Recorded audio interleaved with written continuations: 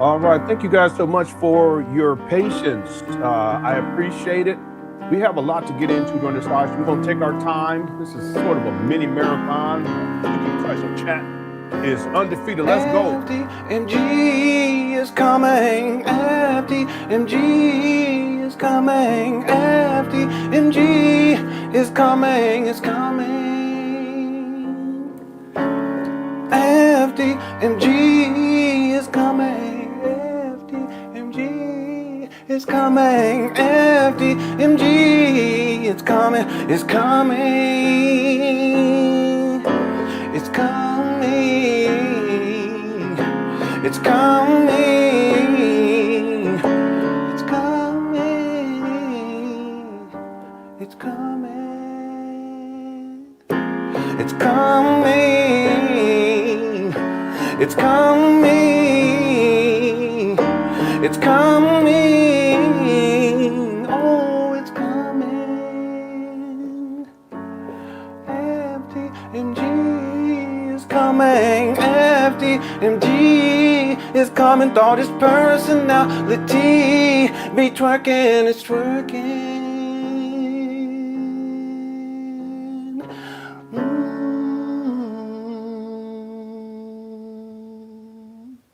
All right. Welcome, everyone. Thank you so much for tuning on in. We have a lot to get into. This is kind of going to be like a mini marathon, not a full-fledged marathon. I want to get through one of the major events that took place in Umar's life this year, and that was where his daughter comes out to expose him as a deadbeat. Now, I've been telling people this for years. There is a poll question. I want to get an idea of everyone inside the Cook Course chat. When were you surprised when Umar got exposed by his daughter? And we already have 183 votes. 31% said yes, 70% said no. I wasn't surprised at all. In fact, I had been talking about this for many, many years. Umar, he has at least 3 baby mamas. He only claims 2. A fourth woman tried to put him on child support, but that didn't go through. So what I would think is that he had sex with her. She probably got impregnated, or she was impregnated, and then she tried to take him to child support, but the baby wasn't hers. That's what I would think. Okay, who knows though? Okay, ain't no telling with this guy. And those 3 baby mamas, that's in Philadelphia alone. That's all I'm talking about is just in Philadelphia. It's extremely likely that he has other baby mamas around the world. The other thing is this, that Umar does not take care of his children. Okay, he's been on child support and has had trouble with child support for over 20 years. In fact, he has lost his driver's license for non-payment.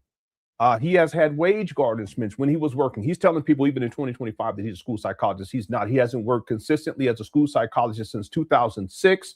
In 2006, that's when he starts working as in the Philadelphia School District in the charter school system, and it was intermittent work on contract, right? Okay, I've done all the research. All this will be outlined inside of the documentary.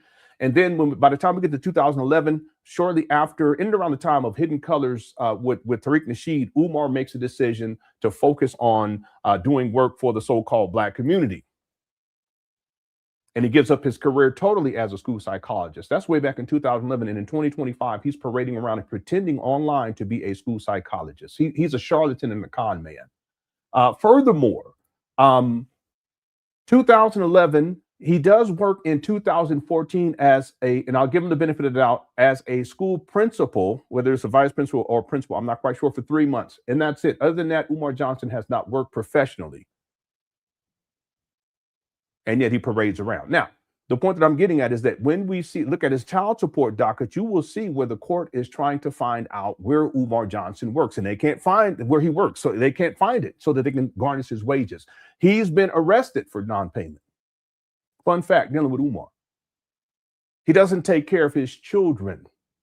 And I'm just talking about basic financially, materially. He doesn't even do that consistently. He'll travel all over the world. He'll live in and out of hotel rooms. He's been homeless since 2019.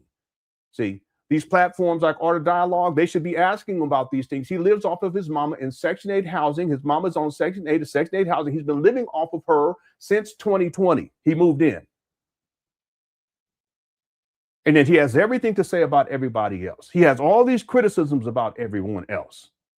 And so he goes on podcasts. I haven't watched it yet, but he goes on podcasts like the Art of Dialogue, and they have him on because it gets a lot of views. But what it's doing is that it's exposing new audiences, new people to a con man, to a scammer who represents everything, all the negative stereotypes about Black men. That's what Umar is. That's how he lives, and yet he's platformed. And so in 2025, chickens come home to roost. I've been talking about it for a very long time. His daughter exposes him as a deadbeat. She also alleges that he was abusive towards her mother. I wouldn't be surprised by that at all. Umar has anger management and he's emotionally unstable. Again, this series we're covering 2025 year in review, and we're going to be going through all of the receipts one by one, day by day. We'll be back tomorrow with another live stream. That'll probably be even a longer live stream. I'm on vacation.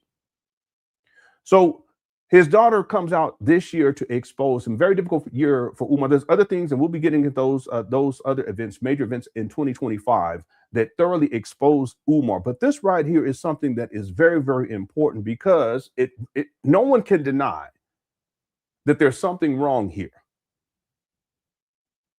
That Umar, while he's traveling around the world, while he claims to be the most requested scholar, even though it's not peer-reviewed, no scholarly journals, even in his books, he has no source material whatsoever. You can't even get away with that on the undergraduate. Matter of fact, you can't even get away with that in high school. Something's wrong here. So he's supposed to be all these great things, these Black leaders, but most of what Umar Johnson does is criticize successful Black people. In fact, yesterday we started a list, and I don't even know how many names was on that list of entertainers, actors, politicians, interviewers, so forth and so on, that Umar Johnson has criticized. Not that they went at him first, but that he goes at them. And the list is already extensive. We're going to continue to build on that moving forward. Something's wrong here. Why doesn't Umar Johnson have his own home at the age of 51? Why doesn't he have his own apartment? When was the last time, Art of Dialogue, when was the last time that you saw Umar inside of an office? He has no professional office. He doesn't even have a home. As a matter of fact, Umar doesn't even have his own vehicle. He rents cars using donation money for a school that does not exist. Something's wrong here. But at the very least, be present in your children's lives. Men, the standard has been set so low. At the very least, even if you're struggling, I've been there, be present in your children's life. Umar hasn't done that basic thing. And so when his daughter comes out and exposes him, look how Umar responds. That's what we're going to get into. Something's wrong. That's the point. Something's wrong with this guy, right?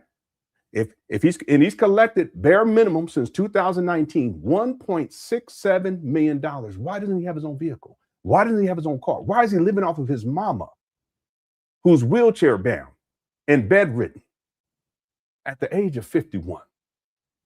These are all statements of fact. All this will be inside of the documentary. This is not allegedly. So I'm going to say this again. Platforms like the Breakfast Club and the Art of Dialogue, you guys should really start to think more critically about this. I mean, you can do whatever you want to. It's your life. It's your YouTube channel, or it's whatever the case may be, radio show. You do what you want to. But let's be clear about something, that it does cause harm when you platform someone like Umar Johnson and you expose new people to his dangerous rhetoric, to his constant criticism about successful Black people. How is it that someone who's nothing more, real talk, is nothing more than a bum from Philadelphia, can get on platforms and criticize successful Black people over and over and over again? I'm gonna leave it right there. All right. I want to thank everyone for tuning on in. We have a lot to get into, so I'm gonna try my best to limit my commentary, especially in the early stages, because really this is going to be building up to when Umar went in on his baby mamas. He did 2 videos, and he's sitting inside of his mother's closet, his mama closet, as I call it, with the WWF, WWE style belt. Something's wrong with the guy. 51? Well, he was 50 back then. Anyway, we will start. It was in and around March 6th of 2025 when Umar Johnson's daughter does a video. And I think it was on either on her Instagram page or on her TikTok, or both. Right? Let's start right there. Here we go. TikTok, so I just with a small short announcement. Okay, and it was TikTok. Now I'm blurring her face. I'm a father, and I also have a degree in cybersecurity. So this is one of the criticisms that I got. People are like, "Why don't you show her face? She's grown." Just because she's 21 or 22, that doesn't mean that she's grown. If you have children, it doesn't work like that. Automatically, when they're 18, they're grown. No. In my mind, as long as I'm here on the planet, my son is going to be my sons are going to be my sons, and my daughters are going to be my daughters. I'm going to help them in any way that I can, and that also includes keeping themselves safe. That I extend that to other people's children, including Umar's child, one of his children that he don't even give a shit about. He don't even take care of. But I will extend that to her. So people were criticizing about. I don't want to hear all that. Fathers, what we're supposed to do is to protect our children, and you best believe protect our daughters. Now, Umar may be unwilling to do that for his own daughter, clearly, but I'm going to extend that courtesy. It's not even a courtesy. It's a duty. Let's go. Hey TikTok, so I just wanted to come on here with a small short announcement. I just want to start this video off by saying I'm not trying to get clout. I literally just want to have a conversation with my father.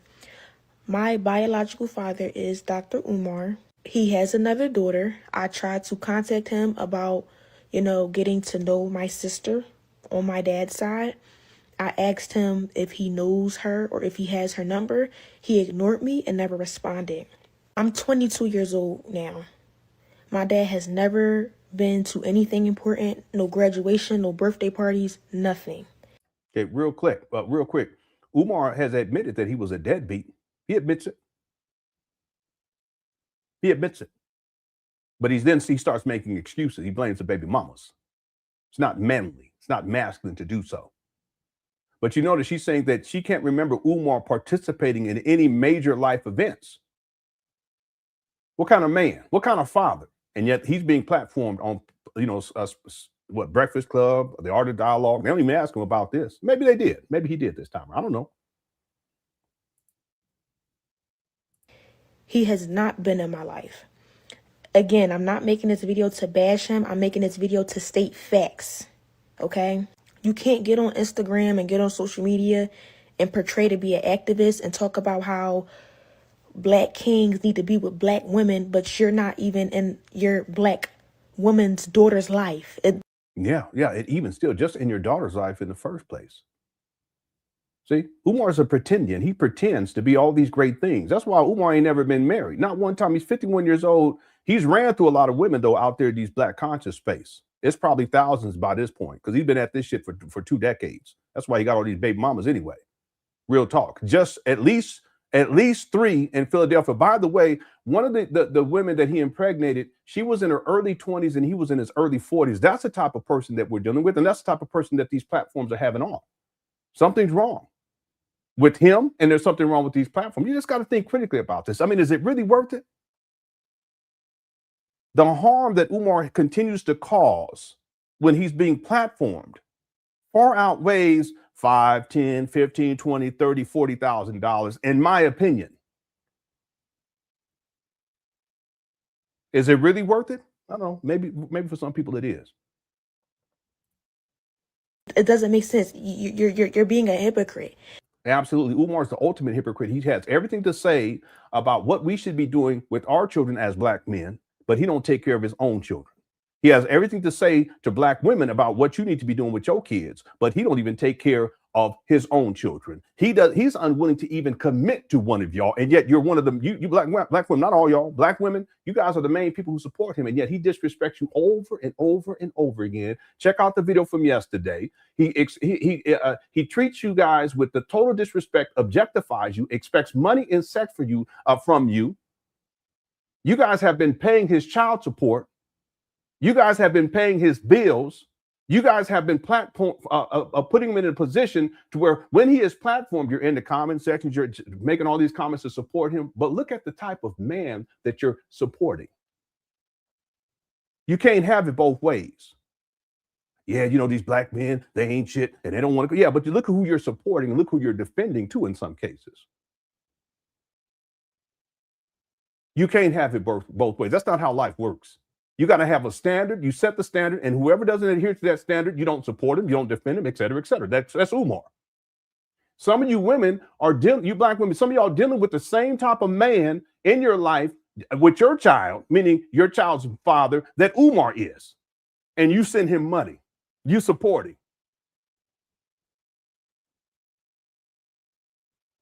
When he's out traveling, y'all paying for it. He ain't work. He ain't got no job. When he gets the bench warrants, he's been arrested for not paying child support. You guys are paying for it. When he paid off Marianne Laurent because he didn't want her to share the behind the scenes footage of the film Awaken, you guys paid that $68,000. When he out in restaurants eating good, y'all's paying for that. When he's traveling, y'all pay dashikis, y'all paying for it. Clothes, y'all paying for it. List goes on and on and on. You can't have it both ways. He's a hypocrite. And it's frustrating because I reached out to you. I reached out to you. I shouldn't have had to do that. I'm your daughter. But I'm smart enough and logical enough to know that you would never reach out to me because you don't have my phone number. And I'm pretty sure you wouldn't try to reach out to me because for what? I don't want anything out of you. I want nothing but a conversation. Forget the relationship. I really don't care too much about that at this point. I just wanted a conversation out of you and you shut me down. You ignored me. Yeah. It's amazing because some of you black women who support Umar and defend him and send him money, some of them y'all give up the booty too. The same type of daddy that you had that was a deadbeat and didn't give a shit about you, that's Umar.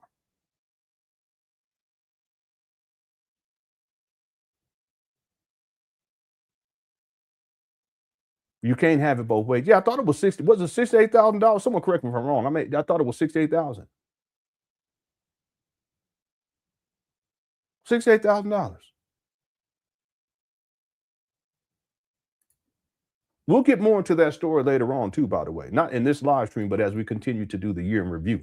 We got about six, 7 more days. We're getting it in. Let's go. You should never be too busy for your daughter. Amen. Ever in life.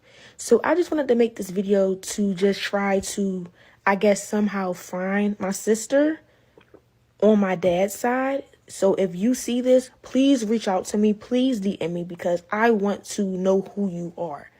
Why do I have siblings out there that I don't know about? It's unfair, and deadbeat fathers is very common nowadays, especially in the black community, right? We all know Dr. Umar reps the black community or whatever, but you can't rep that if you're not even in your daughter's life. You're moving backwards. You're moving backwards. It's not making sense. To the public, you look like this person, but in private, you a whole nother person. Yeah, he's a deadbeat male hoe. That's what he is. A male hoe. And this is what he paid out. We're not talking about lawyer fees. My goodness gracious. He could have burned through $100,000 of donation money. And I'm not bashing you. I just don't understand why you're ignoring me. I'm 22 years old and you have yet to be in my life. Man. No graduations, no parties. When I get married, are you going to be at the wedding? Are you going to walk me down the aisle? Yo, I have a stepdad who has been in my life since a little girl. He has been in my life. And I thank God for him because my biological father couldn't even do that, y'all. My biological father is not even on my birth certificate because when my mom had me, he left. And Yep. It's the kind of person we're dealing with. He got everything to say about what black people need to be doing, in particular, you black women, you black parents, I should say. What you should be doing with your kids. I do have a DNA test. So yes, I can prove that that's my father. I would never get on here and lie to y'all. That's kind of sick and delusional and crazy. Yeah, well, he wouldn't be on child support if it was. Yeah. So anyway. But I'm just making this video because I want to find my sister. And when I reached out to him about giving me her number or if he even had it, I was ignored. So now I guess I have to take matters into my own hands. So if you see this video, sister, please reach out to me, because if he's not going to allow us to be in contact, I'll do it myself. I just want to end this video off by saying that daughters who have deadbeat fathers should not have to go through this. This is very present in the Black community. And as an activist, I would not think that you would be a deadbeat because you rep the Black community so much. It doesn't make any sense. You cannot be a hypocrite. You can't say do A, but you're doing B. Amen. It doesn't make any sense. So y'all already heard my mission for this video. Y'all already heard why I'm making this video. So if she can reach out to me, I would love that. I would love to have a conversation with you because you are my sister on my father's side that I have never met. I don't even know your name. I don't even know how old you are. I have a sister on my mom's side and I'm the oldest. I'm pretty sure that my sister that's on my dad's side, I'm probably older than her. I'm supposed to be guiding her. I'm supposed to be teaching her things because you as the father, you're not doing that. So let me do that as an older sister. But that's the end of this video. As I stated in the beginning of this video, I'm not trying to bash this man. I'm stating facts. Facts. And in the next clip, I will show y'all the screenshot of me trying to reach out to him and he ignored me after I asked him if he had my sister's phone number. So here you go. Okay, so let me do this. I have another, well, it's the same version, but I just want to use this one right here, just because it shows a little bit more. She sent a picture, a baby picture of herself to Umar. Umar responded, peace and Pan Africanism. Why would you respond to your daughter with peace and Pan Africanism? It's ridiculous. If this is, in fact, my daughter, is there a reason why you're not messaging me directly from your cell phone? Why would he not know that it's his daughter? Well, he's not consistently present in her life and hasn't been for decades. His daughter responds, and I'm not going to even use her name, but her daughter responds, just for cybersecurity reasons. I know people think it's redundant and unnecessary, but that's just me. She responds, this is my iCloud, but my phone number is, and she provides her phone number. And then Umar responds, text me from your phone. And then she says, gives her name and then gives another phone number and says, and then Umar says, this is a different number. Why the different numbers? And then at the bottom of it says, do you have, and she responds, says, do you have any other children? I would love to meet them. Do you have their numbers? And as she explains, Umar, he ghosts her. He stops responding to her. He doesn't respond to this text. What kind of father does that? Well, he's a deadbeat. And like his daughter said, he's a hypocrite. By the way, what my plan is that every 25 minutes, as we get into this, every 25 minutes, I'll do super chats. I'll read super chats. Okay. Really, let's do every 30 minutes because that way I can keep it. It'll be easier to track. Every 30 minutes, I'll read super chats because I want to make sure we get through as much as we can today. By the way, Merry Christmas to everyone. Okay. Merry Christmas. And thank you for taking the time to tune on in. So this creates a firestorm. There are people who are doubting that it's Umar Johnson's daughter. I knew that it was because I've already done research going on. I mean, I'm doing a whole documentary on Umar's life. I have all of his child support docket, so forth and so on. Obviously, his daughter's name doesn't appear on it, but the mother's name appears. I've already done the research on all of this. I also know other ways just to get information that's in the public domain, public record. This caused a firestorm. A lot of people spoke out about this. A lot of people who are very well known on social media, especially on YouTube. It's not just the agony of what Umar Johnson, his daughter is dealing with, because I can tell that it's not just that she wants to know about her sibling. She thinks she only has one sibling dealing with. No, it's more than that. I can tell that there was a part of her that wanted to connect with her father, which makes sense. Many of us have had that experience, right? Or with the mother. Many of us have had that experience. So it's agonizing to see that, especially as a father, and I have two daughters, to see this young lady go to social media, and it's really her crying out because she wants to connect with her father. But what's even more tragic and more telling is the fact that Umar, in his response and responses, showed a complete lack of empathy and sympathy and care for his own daughter, his own blood. Isn't it amazing? He's always talking about how he's a descendant of Frederick Douglass and blah. He's not. Genetically, there's no genetic connection. There's no blood relationship. His daddy, Jamal Bugaboo Johnson, did a DNA test and it came back that they're not related to the Bailey line. But Umar's always talking about he's related to Pharaoh Ramses. I kid you not. Harriet Tubman. I kid you not. I can pull all this up. Something's wrong with the guy. But he has no relationship to his own seed, his own quote unquote flesh and blood. Let me tell y'all something real quick. My children are my children. I was late today because I was cleaning up. Okay, I'm trying to clean things up, and I'm doing it for my kids. Okay, I've been on vacation. I had an area in the house that I set it up early on as a music area. That's where I was going to be working on music. But one of my daughters, she don't like to hang out in her room. So I said, I want her to have some other space in the house outside of her room because she just don't like to hang out in the room. She's just like that, Other kids, most of them, they like hanging out in their room. So I said, I'm gonna give it up. I sacrificed. I gave that whole area to her and set it up real nice. So she has a space she can look out the window and there's a lake out there with the mountain range and she can see all that. It's real pretty too. Birds and all that stuff. And then yesterday I got her a new computer and I set all that up. I was setting that up early today, setting it up. I wanted to have her on. Now, in addition to all this other stuff, I got her a treadmill. I'm gonna be working. I got to lose some weight. I got her a treadmill. All this is in her. I would take a picture, but we got crazy people online with this. I've had to deal with all kind of crazy stuff dealing with and I try to keep my children offline for years now. The point is that as a father, that's what we do. We make sacrifices.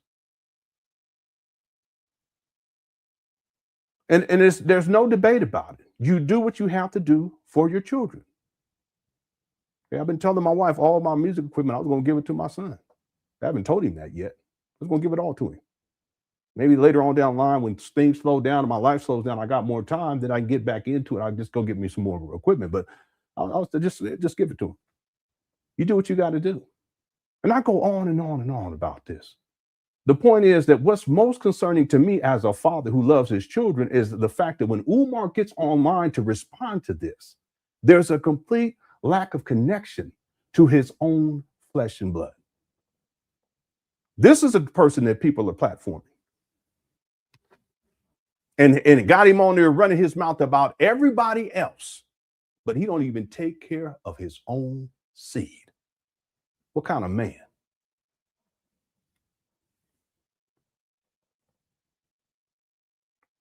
Let's do some super chats and then we're going to get going. Stephanie sent in a super sticker. Thank you so much. And happy holidays. We're about to get to the new year. Merry Christmas too. This is our first year we got a Christmas tree. One of my daughters, the same one. She said, can we get a Christmas tree this year? I'll say, okay. Well, I'm going to tell her no. It's nice too. It's nice. Thanks, Stephanie. Kel says, Merry Christmas, son. Thank you so much, Kel. Merry Christmas to you and Happy New Year. Okay. Thank you guys so much. I appreciate that. The dark Lineals says Dr. Umar is the new Avengers Doomsday film. it might as well. yeah. I have, and I'm not going to do it now, but I have one of the things about Umar is he does see himself as like the superhero. It's really weird, but it's true. And I can show you receipts from 2014 where he was posting these memes, and it's him dressed like a Superman or whatever, and he's really into that. Like he really feels like he's that. Something's wrong with the guy. It's Avengers Doomsday. Yeah. Thank you so much, Dark Lineal. How's it going, Black Wolf? Merry Christmas. Happy holidays, Cook Fresh Chat fam, and Lenon and your family. Stay blessed, everybody. Thank you so much. I appreciate that, Black Wolf. And thanks for all your support over these many years. And may 2026 be the most blessed year of your life. Thank you so much for all of your support. I appreciate you, Black Wolf. All right. Then All Honey says, what did Umar do with millions of grit money? How he should at least have paid for a nice house and some investments. He has nothing. Yeah. My best estimate is that Umar Johnson has raised around $3 million since 2014. We're not counting all the other money that he raised. Though Umar says that he only started raising money in 2014. There's people who have said that they donated to Umar back in 2006, 2007, 2008, right? I do know that in 2013, land was donated. That's a donation. We're in Riverside, California. Riverside, California. I think it was Riverside. Well, that's a donation. I can pull up the Umar's post on that right now. We're not going to get sidetracked during this live stream. I can pull up the post. That's a donation. So why doesn't Umar say, well, listen, I was receiving donations for FDMG in 2013. So what Umar does, because he's crafty, he'll say, well, I'm talking about specifically money. I didn't collect any money until 2014. No, you collected, land was donated in 2013. And when Umar says that I started collecting money in 2014, he's talking specifically about the St. Paul's College, but he had other scams going on way before that and after that and since. He's a con man. So the question is, where's these millions of dollars have gone? Have we seen about $3 million? That's my best estimate, because it's an estimate. It could be a lot more than that. Have we seen $3 million put into this FDMG project? The purchase price for these trap bundles is about $400,000. Umar said it was more than that. Okay, $450,000. Have we seen $2.35 million in put into these trap band? Excuse me, yeah, $2.35 million put into this project of FDMG since 2014? No. Where'd the money go? People say that's a lot of money. No, just break it up. Break it up. It's 2014. We're going into 2026. So let's break this up. Let's just say over the last 11 years. This is 11 years in 8 months. But let's say 11 years in 7 months. But let's say 11 and a half years. We'll just divide that figure. It's not for Umar's lifestyle. That's not a lot. Again, he spent $400,000 to acquire these trap bandos. In terms of the taxes, because when he purchased these abandoned buildings, he didn't have tax exempt status.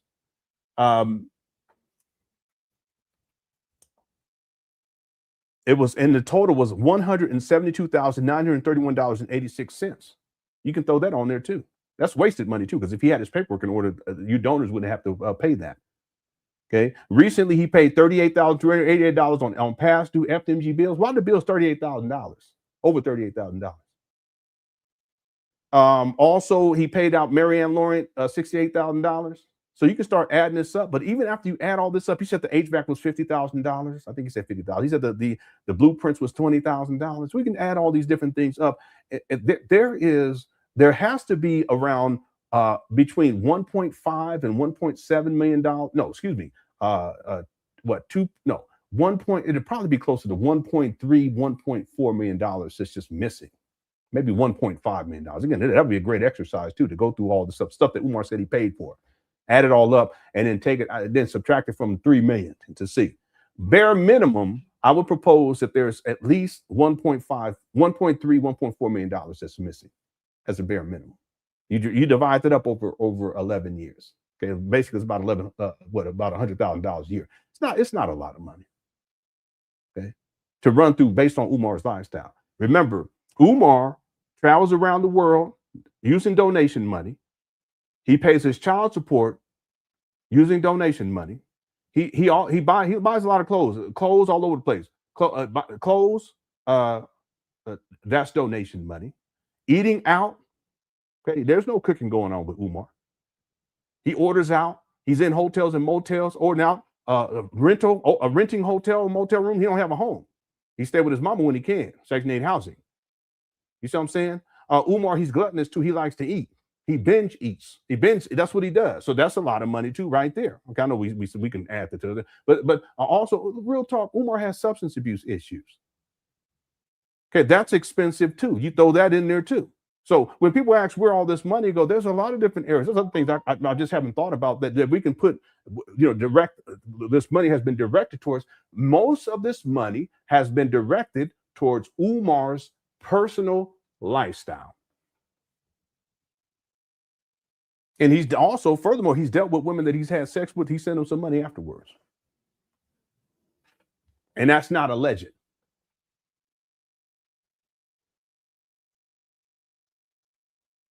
But he can't take care of his own daughter.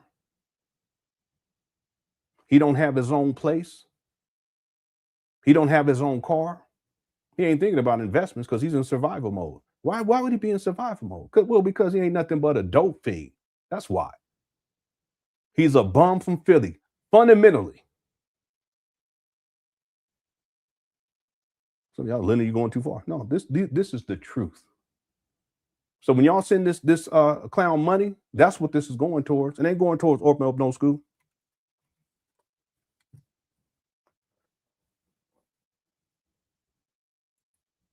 Thank you for the super chat, All Honey and Black Wolf. Black Anonymous says, Umar acted a whole jackass in response to his daughter. Not that I'm trying to insult jackasses. Yeah, we're going to get into that. There's no excuse for that.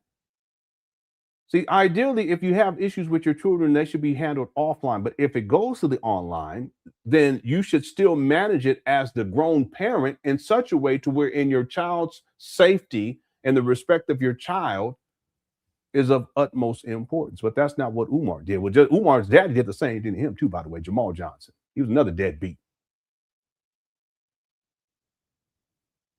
In fact, Jamal tried to silence his granddaughter, who came out and spoke the truth about Umar. He tried to silence her, but she wasn't going for that. We're going to get into that too. I got the receipt on that.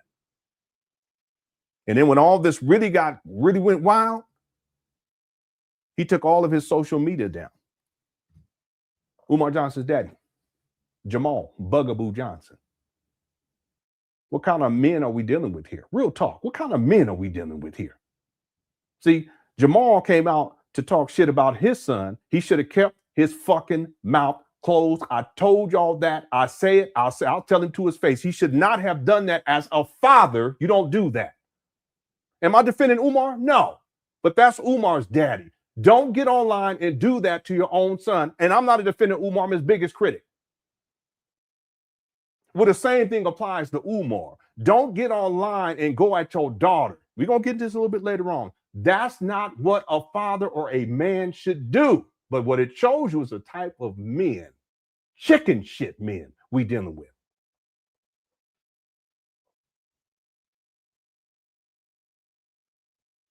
All right. Thank you, Black Anonymous. I'm doing too much. Now we have an honorable man here, information man. Okay. You're right on time, sir. Information man says, much love to you and your family in chat and the end of the year. The end is near for Umar. Yeah, I totally agree with this. I totally agree with you on this. I give it another year and maybe 2 months. There's no way. 2025 has been so difficult for Umar, not for any other reason, because of Umar. And the notion that this is going to go on for another 3 or 4 or 5 more years, there's no way. And I'm talking specifically about Umar's lifestyle, how he lives his life, but also with this FDMG school scam, which he conceptualized, as you know, in 2004. 21 years later, and there's still not one child has been educated, millions of dollars collected. Well, yeah, much love to you, brother, and your family. Thank you so much. And thank you for all your support over these years. And may 2026 be the most blessed year in your life, because you deserve it, bro. This the homie right here. Thank you, sir. And then Laurie says, happy holidays, LenonHonor and Cookware Chat. Despite a couple of life hiccups, 2025 was all Laurie. Well, good. Laurie won. Thanks and love to LenonHonor. Love to you too, sis. Thank you. And the Cookware Chat for your support and encouragement this year. Be blessed in 2026, beloveds. Yeah, thank you so much. Very kind. I appreciate the kind words and the positive energy. And Laurie, we all got love for you. Okay. 2026, we're going to keep rocking and rolling. Okay. Excuse the pun about the rock, because Umar was talking about how, let me stop. That was yesterday's live stream, if y'all ain't seen it. Okay. He said some other things that we're not going to get into during this live stream about something with the mouth. I don't know. Let's just move on. All right. Thank you for the love, Laurie. Much love to you, sis. Okay. Let's get back to it. So I played the video of Umar Johnson's daughter when she initially exposed him. This was around March 6th of 2025. And then I also played the receipt and she posted this, where she shows the conversation that was had between herself and her deadbeat daddy, Umar. And so what happens is everyone starts to talk about it. It blows up on social media. And Umar, I want to start to get into Umar's some of his responses. Okay, shout out to the Cookie Crush chat. So this was on the 6th as well. Umar Johnson posted this. He said, "Good Garvey Day." This is on the Instagram page. And notice he's putting the Dr. Umar School for Boys. It's ridiculous. Don't even take care of your own daughter. Umar states, "Good Garvey Day. As I don't live in the prison of other people's opinions, I have no interest in discussing nor explaining my private life with any of you, as my 15 years as the most relevant and requested scholar, orator, activist, Pan Africanist in the world has made it clear to me that the Negro public is only interested in laughs at the expense of other people's misery."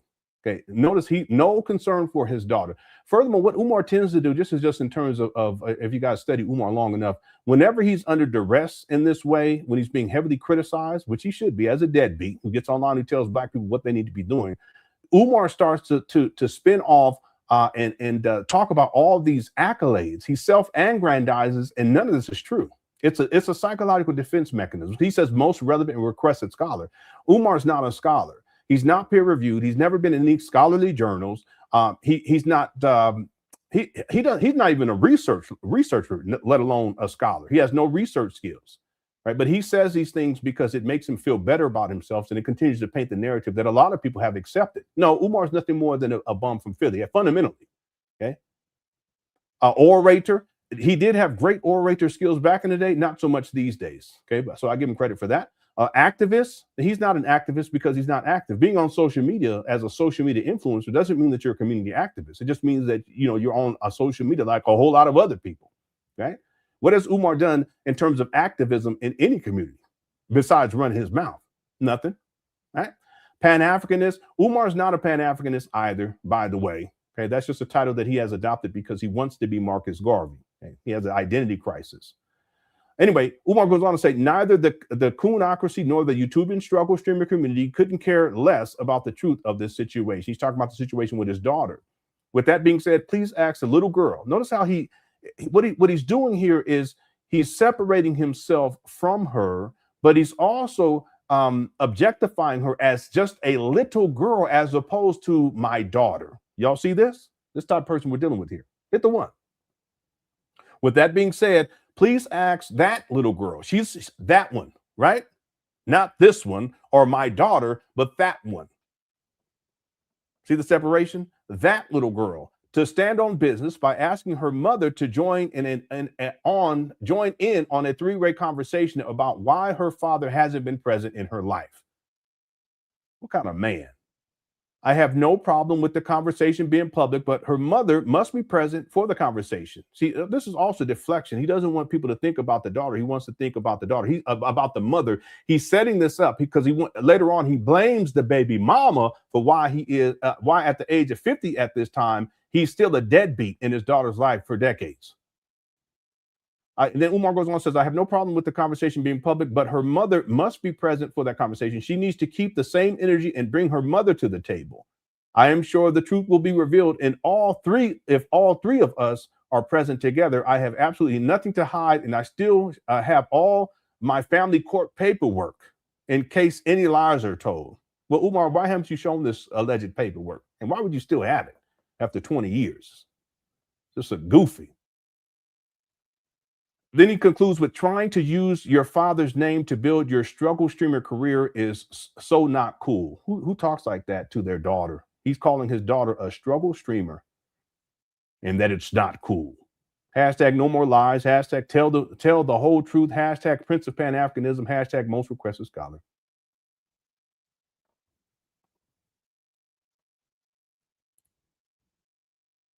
So Umar does the first response video on that same day. And that's what we're going to get into now. Here we go.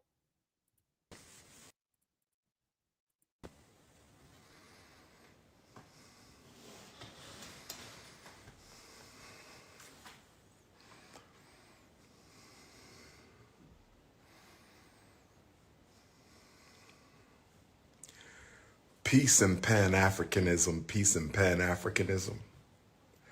Peace and Pan Africanism, peace and Pan Africanism. Peace and Pan Africanism, peace and Pan Africanism. This is your big brother, Dr. Umar Ifatunde Oguntade Nana Payena, coming to you live and direct from Stockholm, Sweden. Where my Swedish Africans at? Where my Swedish Africans at? Where my Swedish Africans at? Where my Stockholm Africans at? All right, I'm gonna skip through. Where are my Ghanaian Afro event on Saturday? There's a private event from 4 until 8, and then we going to the Ghanaian Independence celebration here in Stockholm, Sweden. The afternoon event on Saturday is sold out. The afternoon event here in Stockholm, Sweden on Saturday is sold out, but you can meet me at the Ghanaian Independence program. I'm gonna be pulling up around 10 o'clock that night. So we got the private event Saturday at 4, and then I'm gonna head over to the Ghanaian.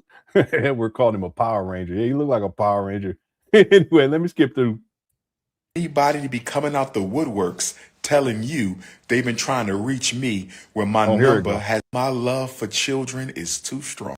Be patient, stay focused. Here we go. Be patient, stay focused, brothers and sisters. Y'all know me too well. Y'all know my love for children is too strong. Y'all know me too well. You can't have love for children if you don't even take care of your own children. For anybody to be coming out the woodworks telling you they've been trying to reach me where my number has been public. Okay, notice how he says anyone or someone, you know, it's everything is to the separation is still there. He's not saying my daughter comes out the woodwork, anyone. See? For 20 years. It's dismissive, but that's how Umar is. He's been dismissive of his children, but he still has this level of dismissiveness in March of 2025 in response to his daughter coming out to expose him as a deadbeat. So listen, brothers and sisters, I want y'all to listen. My phone number has been the same for 20 years. So anybody telling you they've been trying to reach me and my phone number hasn't changed in 20 years, mind you, I speak at graduations in Philadelphia all the time. I'm on the street in Philadelphia all the time. I have events in Philadelphia all the time. I got family in Philadelphia everywhere. And you've been trying to find me? Stop the cap now. Can we please stop the cap, brothers and sisters? Can we please stop the cap, brothers and sisters? But let me say this. The quickest way for you to get blocked or put on. Yeah, see, that's the thing. Umar's saying his number's been out there, but she texted him. I showed the text, right? Yeah, I showed the text. She texted him. So she's reaching out to Umar. It's not like she didn't reach out, but now all of a sudden, anyway, the here we go. FDMG Book of Negro list. The quickest way for you to get blocked or get put on the FDMG Book of Negro list. Shout out to my Stockholm, Sweden Africans. I'm so happy to be. Here he go. See, because people already were going in on him about this. In Stockholm, Sweden, I can't wait to take some pictures with our beautiful Stockholm African queens, our beautiful See, his focus should be on his daughter. See this? Scandinavian queens. I heard the Norway Africans is coming. We got Paris Africans coming. We got London Africans coming. We got Scottish Africans coming. We got Irish Africans coming. Pull up Saturday. It's going down. Ghanaian independence. King Kong consciousness. But let me say this. Here he go. If you mind my personal business, I don't care who you are, I strongly recommend you mind your business, because if you don't, you will be blocked and put in the Book of Negroes. Oh no. Oh no. As you see on my social media, I've been blocking people who think my business is their business.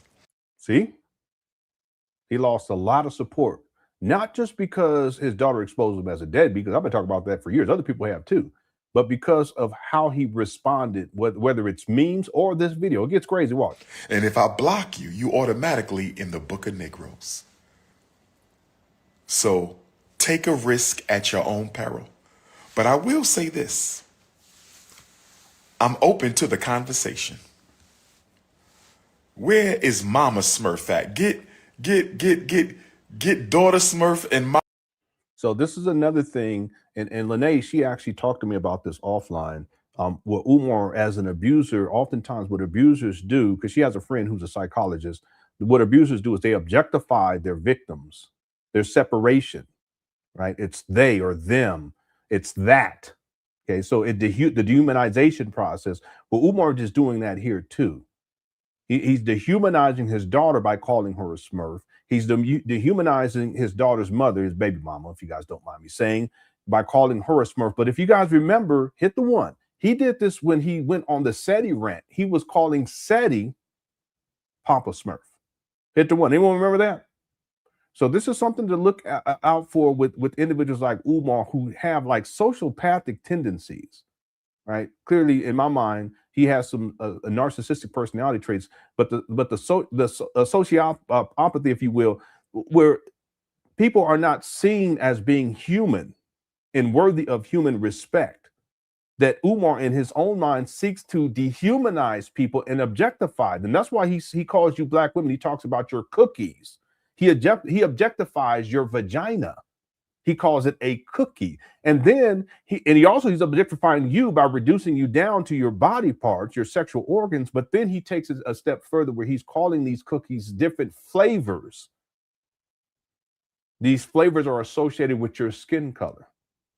See the dehumanization? Because he's also a colorist. So he'll say chocolate cookie or hot fudge cookie or I don't know. I mean, he said all kind of stuff. Vanilla cookies. He's even said African vanilla cookies, right? So this is something to look out for with Umar, especially when he's under duress or he's being where he perceives that he's being attacked. His daughter's just telling the truth. When he perceives that he's under duress or that he's being attacked, what he seeks to do is to objectify those individuals who he perceives to be a threat to him, including in this case his own daughter. Mama Smurf and then Papa Smurf, and we're going to have a nice conversation in front of the world. Let's get to the bottom of this. See, then a conversation should not take place in front of the world. This should have been hashed out privately decades ago. And I'm going to bring white man paperwork. Oh, yes. I have all of my white man paperwork. So, baby Smurf, please get Mama Smurf, and Papa Smurf is going to pull up. And let's have the conversation. Okay? Okay? Let's have a conversation for the whole world. That's all we got to do. Mm-hmm. But later for that, if anybody needs to reach me while I'm in Sweden, you can still text me. If you need to reach me while I'm in Sweden, you can still text me 215-989-9858, 215-989-9858, 215-989-9858. Let them drag my name through the mud. I love the mud. As a child, I used to play in the mud. Let them drag Nana Payana's name through the mud, because one thing we know about the mud. See, it's all about him. That's that narcissism. No concern or care for his daughter. Is all living things get their nutrients from the mud. The lotus flower comes up out the mud. Where does the lotus flower come? It comes from the mud of the ocean, the mud of the river, and it pushes through the mud up to the sun. This is Umar bullshit. So I ain't got no problem with people throwing my name in the mud. I love the mud. I love the soil. Didn't God make the black man and black woman from the black mud? Okay, Umar, it's an analogy that you're using. It's not reality. This guy goofy. The black soil. So let them throw my name in. Let them curse me and mock me. Let them ridicule me and slander me. Yeah, this is part of the narcissism too, because Umar tends to present himself as the perpetual victim. It's always someone else. It's someone else's fault. He's always being sabotaged. We can find this inside back in 2005 with the UNIA resignation letter. I'll propose that he had the same type of mentality prior to that. But where Umar presents himself as the perpetual victim and he holds himself accountable for nothing. It's always someone else's fault, right? Brothers and sisters, the closer we get to FDMG, the closer we... I don't mean to laugh. D. Will said that explains a lot. He act like he's been eating the mud. All right. Yeah, happy Merry Christmas, D. Will, and Happy New Year to you. Thank you for the super chat. I appreciate it. And also, Giannis gifted 5 memberships. Thank you so much, Giannis, for that. And to those who received those memberships, make sure you thank Giannis for being so kind and gracious. Y'all, you guys are the best. Super chat is the best. Absolutely. All right. Thank you so much, Giannis. And again, thanks, D. Will. Merry Christmas to you, sir, and Happy New Year. All right, here we go. Thanks for all the support, everybody. Here we go. Get to FDMG. The closer we get to FDMG, the more slander there will be. I said the closer we get to FDMG, the more slander there will be. I said the closer we get. That didn't even make any sense. Goodness. To FDMG, the more slander that we will see, brothers and sisters. And I'm built for it. The son of Ogun. I got my 2 spiritual machetes ready. If they want to send children to... See, Umar likes knives. He collects knives. So this is just kind of like even though he's framing it as a hypothetical and it's an analogy. For him to bring up knives is consistent with his, I don't know what you want to call it. He's just into knives. All right. To do their dirty work, send the children. If they want to send the children to do their dirty work. This is Umar's way of trying to frame this as if it's his baby mama's. They're the ones who have mobilized his daughter. His baby mama mobilized this daughter to attack Umar, not because the daughter has an issue with Umar, but because the baby mama has an issue with Umar. And so Umar, he's setting this up because later on when he goes on this rant, and I don't think we have time to, well, I guess if we want to hang out longer, we can get into those videos if we have time. If not, we'll get into those tomorrow. He's setting all this up because he's setting the stage to where, and ultimately the villain is not Umar and it's not even his daughter to a degree. The villain is the baby mamas. Okay, he calls them the evil vegan and mama smurf. Well, that's a little bit later on down the line on this timeline. I'm really big on timelines, but that's what Umar is doing right now. In advance, he's setting this up. He's devious. Okay? He's devious. Send the children. Send who you must. But if you don't know by now, if you don't know by now who the chosen one of this generation is. Okay, again, this is a self-aggrandizing. When Umar feels as if he's being attacked, he gets into self-aggrandizing. He'll talk about his degrees, how he's working with the children, which he's not, how he's a school psychologist, which he's not, he's a child psychotherapist, which he's not, he's the most requested scholar, which he's not. Okay, none of this is true. Now, this gets into the God complex that Umar has. He has a Messiah complex where he believes that he is the Black Christ. Okay, not figuratively, literally. And I have him on record where he's saying things like, I'm the Black Christ, I'm the Black Messiah, I'm the chosen one. That's, yes, so power, that's the delusion of grandeur, which is tied to the narcissism.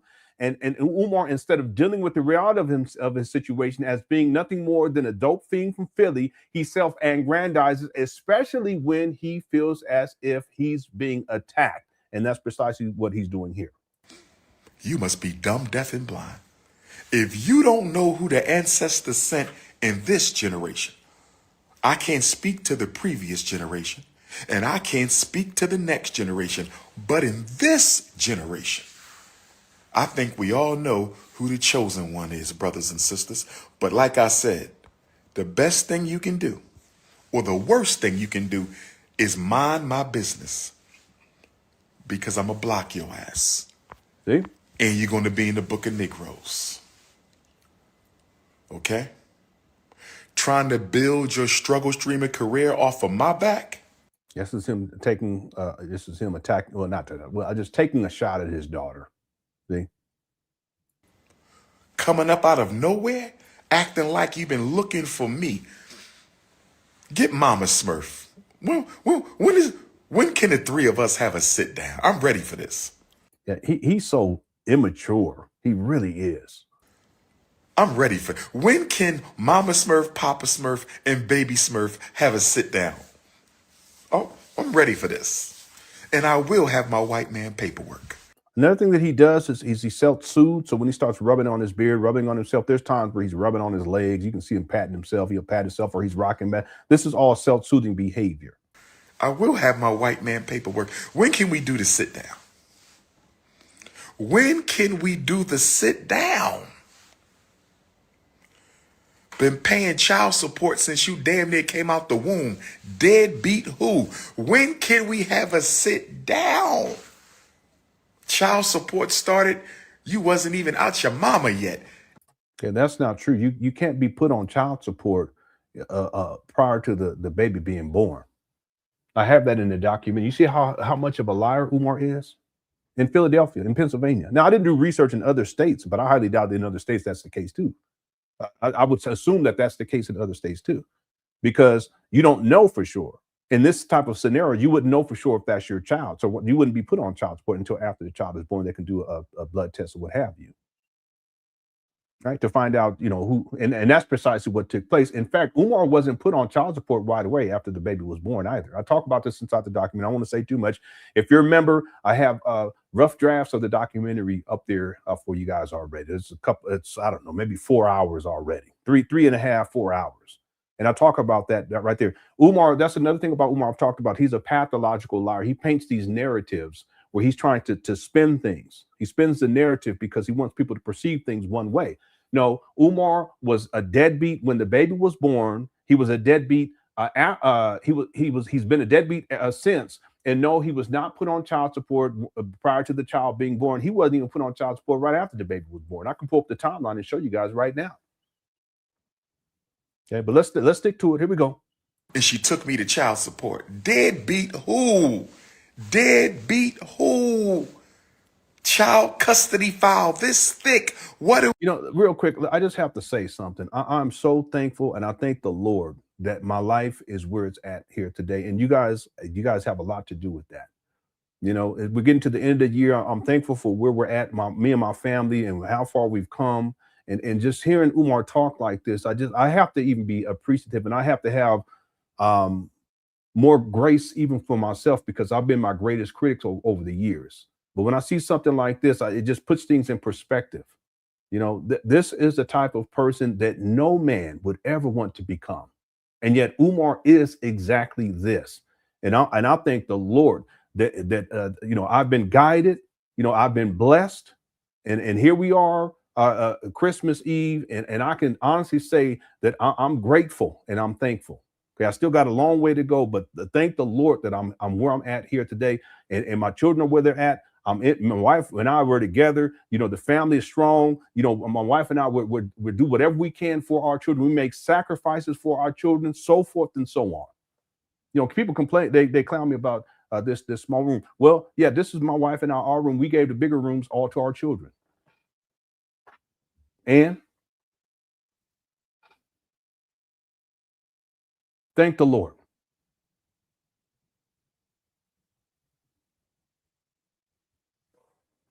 And thank you guys too. Everyone's been supportive over these years. Thank you so much. What are we talking about? Where is Mama Smurf?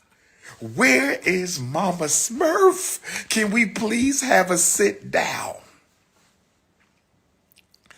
Brothers and sisters,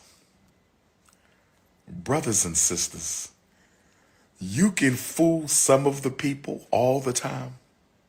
And you can fool all the people some of the time. You can fool some of the people all the time. And you can fool all the people some of the time. Sweet D. You can fool all the people some of the time. And you can fool some of the people all the time. But you can't fool the Prince of Pan Africanism any of the time. Calling me names?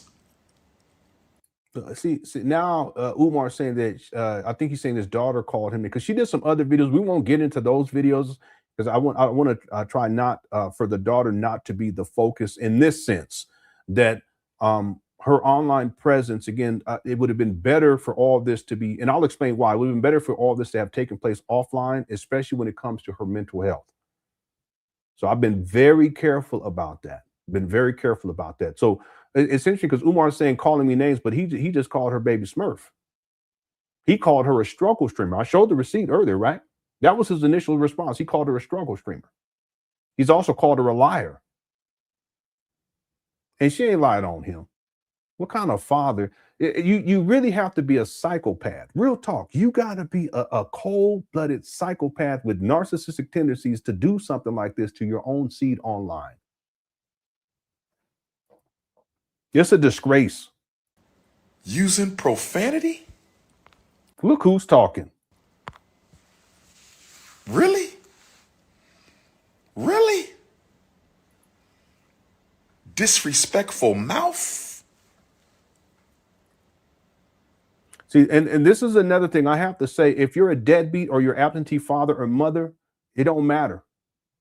You can't expect respect if you didn't handle your business respectfully dealing with your child. And I don't give a shit how old you are or how many kids you got. It don't work that way. You're going to demand respect for some children that you abandoned. It don't work that way. See, my children have respect for us, and my wife and I, but that's because we sacrifice. And we've been there from the beginning. We're going to be there for as long as I'm here. I'm going to be there for my kids. I don't care how old they are.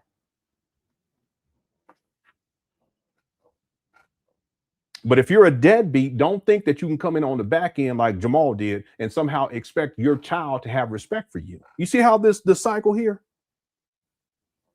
That's what Jamal's real big issue was. He didn't like the idea of himself appearing to look poor. And you know what I mean by that is his character to be exposed for what it was, especially online. And Umar was a bad look. And then they start going back and forth, back and forth, back and forth. But you see how that translates to Umar and now how he treats his daughter? He expects a level of respect without even being present. It don't work that way. See, that's how I know Umar ain't raised no kids. He ain't raised no kids. Let's keep going.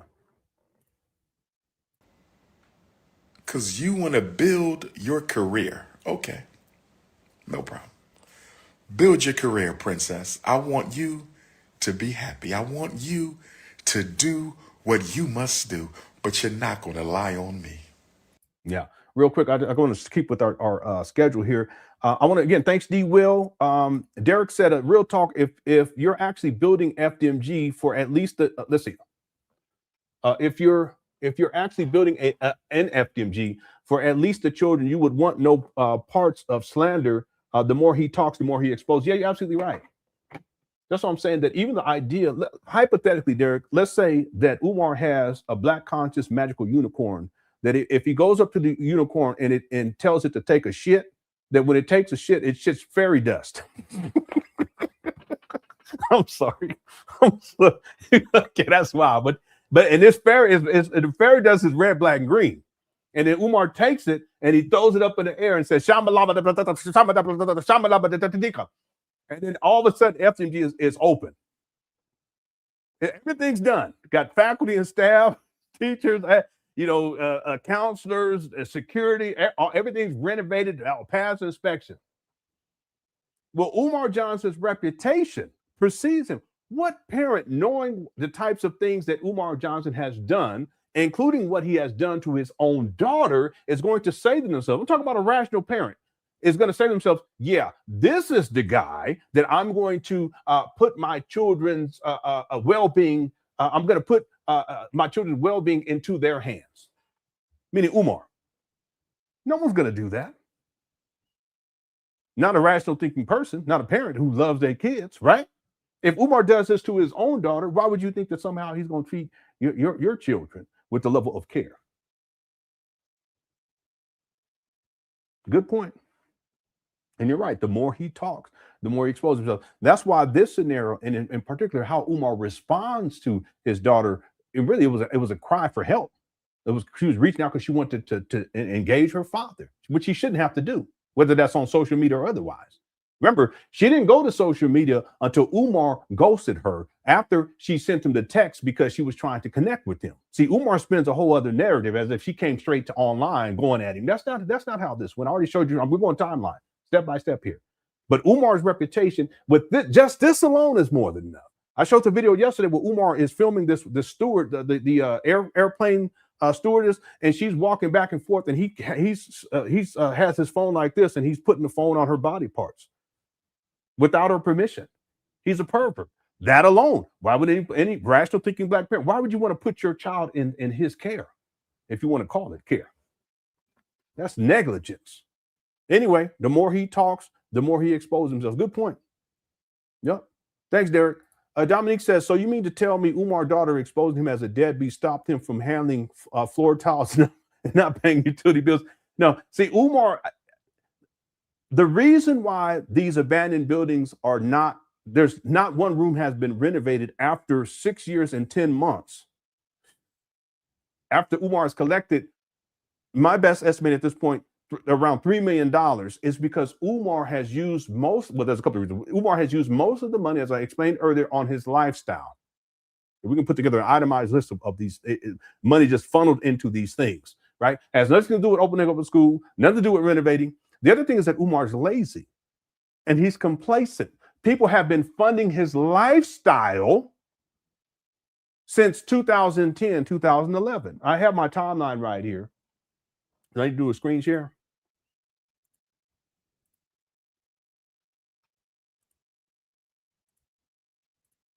There you go.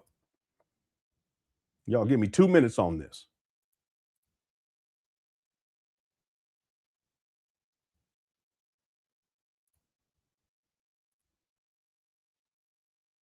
And Dominic, you know all this stuff. Anyway, but I'm just going to pull this up just as a reference for everybody.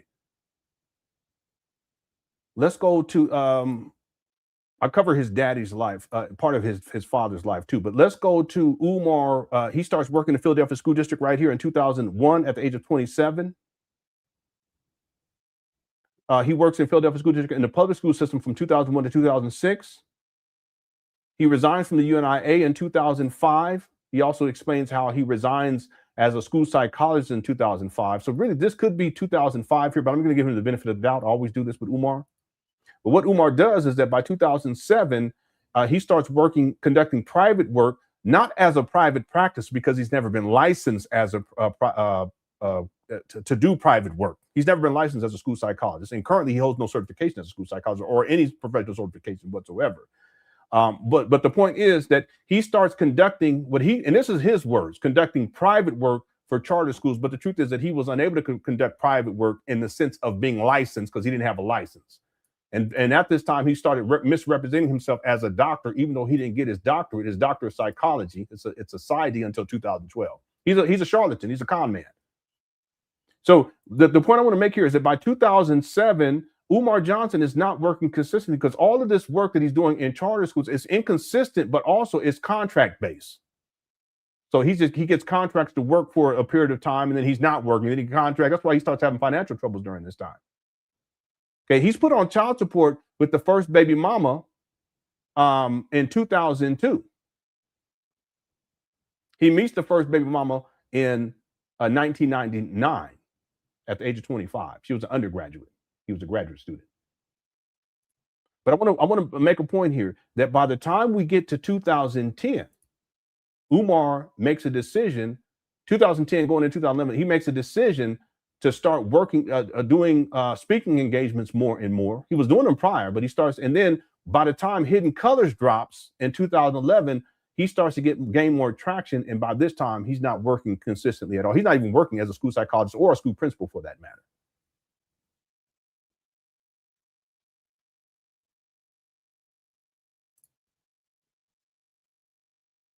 In 2010, Umar announces that the school will open September 11, 2013. The school is almost 12 years late now.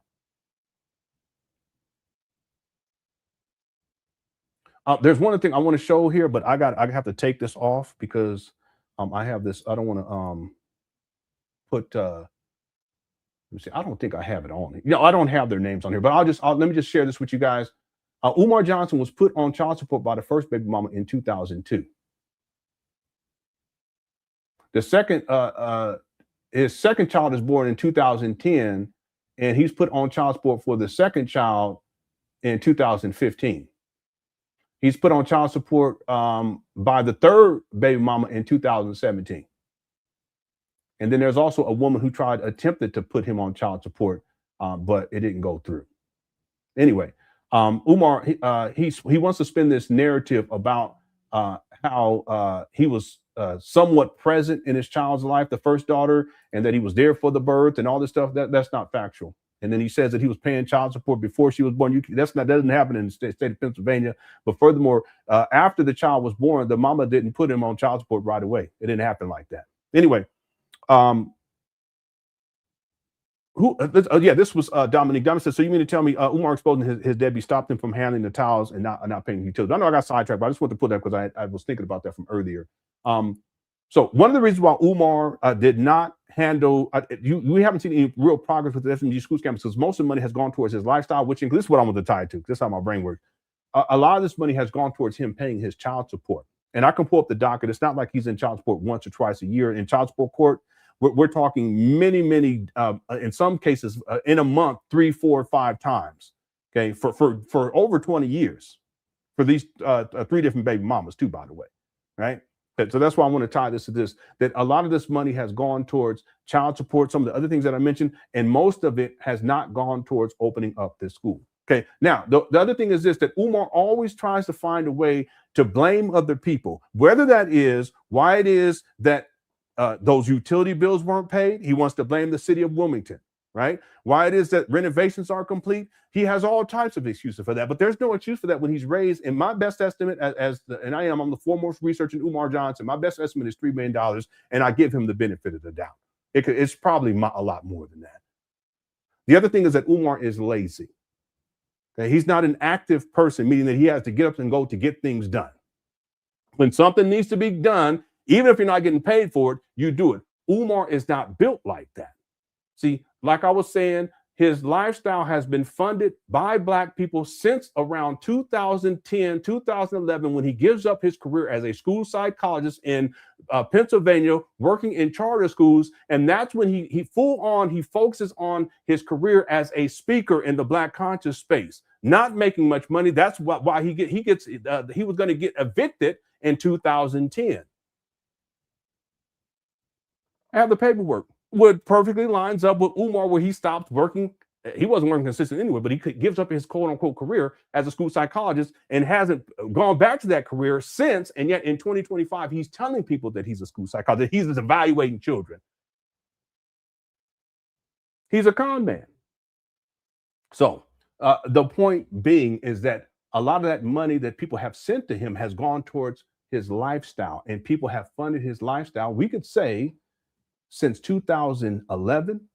So we're talking the last 14 years. So that's where a lot of this money has gone.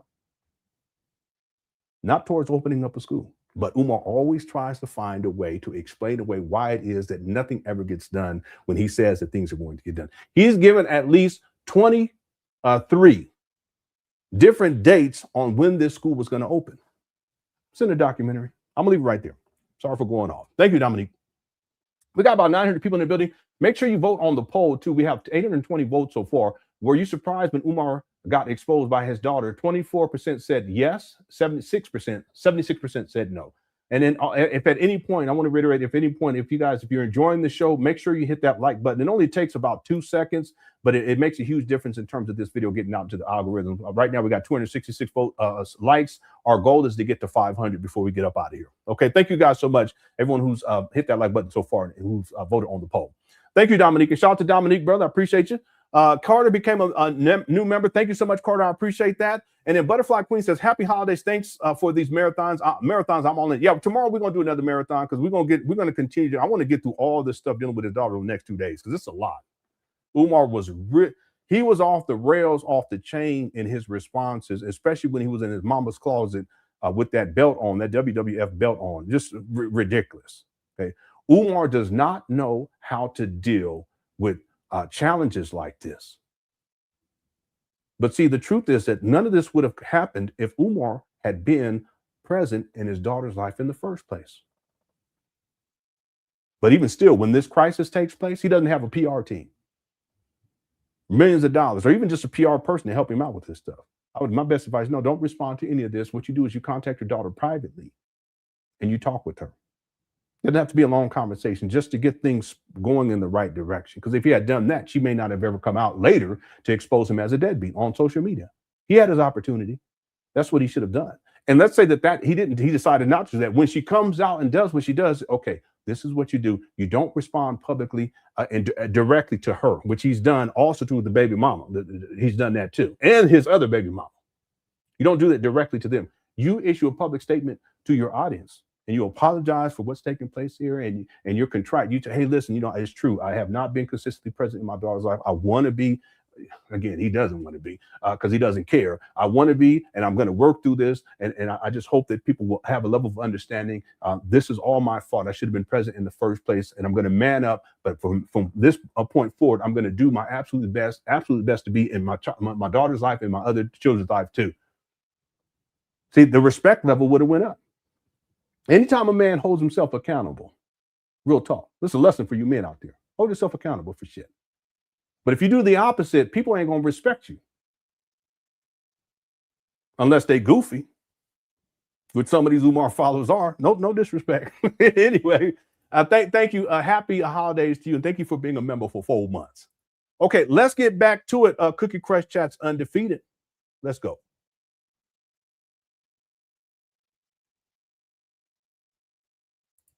You're not going to lie on me. Lord have mercy. Social media.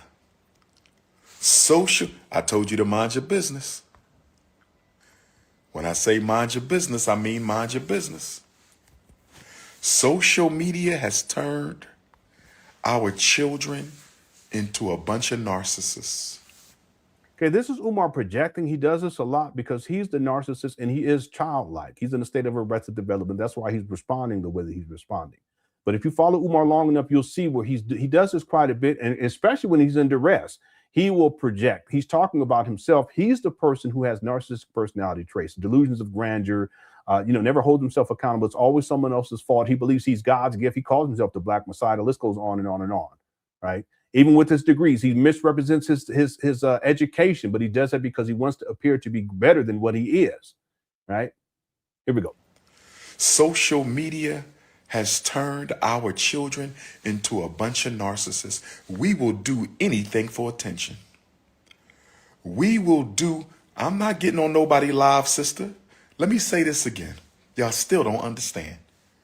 Y'all still at ease, my queen. Yeah, Dominique. At ease, my queen. At ease, my queen. See, by the way, Umar, he started using this phrase after his daughter posted that video, because in that video, someone had said, "At ease, my queen." That's how trifling Umar is. And he saw the video where she initially posted on her TikTok, I believe it was.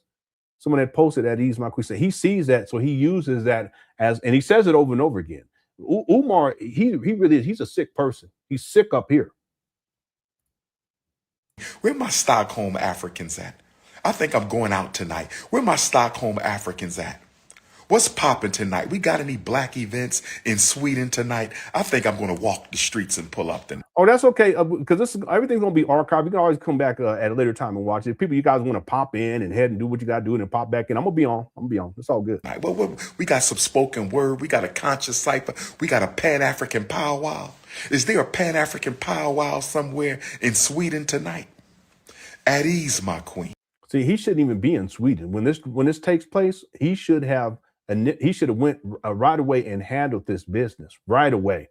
If he's in another state, if he's in another country, catch that flight back and meet with your daughter. At ease, my queen. I'm not going on nobody's live. If you don't know nothing about me after all these years, you should know one thing. Dr. Umar don't give a damn about what you think of him. I could kill. Okay, that's the absolute untruth, if that makes sense. Umar cares so much about what people think about him. That's the narcissism. He pretends that he doesn't, but if he didn't, he wouldn't get on like this acting fool. Look at his face.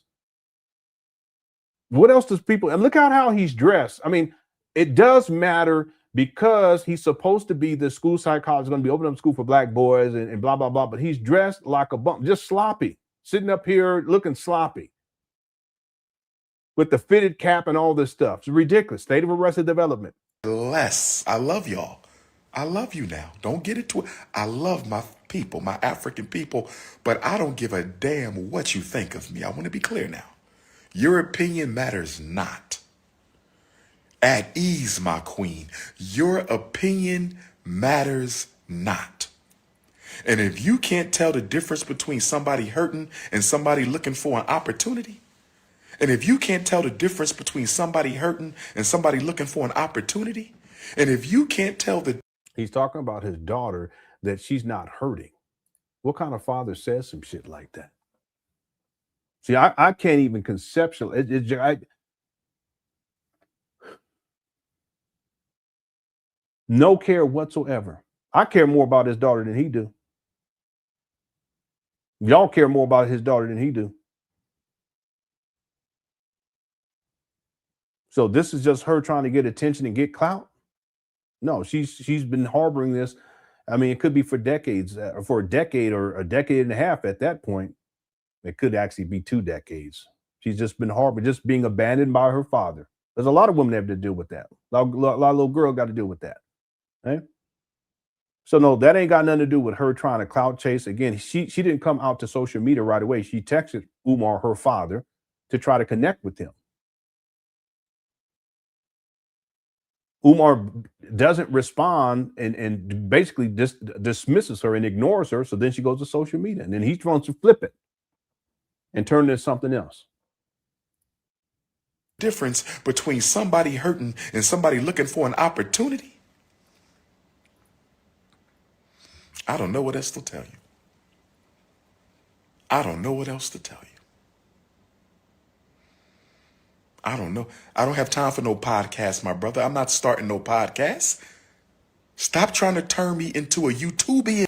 When Umar had the Big Papa podcast, hit the one, he also tried to start a YouTube page, but the way he was talking, it wasn't part of the community guidelines. That got shut down.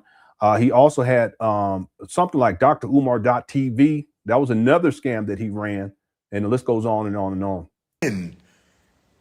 Dr. Umar, what I need a podcast. And then furthermore, on Instagram, he's extremely active on Instagram. He spends more time on social media than he does working on these trap bandos. He spends more time on social media than he does with his own children. As for when I got more YouTube videos than anybody alive. Why? For what? What I need a podcast for? Why am I interviewing people when I know more than they know? Does that make any sense to you? This is a narcissism. Why is the scholar interviewing the non-scholar? I don't need no damn podcast. I'm an activist, institution builder. FDMG is coming. FDMG is, where is the mother at? I can't believe all you YouTubians and nobody asked this child, where is your mother? Can we hear from your mother? See, notice how he says this child. He doesn't say my daughter. This is, again, to externalize her and objectify her. And then he also wants to spin this, that it's not about his daughter, at least to a degree. It's about the baby mama, and that she's involved and she's weaponized her daughter against Umar, which is one of the shits. Well, let me stop. Well, I tell you, he's a deadbeat for real, for real. Where is the mother? Nobody's asking for the mama. Nobody's asking for the mama. Y'all just so anxious to see me belittled. Y'all just so interested in seeing me disgraced. Nobody even said, where's the mama? Can we talk to your mama? See? Umar, you a trip. Can we talk to your mama? Nobody's asking for the mama. Where is the mama? Where is the mama? Go on her page and say, where is your mama? What is your mama's Instagram? We want to ask her some questions. Where's your mama's face? Where is the mother? And none of y'all asking no questions. None of y'all asking no questions. This is how you know that this is not about the truth. This is how you know this is not about the truth. She living in the mama house and nobody asking where the mama at. Lord have mercy. Look, you can't make this up. She's not living in your house because you don't have a house and you're a deadbeat. Meanwhile, at this time, Umar was living in his mama's house in Section 8 housing, and you 50 at that time. So what, we supposed to ask about your mama, you big ass baby? We supposed to ask about your mama? It's her fault then that you up here a pookie, a deadbeat pookie, living off your mama at the age of 51 now. At this point, we supposed to go to, no, it's you. You can't make, you living in a mama house and nobody says, where's your mama? Not one time. Not one time, brother. See the irony in this? Because that's what people have been asking more recently. Where's Umar's mama? Because he doesn't allow family members to see her. She's locked in the house. She can't go nowhere because she's wheelchair bound. See the irony in this? This is so ironic because then it doesn't come out. All this doesn't come out until later on in the year, not too much later, when Lenon comes out and exposes Umar because she would go and take care of Umar's mother. Boy, this is wild. I didn't draw that connection before. Let me just play that again. Make this up. You can't make, you living in a mama house and nobody says, where's your mama? Not one time. Not one time, brothers and sisters. Yep. Where the mama at? She know the story. Mama know. Mama knows. Mama know. Where mama at? But you know what? Okay. See, people going in on in the comment section. This was not a good look at all.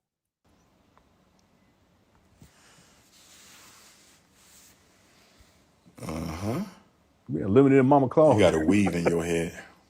Here he goes. See, when the women go at him, because he's wrong on all this, he goes to the hair.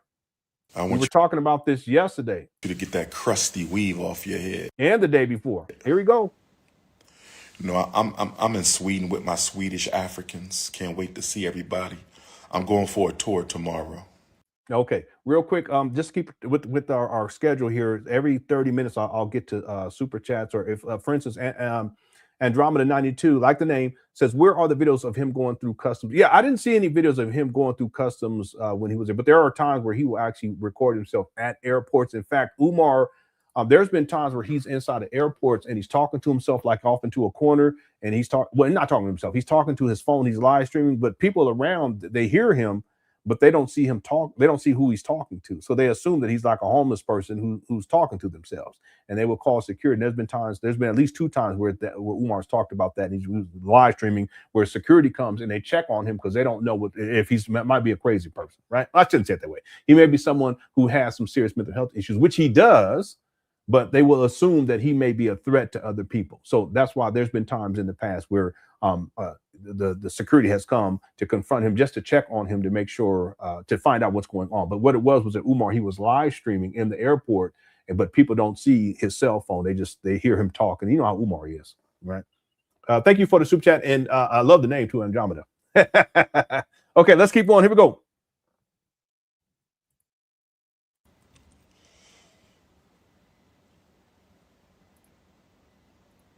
I'm going on a tour tomorrow. Everybody knows my number. Everybody knows where I be. My schedule has been online for 15 years.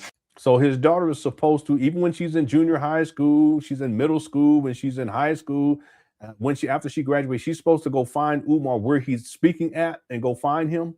Boy, this guy, he's a trip. My phone number has been the same for 20 years. My schedule has been online for 15 years. My phone number has been the same for 20 years. My schedule has been... Simply Complicated says, hey, Lenon, happy holidays. Happy holidays to you, Simply Complicated. Yeah. And New Year, and Happy New Year to you and your family. Thank you so much. How can Umar be a so-called child therapist yet have zero feelings towards his kids? He's telling on himself here. Yeah, that's a good point. The thing is that Umar has claimed to be a child therapist, a child psychotherapist. He's never been a therapist. A child psychologist is not considered to be a therapist either. I've done the research on that in the state of Pennsylvania. Now, it may be different in other states, but specifically in Pennsylvania, that's not the same. He's never been a therapist to any degree, but he says these types of things. But even deeper still, if he was a therapist, how could he be a therapist when he has no care for his own child? See, even emotionally, it's not as if Umar feels bad. Someone said it in the chat room earlier, shout out to Quick Word Chat, where Umar has no remorse for this situation taking place and the suffering that his child has experienced. Clearly, his child, we can feel it, we can see it. Umar can't, because he doesn't have sympathy, he doesn't have any empathy. But see, how is it that he can respond to this with such a lack of concern for his daughter and at the same time be a therapist? Well, I mean, I guess you can fake it, I guess, but the truth is he's never been a therapist. But he was a school psychologist, though. He hasn't been since 2011, even though in 2025 he's still telling people he's a school psychologist. While you guys can look at his speaking, it really not so much this year, but if you go back, because everything's fallen off. There's a reason for that. We've talked about that. But I've actually archived his speaking engagements. And if you put it all on a calendar and you put it all together and include travel time, where he's traveling to different states and traveling to different countries, he's not working. There's no way. He's in Philadelphia, for 4 days in a month, and it's during the school year, but he's a school psychologist. He's in Philadelphia, for 3 days in 1 month, and the rest of the time he's either now. Remember, time he's in Africa for 2 weeks during the school, what would be called the school year. So how's a school psychologist? He's not. Hasn't been since 2011, and that's giving him the benefit of the doubt. 2010, really. So it's amazing to me that and he was in the past a school psychologist. How was he operating as a school psychologist when he doesn't even have any concern for his own child? He was a deadbeat back then and didn't care about her back then, don't care about her now. Completely heartless. Sociopath. Potentially psychopath with narcissistic personality traits. That's Umar. I kid you not. One time Umar said that he was a therapist for the LGBTQ community. Just telling on himself, he's lying. Hit the one. Anybody ever remember that? I do special therapy for those people. So he said some shit like he talking about the LGBT. But if you look at Umar, his rhetoric about the LGBT, historically speaking, it's been over the top negative until they start getting on his ass. Pause, no Diddy. And then Umar starts to back off of it. Pause, no Diddy. You simply complicated for the super chat. That's a good point. Child therapist, but don't even care about he don't have no care about his own child. See, and the thing is that if he was a true professional, he would have taken this as an opportunity to connect with his daughter. Because that's what she was trying to do, reaching out to him, texting him. My number's been online. She texted you, Umar. What are you talking about? Before she comes out and even says anything publicly, she texts you, but you dismiss her like you've been dismissing her for decades at that point. But see, if you're a true professional, you would look at that as an opportunity. Okay, I see what's going on here. She's reaching out to me. She needs me in her life. She wants to talk with me. What I'm going to do is I'm going to do what I would tell someone else to do, which would be to reach back out to her and to connect with her and turn this into an opportunity to reconnect with my daughter and then build the relationship from there. Is that what Umar did? No, but that's because he's not a professional. See? All right. Thank you, Simply Complicated. All right, let's keep going here. Been online for 15 years. My phone number has been the same. No, I ain't playing no Dempsey. That's another guy supposed to be a therapist, but he was online acting a complete fool. He's gone silent. And I'm not going to say because I talked about him a little bit, because other people have talked about him too, but he don't want me to go in. He had gone at me for over a half a decade, spreading all types of lies about me, my wife, and my kids. He even diagnosed one of my children online, which is unethical. You're not supposed to do that as a professional. I know one fucking thing. My son is doing way better than his bitch ass. I'll tell you that right now.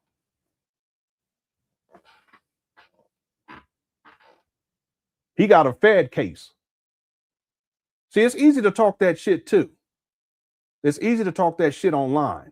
But see, Dempsey ain't about that life. I guarantee, because listen, I don't even want to say this, but he ain't about that life. And guess what? I ain't either. But you step to me fucking with my kids, he wouldn't do it in real life. But look at where he at now. 9-count felony charges for Medicaid fraud. He's billing dead people and aggravated identity theft. He stole other people's identity to bill other people, dead people. And he was saying that I was a scammer. He was saying that my wife and I, we were committing Medicare fraud. He said I was gay. He said I was abusive towards my wife. See, you can talk that talk online, homeboy, but look at where you at now. He gone silent. Boy, I could go in on him so easy, and I could have long time ago, but I exercise patience, because what I always say is time always tells the truth, and karma is undefeated, just like the Cookie Crush chat. And one by one, people who, and see, he set it up to where people for many years picked up on a shit he was doing, and they kept running with it. They kept running with it. And there's still people who still run with that shit, all based upon what he was talking about back in the day, lying. And who's the scammer at the end of the day? He is. He about to do some time. Better take that plea deal, homeboy. Hopefully they put you in a camp. Because if they put you in federal prison, you're going to come out walking funny. And I'm going to leave it right there.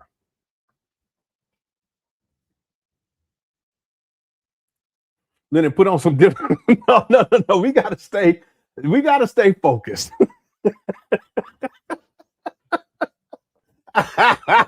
We got to stay focused, TJ. Okay.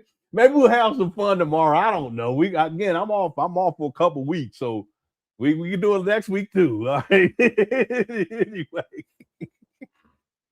somebody said thug life. No, I ain't about that life. I'm not, but I have my limitations, and people, they get it twisted, and that's okay, right? Real talk. I'm not the one. My wife would tell you too. I'm real peaceful, but if you mess with my family, she know how I am. I don't play that. All right, let's keep going here. For 20 years, I give my phone number out 20 times a lecture. My phone number is posted every week, multiple times. If y'all can't see through these lies. So it's the daughter's responsibility that Umar's been a deadbeat to. It's her responsibility to find Umar. If y'all can't see through these lies, brothers and sisters, if y'all can't see through these lies, Lord have mercy. Lord, I'm just happy 68 years of Ghanaian independence. Anyway, let me skip through. What is it with me and the United States of acrimony? What is it with the Prince of Pan Africanism and the United States of acrimony? Every time I leave the North American continent, some shit pops off. Every time I leave the North American continent, some shit pops off. Every time I leave the North American continent, some shit pops off. Have y'all noticed that? So when I leave the country, every time I leave America, something pops off. But I'm going to give y'all a few questions to ask. A few questions. If his number... Yeah, Chastity, become a member. Thank you so much for becoming a member. I appreciate it. Hasn't changed in 20 years. Why haven't you called for an in-person conversation? She just texted him. What is he talking about? Besides the point, reach out to your daughter before she goes live and tells the business. You wait until now. Why is that? Why did you wait until now? His number has been the same. That's besides the point. And it's probable that she reached out to him in the past too. I don't know. I don't take Umar's word for it. He lies all the time. I've given examples during this live stream where he's lying about things, including being a school psychologist. But that's besides the point. Even if she never reached out to you, the fact that she reaches out to you, let's say after 2 decades, close to 2 decades, that should put you in the mindset to say, okay, she needs me for something. And as a father, then what you do is you reach back out and you do what you can to start rebuilding the relationship. That's what you do, but not Umar.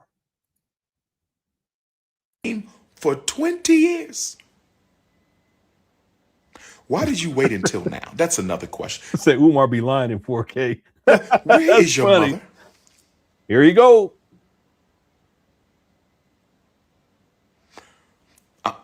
I'm looking forward to the conversation. I'm in Stockholm right now. I'm in Stockholm right now. Do.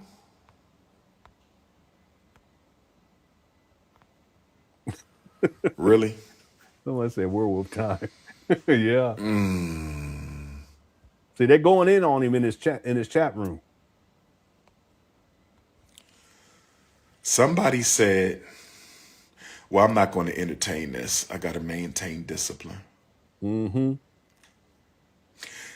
Thank you for recognizing a clout chaser when you see one. Thank you for recognizing a clout chaser when you see one. Thank you for recognizing a clout chaser when you see one. Yeah, so he's calling his daughter a clout chaser. So sad. Is there a reason why the mother didn't join her for the video? Why is it Mama Smurf in the video with Baby Smurf? Real talk. From what I remember, the mother did not want the daughter to do what she did because the daughter explained that. Because there's a big fallout after all this took place. We won't be getting into all of that because I don't want to speak about the daughter as much as possible. I just don't want to do it. Okay. But Umar, he's setting this up for later to where he spins it as if the mother is the culprit in all this. She's the one, the mastermind behind this, and she mobilized the daughter to do this, but she didn't come and show herself somehow. Blah blah blah. Why isn't Mama Smurf in the video with Baby Smurf? Why isn't Mama Smurf in the video with Baby Smurf? Yeah, how Lady you doing, Renee? my beautiful African sisters? How y'all doing tonight? Alpha males, unapologetically African, anti-snow bunny alpha male. Sweden, I'm looking forward to seeing my Swedish family. My first time in Sweden, Saturday. I can't wait to see y'all. I can't wait to see y'all. I'm going to talk about Donald Trump's.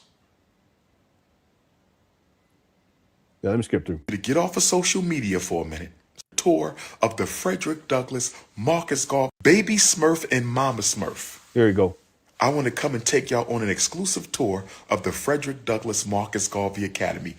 Baby Smurf and Mama Smurf. I want to take y'all on a tour of the Frederick Douglass Marcus Garvey Academy, and I want to take y'all to lunch. Can we work that out? Baby Smurf. Baby Smurf.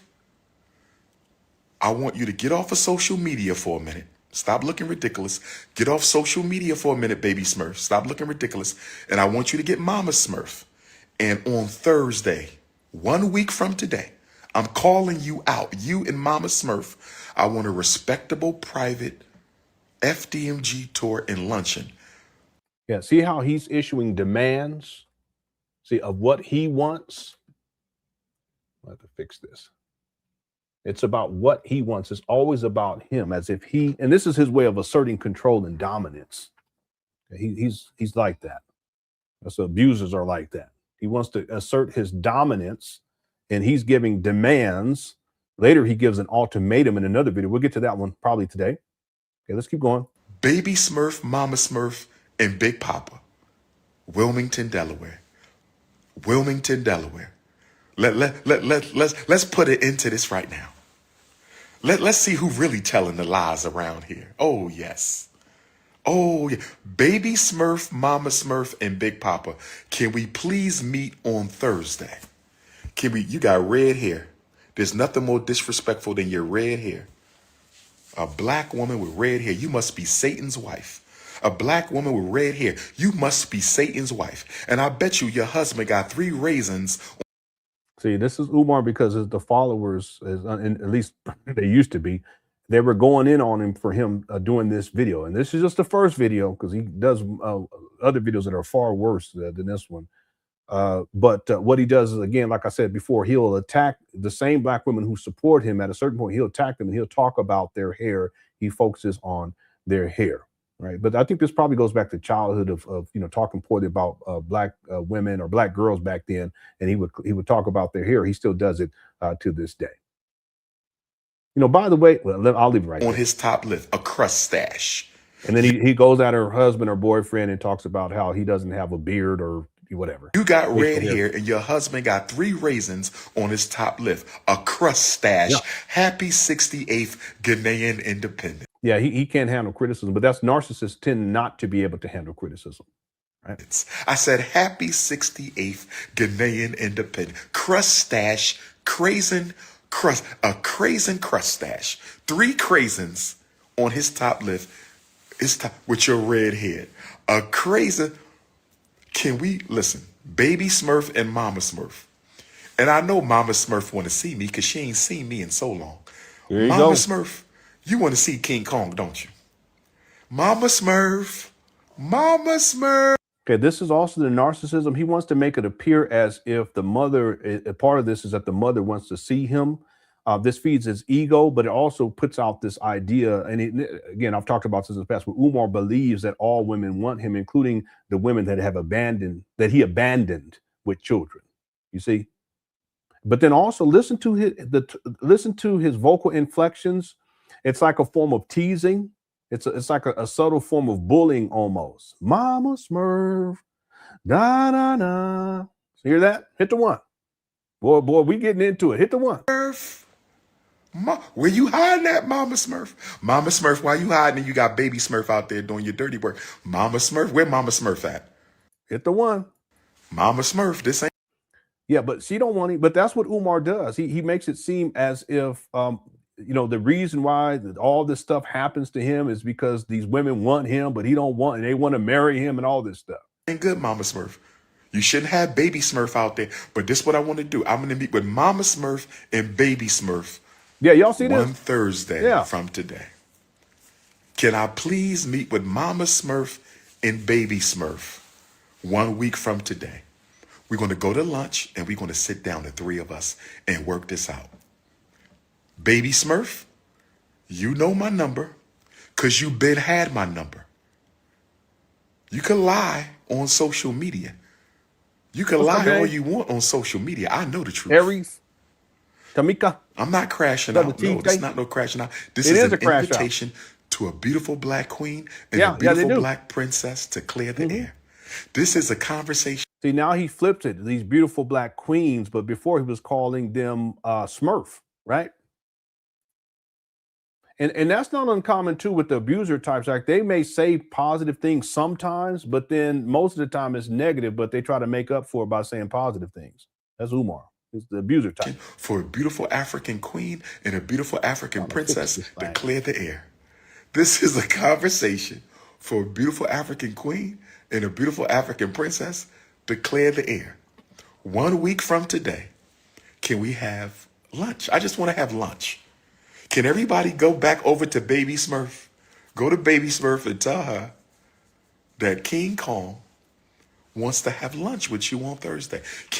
See, and this is problematic because what he's doing is mobilizing his followers to go at his own daughter. And that's exactly what happened. They went over there, got into her DMs and was talking crazy and reckless, and she had a mental break from all of the pressure. It's a form of bullying, but Umar has a history of that. He's done it to a lot of people that he felt he did it to the conscious stripper. He did it to Lene. He did it to me. He did it to a whole bunch of people who were critics of Umar over the years. He does it to his own daughter. And he knows what he's doing too, because Umar knows that if he suggests it, that there's going to be a percentage of his followers who are going to do what he suggests. That's like kind of like the cult, the ones that are on the cult tier. Right. And that's what they did. They went at her. And she did videos. We're not going to cover those videos. She did videos talking about it. At a certain point, it affected her mental health to an extreme degree. Okay. And I'll just say this, that she became suicidal and she was admitted because of Umar's bitch ass. This the motherfucker that people defend and support and send money to and cape for and platform Art of Dialogue to his own flesh and blood.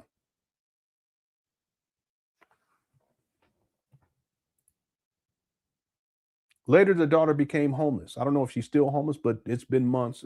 She was homeless for months. And she said that she was doing whatever she had to do to survive in the streets. And you guys, I'll leave it right there.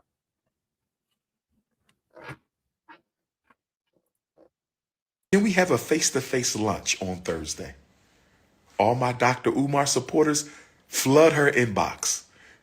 What time and where at on Thursday? That's all we want to know. What time and where at on Thursday? That's all I want to know. See how he told them to specifically flood her inbox, and that's what they did. Just like earlier this year, he doxed my wife's email address and told his followers to send her emails, and that's what they did. One time, he doxed my home address and told his followers to come and get with me. See, it's easy to talk that shit over the internet. It is. See, that's where I come from. That's what you call someone who's bitch made. No, Umar, if you so big and bad, why don't you come step? Real talk. You wouldn't dare. You wouldn't dare. And you know it too. You know it.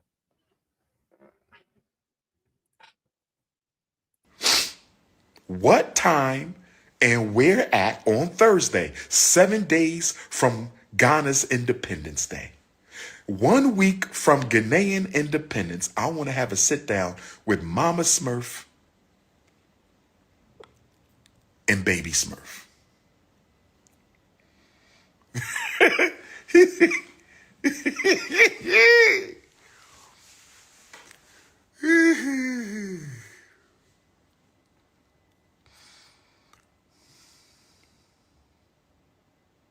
No, you're right. Yeah, he don't. See, I'm still doing what I'm doing. He thought he was gonna punk me. Umar's so stupid. Let me tell y'all, it's them quiet types is the one y'all need to worry about. Umar, he's stupid. I'm real laid back. I'm real quiet too. In real life, I'm quiet. I don't be talking to people all that much. When I'm at the job, people be trying to talk. I ain't got time for it. I'm working, y'all. And I'll be polite about it, you know. I'll be cordial, but I ain't trying to talk about, you know, your dog and, you know, what you watched on TV last. I don't give a shit. I really don't. That's just me. Okay. But then people they take that they take kindness, you know, that I'm kind of like quiet and stuff, like I'm weak or whatever. Okay, whatever. Right? They believe what you want to believe. Here we are all these years later, Umar, and I'm still rocking and rolling. Let's go. Yeah, so you know what it is. You want to have lunch with me, Tina Swagsby? Tina Swagsby, we can't have lunch, Sister Tina. I love you. I love you, Tina Swagsby, but we can't have lunch. Do you want to know why we can't have lunch, Tina Swagsby? Here he go. Because your hair is not yours. I love you, my sister. No disrespect. Here he go. I love you, my sister. No disrespect. Tina Swagsby, I love you. You are my African sister. I love you. But we can't have lunch because you don't wear your own hair. I need black women to go natural. I need black women. Again, this is about power and control. I've talked about this a lot. Women to go natural. A relentless, are you minding my business? Because I'm going to block you. At ease, my queen. At ease, my queen. At ease, my queen.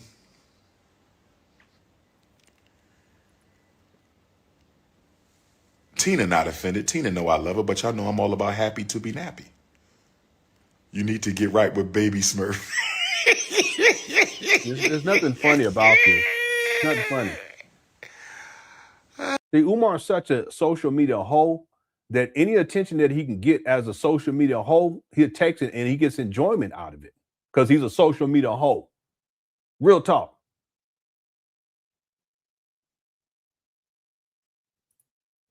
Yeah, he did. He posted my address. He did other shit too, though. But he posted my address, and my wife got messages too from the email. I've received all kinds of messages from his followers, death threats and shit. Man, whatever, you know, whatever. Then he mobilized his followers to do, and they had for a long time. Some of them still do, but I don't give a shit. Whatever. As long as you don't show up at my door, right? Because that's a whole nother thing. But I've had to deal with all kind of shit. And the thing is that I've always been fair with Umar. I've always been fair. But this is what he does, and it's not. And I want to be clear about this because it's not like I'm a victim. I don't see it. That's just a price of doing what I do, right? And I'm good at it. I'm good at it. That he's done this to countless other people, not just me. Countless other people over the years. Some of you guys were around back then. Hit the one. He did the same types of tactics to other people. Doxing their personal information, putting out there. Now, real quick, have I ever put out Umar's address when he had his own place? Till he got evicted in 2019 and was living in and out of motel rooms for about a year. Then he moves in with his mama in Section 8 housing. Have I ever put out Umar's address? Have I even put out his phone number? Because he shares it all the time. What about the Section 8 housing where he stayed with his mama? Have I ever put that out there?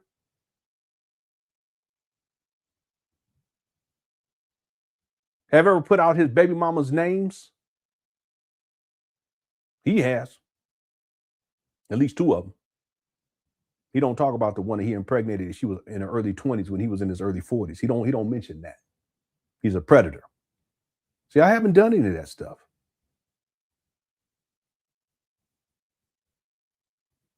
Because right is right and wrong is wrong.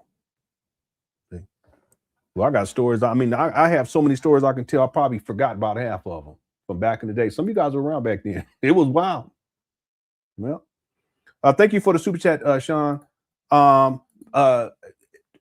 It's not just Umar, what he did, it's also him mobilizing his followers to do things too. That's another part of this, right? I mean, I got phone calls where people were talking about you were bullying his daughter. This was years. I didn't even know. I'd never had any communication with his daughter. I wouldn't even do that in the first place. Got my own daughters. What that's crazy. See, we try our best to keep our children off of social media because we've had people stalk our children. Some of them still doing it to this day. But like I said, one by one, we had one woman that was she was disparaging my children's looks. Rest in peace. One by one. You see, karma is undefeated. See, just because people did dirty shit back in the day, and some still do, I'm not going to participate in that because karma is real. Lord don't play. You can think you're gonna get away with it. Okay, you keep thinking that. All kind of stuff that people contacting my job trying to get me fired. So I can't even talk about my job these days. I can't even do it. I had to sign an NDA too, but the point is that I even if I didn't sign it, I wouldn't talk about it. I had people call my landlord trying to get back in the day trying to get me evicted. Me and my family, the whole family. See that? Anyway, but do I participate in that type of stuff? No, I don't do that. Okay, it's called integrity. Yeah, I joke and I clown Umar. Sometimes we go too far. Sometimes I go too far. Yeah, I do. But integrity. Okay, I'm talking about going too far with the jokes.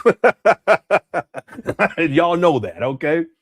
Okay, thank you, Sean, for the super chat. Also, thanks to John for a super chat too. I appreciate it. I think it's a super sticker. Thank you so much. Nisa says he's a PDF candidate. What's a PDF? Well, I know what a PDF is. Okay, no, I think I know what you're saying. I'm not going to put that on Umar because I don't have any evidence of that. I do have some things that he has done that's very concerning, though. I've talked about this in the past. He sexualizes children a lot, too. But the other thing is that those college tours are egregious. Something's not right with this guy. But I'm not going to say that about him. When I tell people that Umar is a deadbeat, it's true. When I say that he has an abusive personality, it's true. When I say he has substance abuse issues, it's true. When I say that Umar is scamming on the school scam, it's true. When I say that Umar lives inside his mama's closet, okay, the joke is it's not that he lives in his mama's closet, but he struggle streams in his mama's closet. He's taken over the whole second floor of this Section 8 housing for himself. His mama is bedridden. She has to stay downstairs. There's only one bathroom and it's upstairs, so she can't even take a proper bath. What kind of man? That's that kind of person we talking about here. These are all statements of fact. And I've seen the layout even before Lene came out. I'd already done investigated the layout and the floor plan for where that residence, and I noticed a couple of things. And I'm not going to say too much, but let me stop. I'm gonna leave it right there. Anyway, thank you for the super chat, Nisa Sa. Okay. See, I'm trying. I gotta be. I just don't want to say too much. Okay, because that's the mama. Okay, it's all public record too, but still, right? Integrity. Phi Taylor says it is us quiet ones that will get you straight. Yeah, and I'm not about like trying to be tough or anything like that, because I'm real quiet and real subdued. But I have my limitations, and I think that they're fair limitations. But if you cross that limit, you can't complain afterwards, because it takes a while to get to that point. But once I get to that point, you were given plenty of chances to back up off. And then after, if something go down, you can't complain about it at that point. That's how I look at it. And my wife, she knows that about me, especially when it comes to my family. I just don't play like that. I don't. Right. Thanks, Phi Taylor, for the super chat. And then John also sent another super sticker. Thanks so much, John. I appreciate it. Okay, let's get back to it here, everybody. And we're doing good on time. Again, we're taking our time. This is a mini marathon. Tomorrow probably going to be a little bit longer. I'll get on a little bit earlier on in the day, and we'll go. And again, I'm off. I'm on vacation for a couple of weeks, so we're gonna get it in. All right. You can also expect another marathon for Christmas. For New Year's Eve. Okay. All right, let's go. And thank you, everyone in the Quick Chat. Thank you guys so much. There is a poll question. Let me update everyone on this. 1,000 votes so far, 1,025. Were you surprised when Umar got exposed by his daughter? 23% said yes, 77% said no. Make sure you get your vote in during this live stream. And our goal is to get to 500 likes. Currently, we are sitting at 377. So we still got a good chance of reaching that. Again, if you haven't hit that like button, you're enjoying the show, go and hit that like button. It'll take you about 2 seconds max. Okay, you can do it. All right. Okay, let's go. Oh, there's another super chat here too. This is from the Traveler. Yeah, I remember you from a long time ago. I was here during them days. Umar's powder habits has shown its face many times over the years. It should be obvious if you've seen that behavior before. Yeah, and I've seen it in my life, especially my childhood. Someone had made a comment that ties to this. I think it was yesterday on one of the videos, and I'm paraphrasing here. They were talking about how part of the reason why Umar has gotten to where he's at these days, where he has no level, the levels of self-control, because back in the day, he'll hide stuff pretty good, right? The sniffing and the blinking, he was able to hide things. Even when he starts making up these fake false narratives and lying, he could kind of keep it in check. And in particular, they were talking about all the sexual references, the cookies and the honeycomb hideout and all this stuff. There's just sexual deviancy with this guy. That back in the day, he was able to maintain that and kind of hold it. It was still there, though, because I can notice it, but because I've done the research with Umar. The first video that I've been able to find of him being online was 2005. That's online was 2005, right? And there's a gap, but then by the time you get into 2000, I want to say 2007, you see a little bit. 2008, you see more. 2009, and it just builds over time. I think that's. I would have to pull up in my folders, have it all archived and itemized.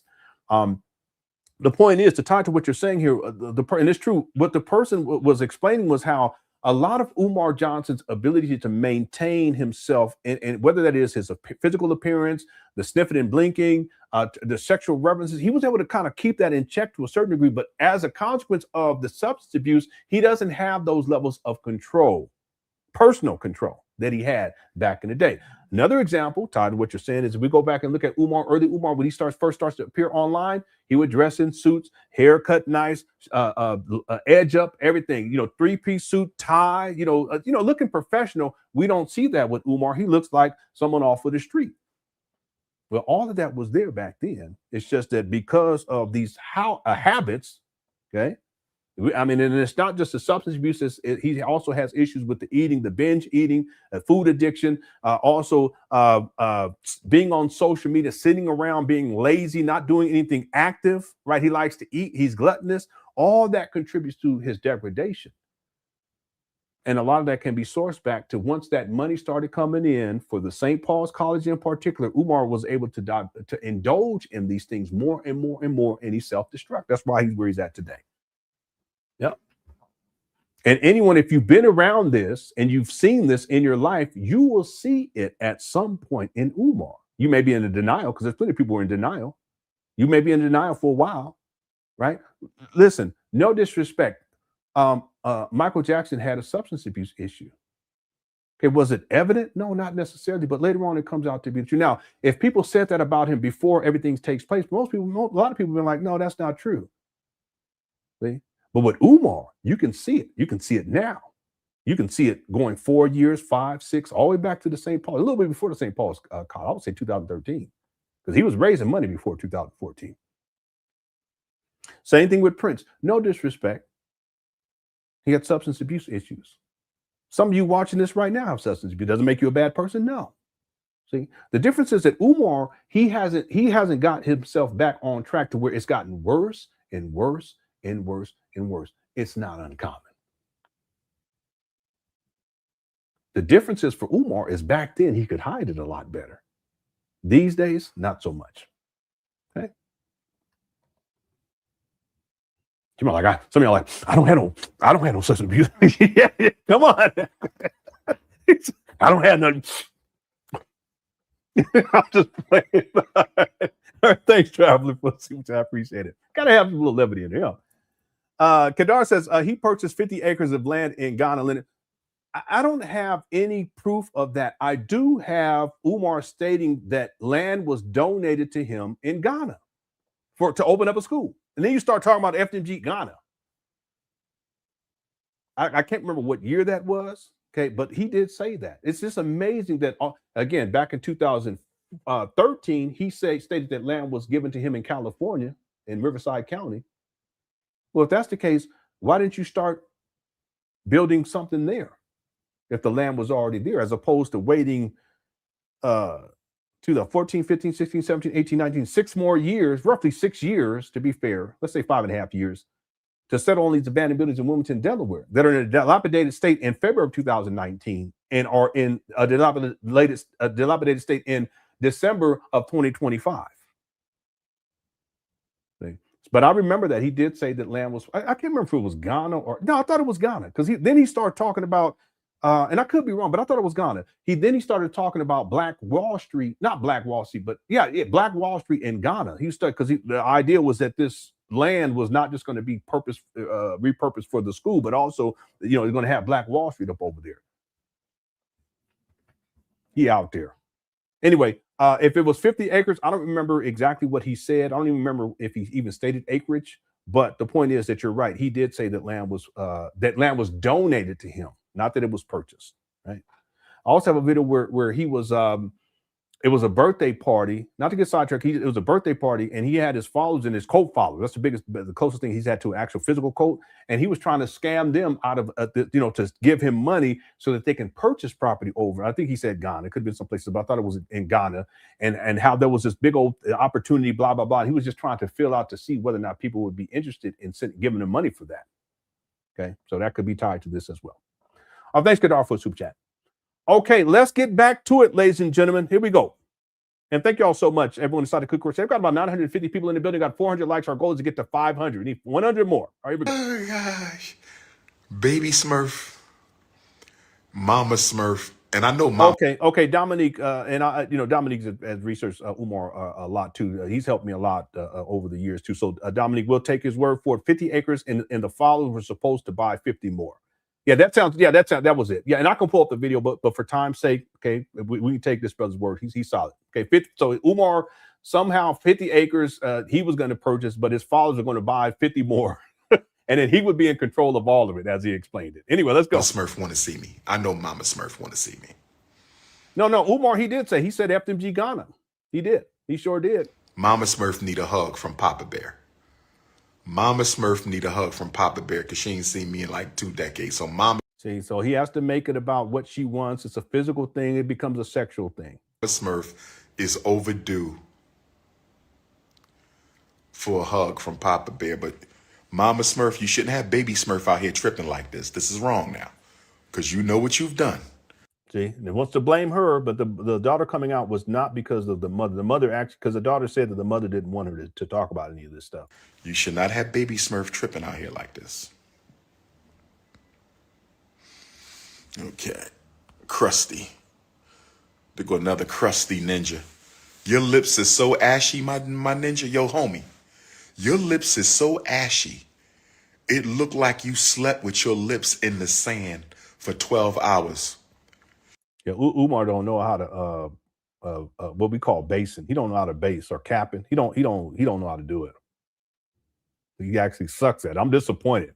One black man to another, boy. I'm so disappointed in you, Umar. Your lips look like a crocodile sleeping on the couch. Huh? You're a disappointment. Let me stop. You need to go put some car oil on your ashy ass lips, my ninja, and mind your business. Rubbing that nose. Yeah. He was talking to Tariq. He said chicken tenders. Umar, really? Come on now, homeboy. That was just my son be saying that. Womp womp. First time he said, I said, what the fuck you say? I said, excuse me? Womp womp. I said, what the fuck? Anyway, let's go. coming on here with your ashy ass lips and three craisins looking like a crust stash. A craisin? What's a craisin? We're going to make it up. You know, all will be well. When she realizes that you can't bully me or intimidate me, when she realizes. See how he flips us around? Because this is actually an act of bullying that he's doing. He's exercising against his daughter. Again, he told his followers to go get into her DMs and go at her. So calling, you know, dehumanizing her, demeaning her, calling her baby Smurf. This is all bullying tactics with Umar. That I don't respond to slander. He responded to it, and it's not slander. You're a deadbeat. And she's ready to have a sit-down conversation. Everything will work itself out. Everything will work itself out. Everything will work itself out. That's that avoidance personality that Lenon talked about. But it will not be worked out on social media. I'm inviting Baby Smurf and Mama Smurf to lunch on Thursday. I'm inviting Baby Smurf and Mama Smurf to lunch on Sunday. I'm inviting Baby. Why would he think that somehow they would want to have lunch with him after this? It's just crazy. You guys see what I'm saying? This dude, there's something wrong with him. Smurf and Mama Smurf to lunch on Thursday.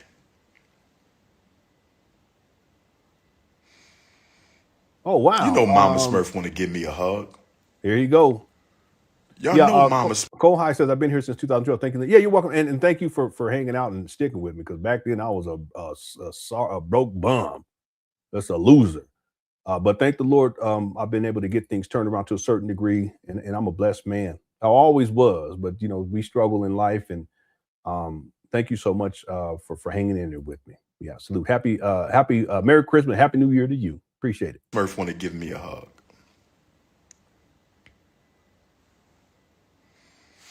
Okay. I hate the internet too. Well, and yet he always on social media. And people have said that he stays on his phone too, that have dealt with him, including Lenon. Stay on for hours. I'm telling you, I don't be on my phone all that much at all. I kid you not. Plus, I can't see stuff like I would want to, so I'm like, forget it. Well, y'all got to stay focused. I'm going to stay focused. Clout chasing. Clout chasing.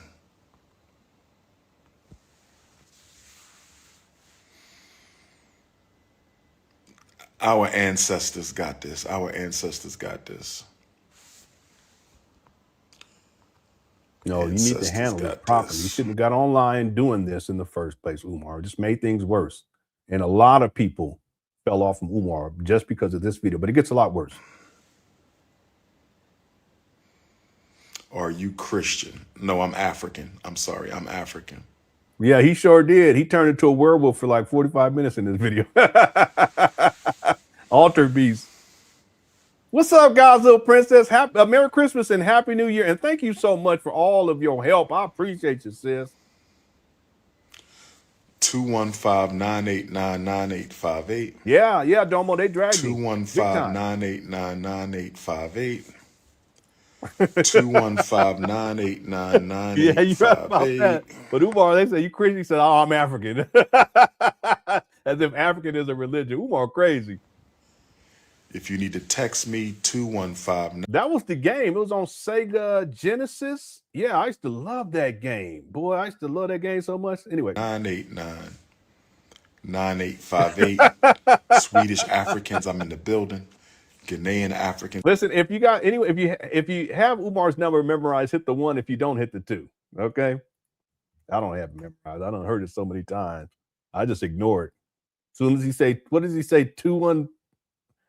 I can't even remember. Happy Independence. This is your brother King Kong. Peace and Pan Africanism. Listen, look at all the ones in here. That's crazy. Yeah, as soon as he say 215, I zone out. I don't have it memorized. There's a lot of ones in here. That's so funny. Okay, so this video was on that same day. It was on the 6th, January, March 6th of 2025. And I just want to outline some of the comments that were made under this particular video. Empress MCM said, your child who you abandoned for 22 years, a biological child should never have to track you down. You ain't been missing, but you are not a positive representation of the Black family. You are no positive representation of the Black family. Block, you sound silly and childish, trying to be passive aggressive. That's what Umar does. He's a punk, sounding like a greasy bear. All right. Here's another one. This is from Empress again. Africans take care of their children. All that name means hashtag fake hotep. A deadbeat still begging out for YouTube chocolate. Damn. Ghanaians are proud parents, sold out for the sellout, misogyny at its finest. See that? So people were going in on him. Luckily, Bra said, you one of my favorite people, but the baby said you were never there for her as a child. You can have paperwork, but what stopped you from having a relationship with your daughter? Exactly. Right. All right. So these are just some examples of some of the responses that Umar received under that. Umar also posted this one right here. Wanted. This is Mama Smurf. Stop hiding, woman. Come out wherever you are. Okay, childish. Okay, also he's trying to instigate shit. That's what Umar does. He wants to keep shit going, and he doesn't know how to properly resolve these issues. But you know, the truth is that this is Umar, his character, and she knows that the baby mama knows that. All three of his baby mama knows that about him. Now, before we proceed, because I want to take some time to look at three different people, women too in particular, their responses to this situation when it really started to get out of control. But I also want to show you guys something that Umar knew, and he actually referenced that he was a deadbeat years prior to him being exposed by his daughter. Okay, so let's go here. The two most interesting thing about the wifey resumes is most of them have come from women under the age of 35. See? I'm very shocked. I thought most of them would come from women between 35 and 50. No. I don't know, Dr. Umar. Most of the women are from 25 to 35. Okay, this is Umar grooming younger women to exploit them sexually, financially. Look at him. Look at his face. Now, I don't have the year for this. It's after they painted the first gym. If anyone knows, if they know the year, the date, type it inside the chat room. I'll find it though in my research. It's just that I'm still stuck in 2019. I've watched most of the videos since that time, but I'm talking in terms of taking notes. I'll run back into this video at a certain point, but it's not too long ago when he did this video. So I'm like, some of you. You don't like that, or is it just? I don't want to go under 30 at all. Okay. And I'd rather not go under 35. But I would. Yeah, boy, that's crazy. Consider. Listen, I'm 50, 35, that's a baby, the way I look at it. Boy, that's crazy. Low 30s. Okay. Low 30s. You ain't got a job, you ain't got your own home, you got at least 3 baby mamas in Philadelphia alone, you don't take care of your kids, you a scam artist, a con man, you've been unemployed since 2011 with the exception of working for 3 months in 2014, but somehow you want a young one? Okay. I don't think I can consider 29 and under. So about 30 is like the max. 30 is the absolute minimum. Okay. Right. So I'm surprised at the age, but I interpret that to mean that there's not a lot of young brothers. Yeah, it could be 2018. For our young serious yeah. sisters. You follow me? If I'm getting all these wifey resumes from 25 to 30. No. It's not. This isn't into. It couldn't be in 2018, 2019 because they didn't paint the gym until 2020 or 2021. But anyway, I'll find it. I'll figure it. I like to have the dates and stuff, but I pulled this up and I didn't have it archived properly, so I don't have the date to give you guys. I apologize. Okay, so I just want to share this because Umar, in terms of his baby mama situation, it's largely sourced out of the fact that he's predatory towards Black women. Again, like I said, he has a baby mama who was in her early 20s when he impregnated her. He was in his early 40s, right? Now, I want to show you guys how Umar foreshadowed his daughter coming out to expose him. He knows that he's been a deadbeat for decades. So let's check it out. There for my daughter. And she may expose me on one of these podcasts one day and say, Daddy, you're the reason. And I apologize. I didn't know that it showed the daughter's face. So I'm going to have to, I apologize. Let me do this. I'll take that video and I'll blur her. Actually, you know what I could do? Let me see if I could do this. It may work or it may not work. And I apologize for that. Well, what I'm going to do is I'm going to put it in my browser. And I'm going to see if I can just, I'm going to see if I can just play the audio without actually showing the video. It may not work. If not, that's okay. I can give you guys an overview. And I apologize again for showing that. Let me do a screen share here. And I'm going to share.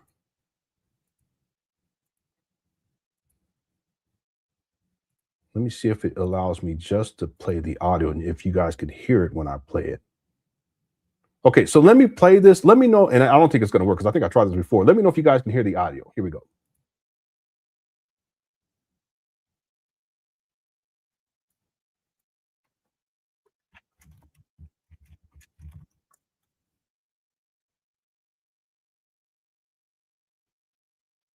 Okay, did you guys hear the audio?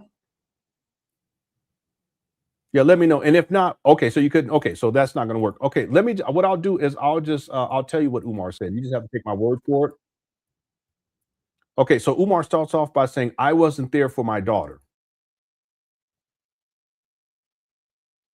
And she may expose me on one of these on one of these podcasts someday and say, Daddy, you're the reason I can't find good black love because you never validated me as a woman. So Umar knew, and he's kind of been, I'm sure. See, the other thing, he may be concerned that his other daughter, when she comes of age, that she may expose more, the other baby. Okay, I don't know if it's a male or female, that the third one. Okay, but he probably has concerns about that too. But what's the common denominator? Umar, he's a deadbeat. Right? All right. Okay, so if you guys don't mind, what I like to do now is I want to go to share just a couple of clips, and there's one of these I want to share back when this first happened, but I never got around to doing it.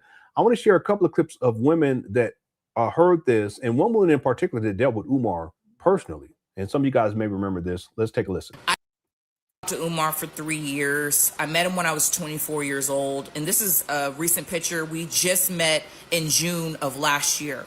And we did discuss his children along with a few other things. We met up at Brandywine Diner on Concord Pike last year. And because he wanted to take me out to lunch, and I kind of wanted to talk about just have a conversation with him regarding black content creators on TikTok and social media. So while we're talking, we talk about religion, we talk about racism in America, we talk about secret societies, because that was really my peak of interest. So we first started off by talking about why he was in Wilmington again. He's always going to his school in Wilmington, Delaware, because number one, he's being audited by the IRS a lot. When I first met him in 2020. Okay, there is no proof online or otherwise that I've been able to find of Umar actually being audited. I think that that's a false narrative that Umar spins as a persecution complex, that he's being persecuted. If Umar was audited, Umar should show the paperwork. He never has. I don't take his word for it because he's a pathological liar.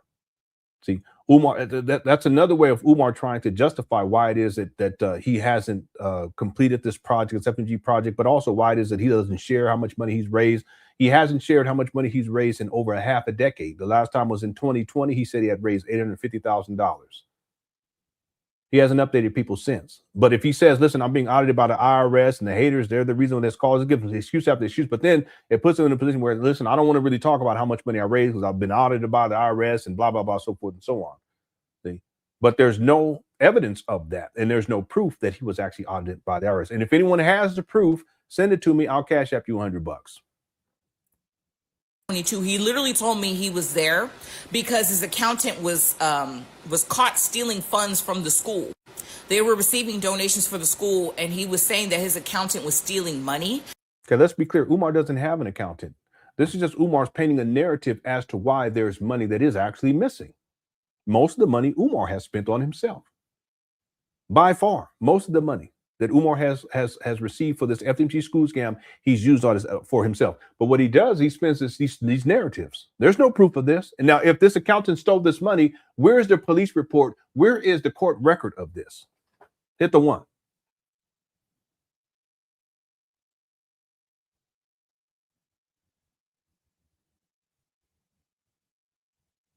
You see this? Same thing when he said that the electricians and the black contractors were stealing from the school and they were overcharging and they took the money but didn't finish the work. Okay, well, where is the police report on this and where is the court record of this? He said, I broke into me and Lene, somehow we hacked his bank account and his bank account was shut down and blah, blah, blah. And, okay, well, if that's the case, where's the police report? And I ain't been contacted by no police. So where's the police report and where's the court document? Because you should sue all of us if this actually took place. Y'all see it? Real quick, can y'all think of any other examples of this? Where Umar makes up these stories to justify why money's missing or he don't have no money or blah, blah, blah, this and that, why the school ain't open, well, there's no record and there's no evidence. I go based on evidence and proof. You got to show me. And just because you have something that may seem to be something, that ain't enough for me.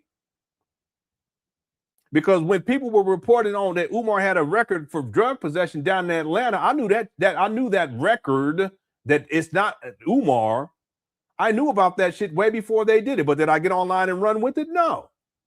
Because I did my due diligence, and I'm always fair, ethics, and I found out based upon I don't know how to research shit. I'm good at it. I found that wasn't Umar. So did I get online and act like it was? No. So I go based upon evidence and proof. So where's the evidence of any of this, Umar? Now, do I think that Umar has a substance abuse issue? I know he has a substance abuse issue, but I'm not going to put up that record on him just because the person had the same name down in Atlanta.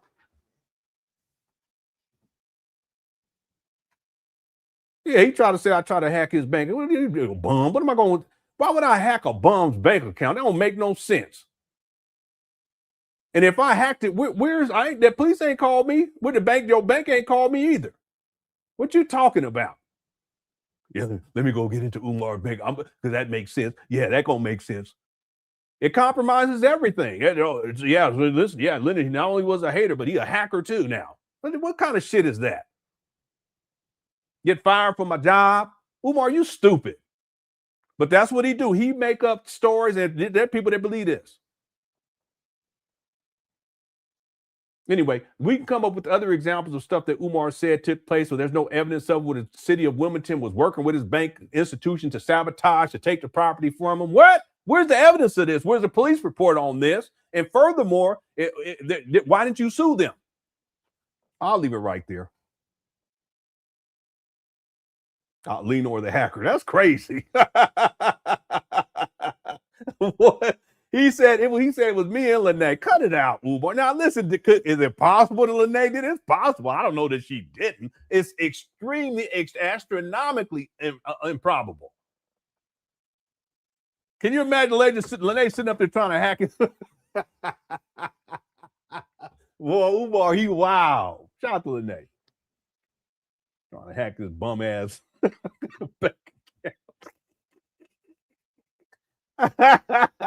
Yeah, and if it happened, it would have been investigated, police reported, and Umar would have ran. He'd been all over social media. Yeah, she did, and Lenon did. I told you, right? Anyway, yeah, but then there's people that believe this shit. Thank you, lovely Elizabeth. There's a lot of people, they realized Umar, when he was on some bull job at that point. That's because that's another thing. We're going to get into that in this series. Anyway, it's just like him walking to McDonald's to get a fish fillet that time. Lenon hacker. Yeah. All right, let me get out this chat room. Anyway, that's Umar. He be tripping. Let's go. So he had to fire that accountant, and the IRS was asking for proof. Like, where the money went. So he started commuting from Philadelphia to Wilmington, Delaware frequently, just so he could be at the school in case anybody shows up and asks why the school's not done. Or Okay, that ain't got nothing to do with this alleged accountant. And he rarely up there. Why would they go up to the school? See, this is a narrative that he told her. Why would people go up to the school to ask Umar why the school ain't done? And is he talking about what, the IRS or who's doing this? Why would they go up there? And if they did, wouldn't Umar live stream it to let people know that he's being persecuted by the white man? It don't even make no sense. Or is he talking about everyday people? Because all people got to do is go on his Instagram or on his social media and say what they want to say to him. They don't got to go up there to these trap bandos. That's ridiculous. But that's the narrative that he spins to this young lady. where the kids are at or what's going on.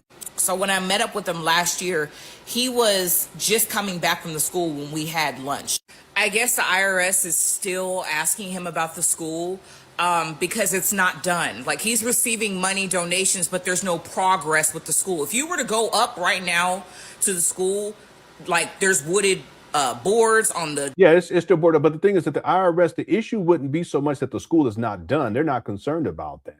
They're more concerned with where the money has gone and how he's using the tax exempt status to not pay taxes on money that he's receiving and he's using for his personal lifestyle. That's what the issue is. It ain't got nothing to do with the school, because if he's using the money specifically with the school, they're not going to be looking at the timeline of how things are progressing, because if the money is all going toward the school, they don't give a shit about that.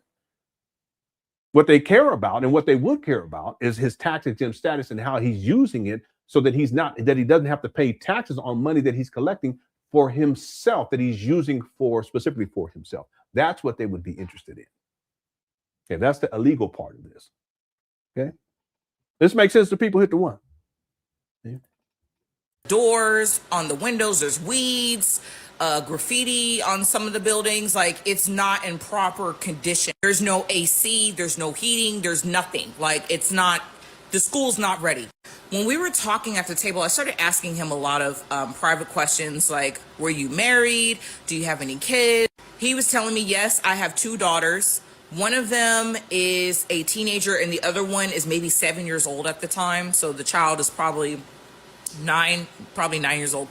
So he was saying to me that the mother of those girls, or the mother of, I don't know if it's 2 separate women or just one woman, the woman or the women are taking him to court for child support because he's not an active dad. He's not. Listen, they've been taking him to court for child support for decades now. So that's not anything new. And it's still going on to this day. Not in their life, and he told me that as well. He doesn't visit them as much as he should. However, he visits his mom a lot, and she's in Philly. So I just was confused. I was like, okay, let's be clear about something. He don't visit his kids. He's a deadbeat.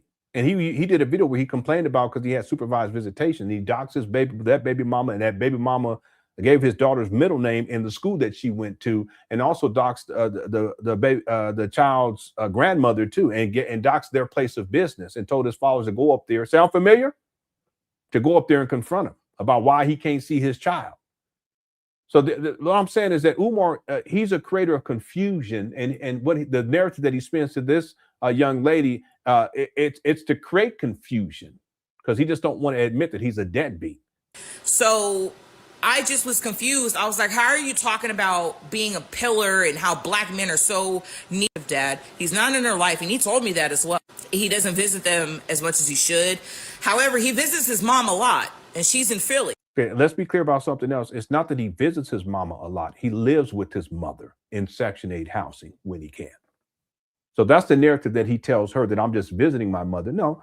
He's taken over the whole second floor. His mother is bedridden, and Umar is living, when he can, he lives and stays with his mother, and he has been doing that since 2020. He got evicted from his last residence at the end of 2019.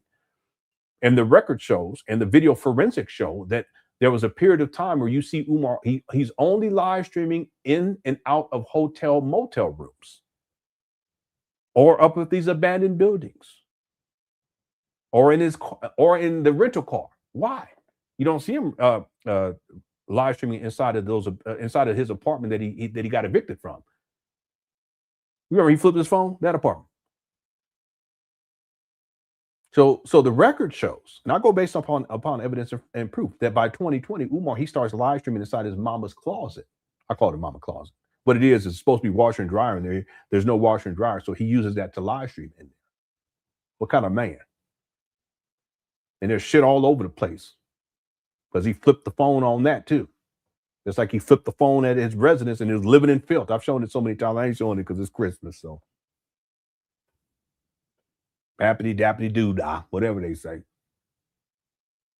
So no, it's not that he's going to go visit his mama. It's that he lives with his mama at the age of 51 and living off of his mama. He's the primary caretaker. Not only is he living off his mama in Section 8 housing while he's collected millions of dollars with the tax exempt status with the IRS, where on the paperwork he says he's not paying himself, but he's used most of the money for himself. He's also in control of her finances. So no, he's not visiting. He lives there. He lives off of his mama.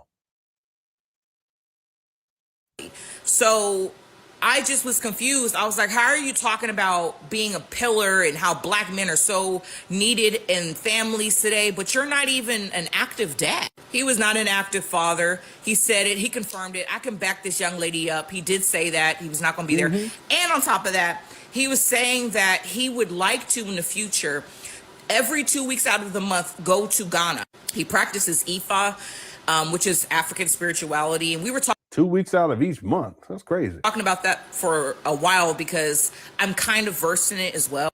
And so when we were talking, I was asking him, I was like, so you never got married? He said, oh no, I never got married to any of those women. But he dated a lot. And I could tell that he was a playboy because he was very, very flirtatious, very. And also I noticed too, his personality is much different in person than it is online. I'm not sure if it's because I'm a woman or something like that, but he's not as animated. He seems more hyped up when he's like on a podcast or online, really engaging. He was not as engaging in person. And I felt like that was interesting.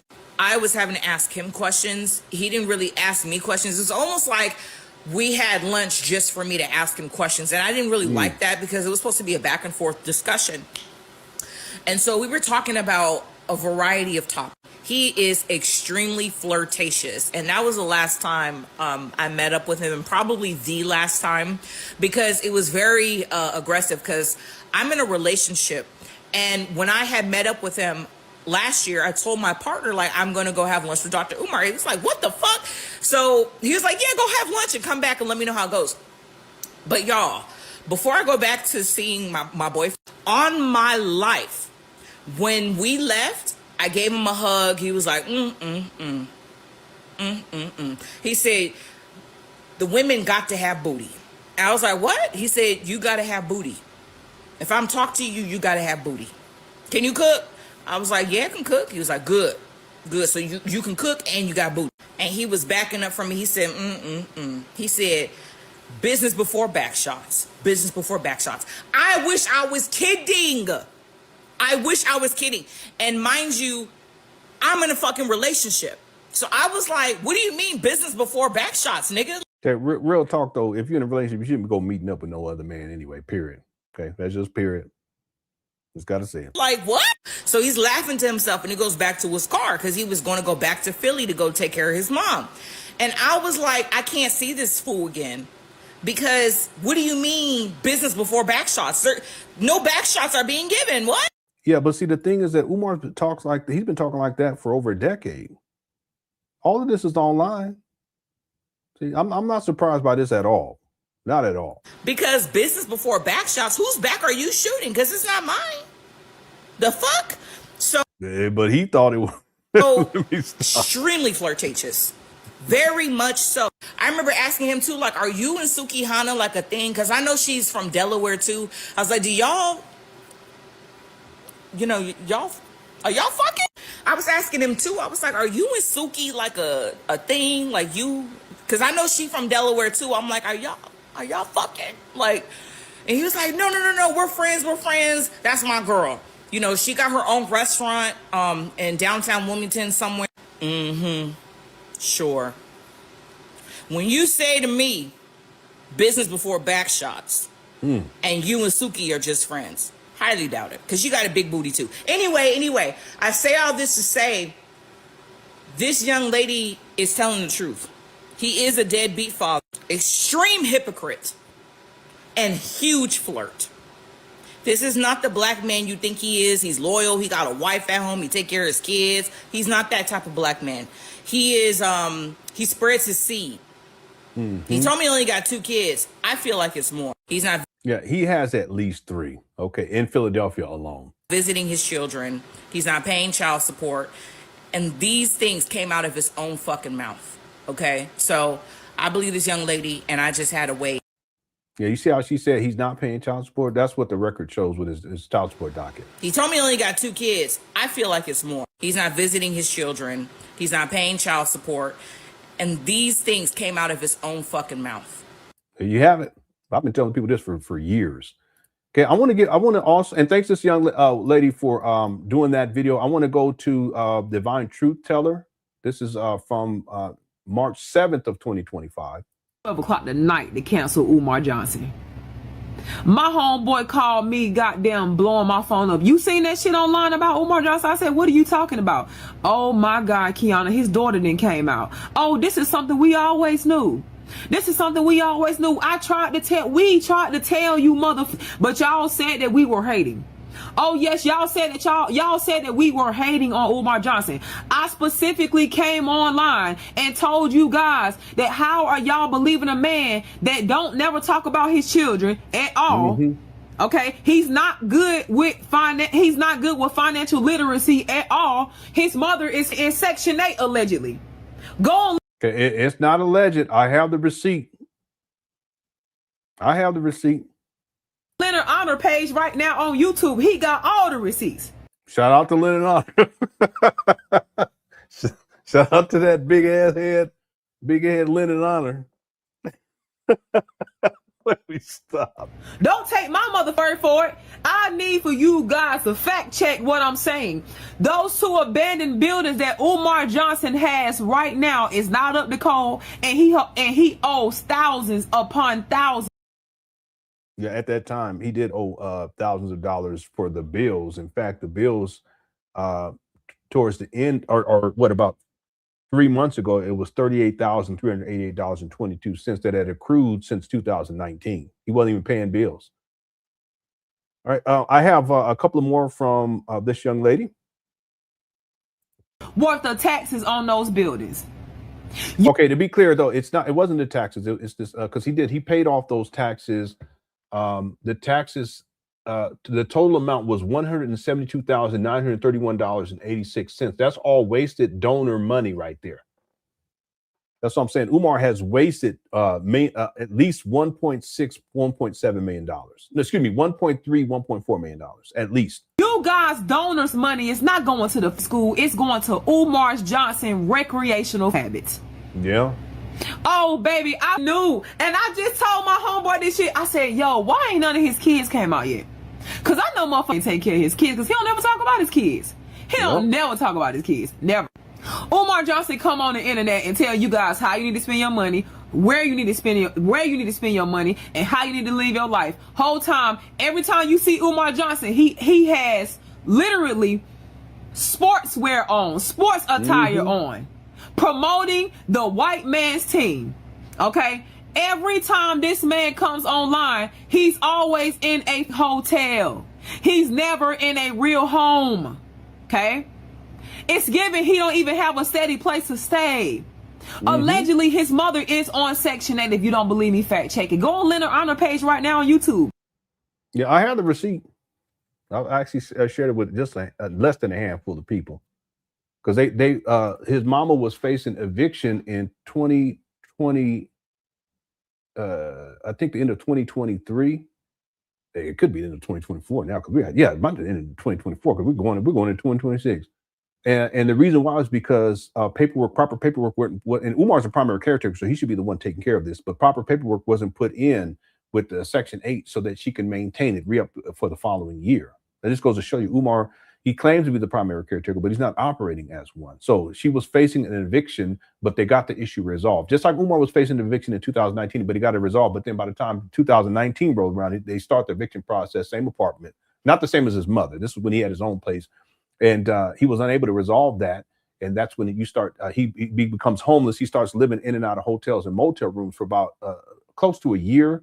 And then you start seeing him, he moves in with his mama, and he's been living off of his mama ever since in Section 8 housing. And there's been people that said it's not Section 8. No, for a fact, it's Section 8 housing, because that's the reason why the proceedings started for the eviction process, because the proper paperwork wasn't, and it's in the documents, the proper, and it is documents, not just one. That's the reason why that process started, because it wasn't renewed and paperwork hadn't been filed. But Umar should have handled that in the first place. He should have been handling that. He don't handle business. Okay, 2 more from this young lady. Now his daughter has finally came out and saying, Umar Johnson has never did nothing for me. Matter of fact, stepdaddy actually raised me. Woo! Yeah.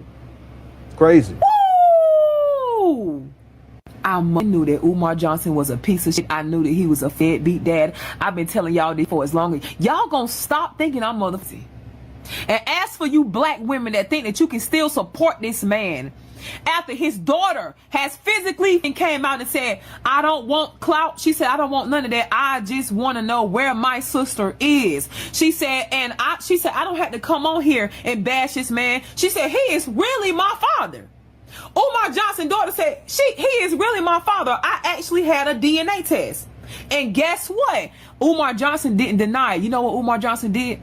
He took upon per Instagram and went to go blast his girl and said that she wanted clout, that her YouTube, he called the girl a struggle streamer. Yeah. Horrible. Horrible. And then one more from this young lady. So pretty much he's admitting that that is his daughter. And instead of you contacting your daughter, you bitch ass, you decided to go on Instagram and try to humiliate her and call her a struggle streamer. Umar Johnson, your fucking days are done. Your fucking days are done. Black community, you have until 12 o'clock tonight to cancel this bitch ass. Period. Y'all got it? Real talk. Shout out to Divine Truth Teller. Real talk. And see, there's a lot of people, because of Umar's response, it gets a lot worse too. We're not gonna have time to get into the baby mama rants. We'll get into that tomorrow. A lot of people woke up because of this situation with Umar. By the way, when I tell people that Umar has at least 3 baby mamas, he did. And there's a 4th woman in Philadelphia alone, just in Philadelphia. There's a 4th woman they try to put him on child support too, but that didn't go through. And I speculate that it probably wasn't it. When they did the DNA test, it wasn't his baby. But it goes to show you that he out there raw dogging and shit and ain't got no care in the world, impregnating these women. There's other women too that have been impregnated with Umar. I ain't gonna say too much that's been impregnated with Umar. I'm gonna leave it right there. Y'all ready to come forward and tell your story, you have a safe space up in here. Hit the 1 Cookie Crush chat. So this is the first his first baby mama. And if you look down here at the bottom, this guy got 74 docket entries just on this case alone, this docket. Complaint for support was filed on, July 15, 2002. And it's not that the child was born on that day. You see what I'm saying? So he wasn't the complaint wasn't even filed right away. Umar, like I was saying earlier, he was trying to make it seem as if he had been on child support prior to the baby, before the baby was born, and then also once the baby was born. It didn't work like that. It don't work like that, and that's not what took place. You see that it wasn't until the following month that the defendant, Umar, he signed an acknowledgement of paternity because they took a DNA test. And then an agreement took place, a final order agreement, right, in terms of how much money he would have to pay that he should have been paying. At this time, he was working as a school psychologist too, by the way. But then the defendant files a petition for modification. He doesn't want to pay that amount. Y'all see this? Let me read. Now I'm just going to go up. Oh, and this isn't just Umar being in child support, dealing with this once a year or twice a year or 4 or 5 times a year. This is just in 2002. Order to appear at a mod conference. The defendant, in this case, the other one's a plaintiff. Order to employer to modify income attachment. What this shows is that Umar was employed in 2002. Interim order in effect, conference officer, interim order in effect, all in 2002, and then generic order. Generic order is when they're trying to find out Umar's income, because by this time, Umar ain't working. Order employer to modify income attachment, then he starts working. See, the thing is that with Umar, Umar's not paying consistently. So what the court does is it has to figure out where his income is. And if they can't find out where his income is, there's a term for it. I'll talk about this inside the documentary. It's the minimum amount that you have to pay based upon minimum wage in the state of Pennsylvania. And I can't remember what that figure is off the top of my head, but I have it inside of the documentary. So the following day, they find out where Umar is employed because he's not paying child support consistently. That's why he gets the generic order. Generic order could mean that they can't find out where he's employed, he's underemployed, or he's purposely unemployed. Okay. This is all in 2002. And then interim order, now final, there's a hearing, and then another generic order the following year. And then a little bit over 3 months later, the order employed to terminate income attachment. So what that means is that he was in the arrears and then he resolved it. And then at this point, they stopped the wage garnishment. But it proves not only that Umar was employed at this time in 2005, but also that he wasn't paying child support consistently. Otherwise, the court wouldn't have to go through these measures. Y'all see my point? So he's lied about this too. He's told people that he paid child support, blah, blah, blah. No, that's not true. He's not consistent. He didn't consistently pay. He's been in arrears. 2007, order employer to terminate income attachment. This could be because he's not working there at that employer anymore. Or, and this makes sense because this is when he transitions from the public school system and he starts working based on contracts in the charter school system there in Philadelphia. It can also mean that he resolved past due child support. But the point is that either way, he's not paying consistently. There's a contempt petition issued against the defendant. He's in contempt. In 2008, generic order, they're trying to find out where he works. Order to vacate a bench warrant. He has a bench warrant for the defendant. That's in 2008.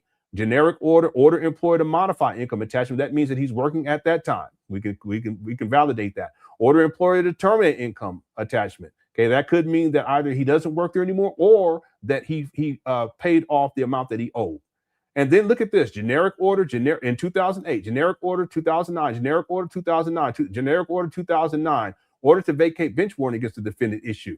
That's in 2009, generic order. See, by this time, Umar's not working consistently, and he's making this transition to speaking in the Black conscious space. Okay, 2010, order employer to terminate income tax. So in 2010, by this time, he finds a job. He's working somewhere. Okay, generic order, contempt petition issued against the defendant, hearing officer proposed order entitled. This is still 2010. Interim order in effect, contempt order final. Miscellaneous docketing text. This is all in 2010. Contempt petition issued against the defendant because he ain't paying child support. And then look, generic order 2010. See, what happens is you start seeing more and more generic orders because by this time, Umar's not working as a school psychologist. In fact, you see generic order 2010, 2011, and then he gets his driver's license suspended in 2011, September 7th of 2011. And then it's restored that same 5 days. 5 days later? It's probably he went in and paid his child support.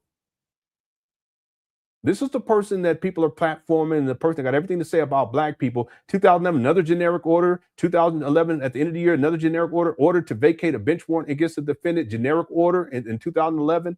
2012, order to suspend driver's license. Order to restore driver's license because he went in and paid his child support. Contempt order final, generic order. You see how you see more and more generic orders? Now, here we are in 2014. That's why I go based upon the evidence and the proof, the receipts.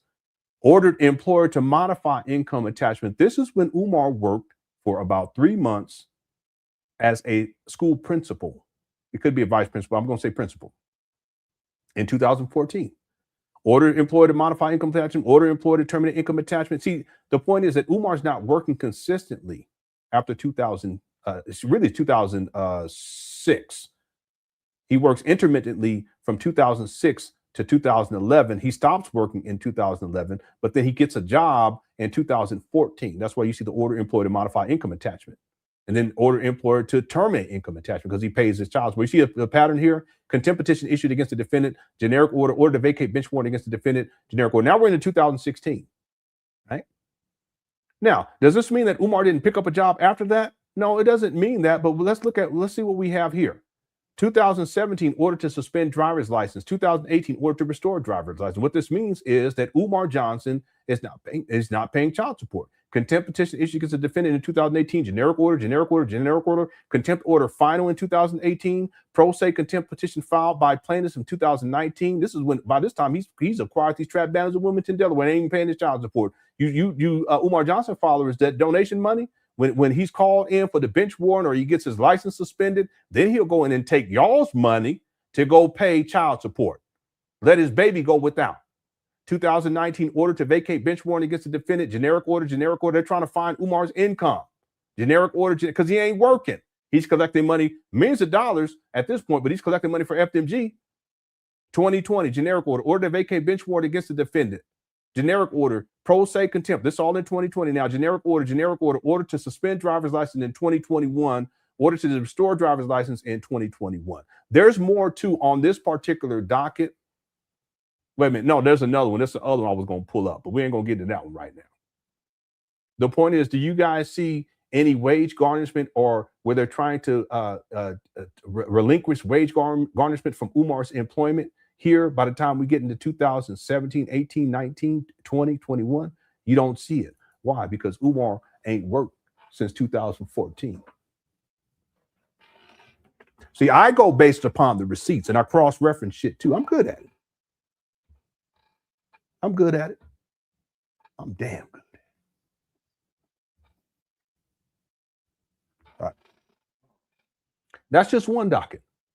I got three other ones, but we ain't gonna get into that right now because we're dealing with the first baby mama and his first daughter. And that's just in Philadelphia too, by the way. Ain't no telling what else is going on. There's this other sister that did this. I want to share this before. I want to play this for everyone real quick. We're at 437 likes. Our goal is to get to 500. We still have a chance to reach that goal. We have 1,196 votes. Were you surprised when Umar got exposed by his daughter? 22% said yes, 78% said no. Make sure you get your vote in. Thank you, everyone, too, inside the Cookers. I think for all your support. Happy New Year. A Merry Christmas, everyone. Real quick, let me, Kadar says, oh, yeah, I got that one earlier. And then Smitty Boy, what's up, Smitty Boy says, what's up, Uncle Lynn? Lenon, it's been a minute, man. Hope all is well. I had to flew back to myself now. Okay, all right, okay, cool. I see Umar still up to no good. Keep exposing this clown. I sure will. Shout out to Smitty Boy too. And I'm glad you're doing better. Happy New Year coming up here and Merry Christmas to everybody, including Smitty Boy and to the wife too, by the way. All right. Okay, let's keep going here. I want to share this. This is another commentary. I thought that this was another good one. Here we go. Thoughts on the whole Dr. Umar situation with his daughter coming forward and basically saying he is a deadbeat dad who has not supported her in any way. He came out with a video denying these accusations, basically saying, y'all know me.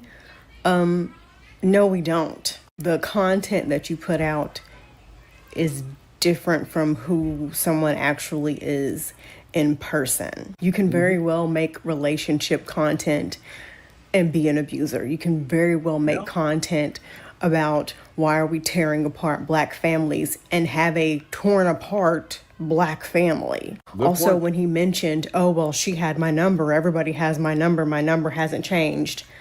Every deadbeat parent everywhere has uttered the words, the phone works both ways. I'm sorry.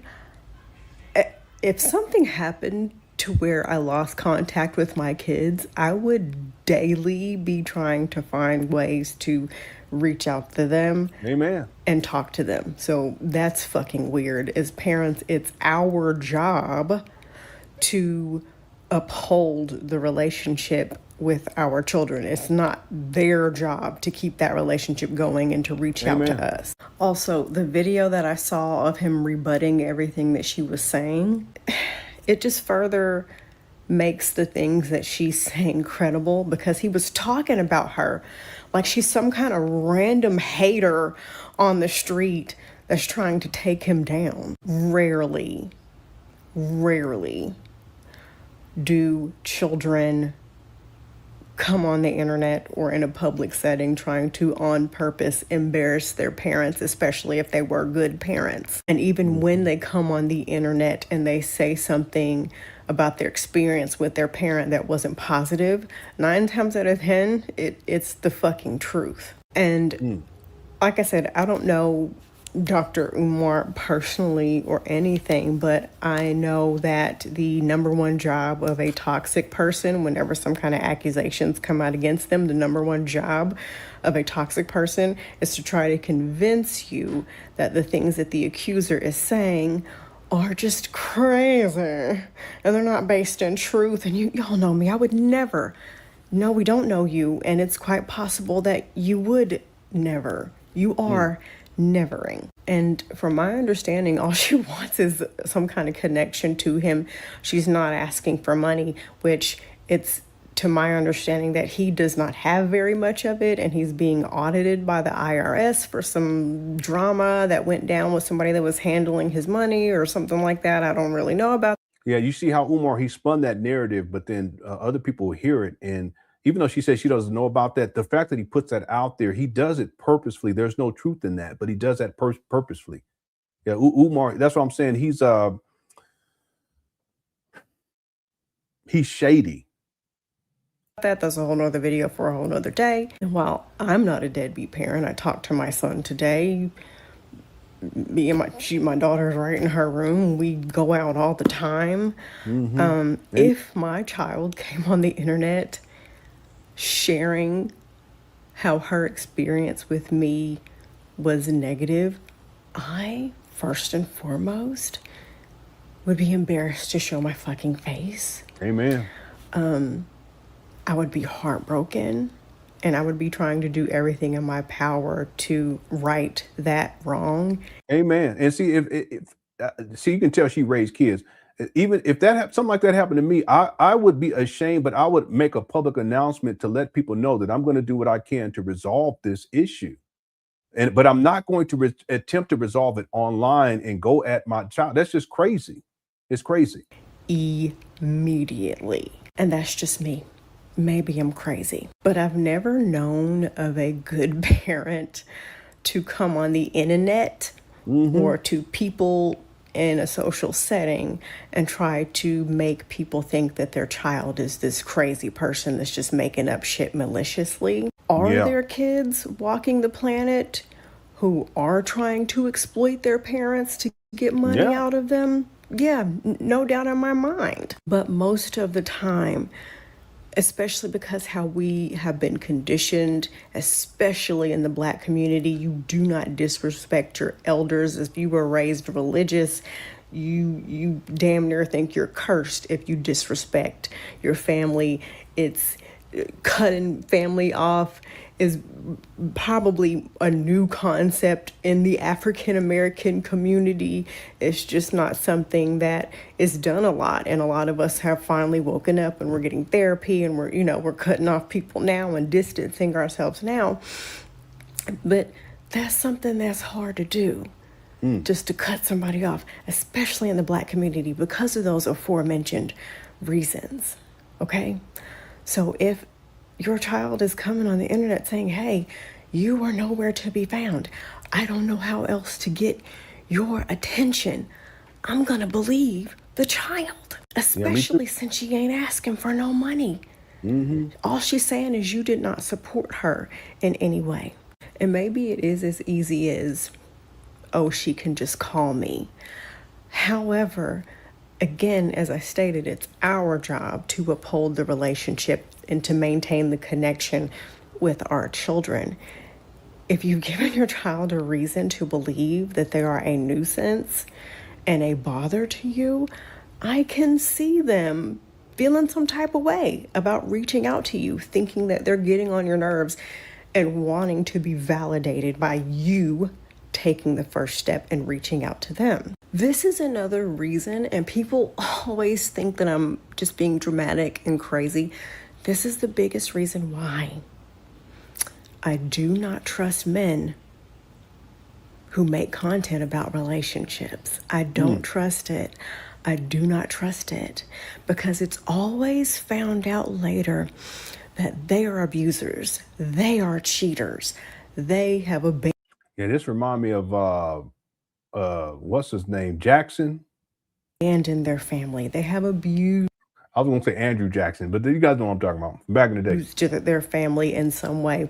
And I guess they're making this type of content to somehow absolve themselves of the guilt and the consequence. It makes them feel like a good guy, I guess. And unfortunately, because of the fact that we have so many women in 2025 that are still male-centered and still very much pick-me's, these male creators will continue to have platforms and people will continue to fall for the bullshit. yeah, it's interesting. I used to do content on relationships too, but it was me and my wife. We had to show positive relationships. I think that's quite different because there are because it reminds me of that guy Jackson. Derek Jackson, because there was a whole big thing. He was cheating on his wife and carrying on and all this other stuff. And I ain't never cheated on none of the women I've been with. I've been cheated on, no. I didn't like that at all. Okay. Anyway. In a perfect world would not by my wife either. Okay. This was before that I got cheated. I know. So y'all go to yeah, Lenon said, no, I ain't talking about my wife. Here we go. Love for him to reach out to his daughter and for them to have some kind of positive connection. However, if things don't turn around, I hope that she's able to get the help that she needs, that she's able to have an amazing support system, and that she distances herself from them. Because I feel like one of the worst things a parent can do is abandon their child. I don't understand that. Shame on him. Yeah. Amen. Yeah, I wanted to share this with you guys before, but I kind of got lost in the sauce. But it's excellent commentary. You can tell that she's raised kids. You can tell.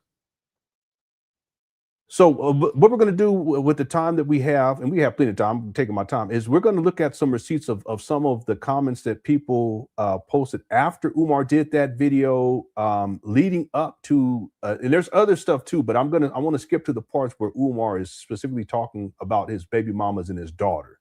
So we're going to skip forward. Let me just look and see what this one is.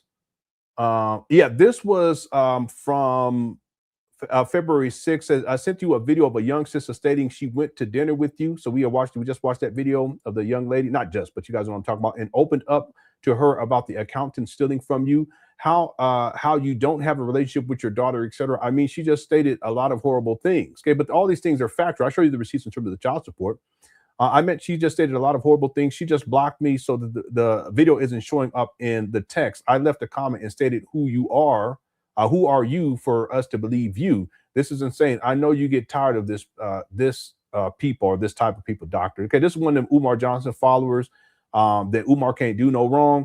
And then Umar responded, good Garvey Day Empress. Yes, she's definitely a liar. She lives in Wilmington, Delaware. I didn't know her, which means that she had to reach out to me, which she did, stating how she wanted to discuss business and how she can help with FDMG. We went to lunch or dinner one day while I was working at the school, and after a 1 hour meal, she now has an entire autobiography on my life. She said that she actually met Lenon a couple of times. Complete bullcrap. That was like a year ago, so I guess this just another sad case of a thirsty struggle streamer trying to make a come up off my name. Hashtag no weapon formed against me. So these are narratives. Umar, he spins the same types of narratives over and over again. All right, so now let's go to February 9th. Umar had posted this. Dr. Umar, I'm sorry you have to go through this. Can you provide a little insight into what's going on with your daughter right now? Umar says, family, this is a money grab. Now he's saying it's a money grab. First, he was saying that it was her clout chasing. This is a money grab, nothing more and nothing less. My daughter and I have been in contact with each other for several years now. Okay, that's a lie. Okay, remember, Umar stated in the video that she hadn't reached out to him, but she had his number. Why now? Why are you reaching out to me now? So he contradicts himself there. Hit the one. She has reached out to me intermittently for the past 8 years or so since high school. So she has been reaching out to you. See how this guy contradicts himself so much. So she had been reaching out to you, Umar, based upon what you're saying here. My number has not changed in 20 years. This was done intentionally so that my children could always contact me no matter what. No. You're a deadbeat.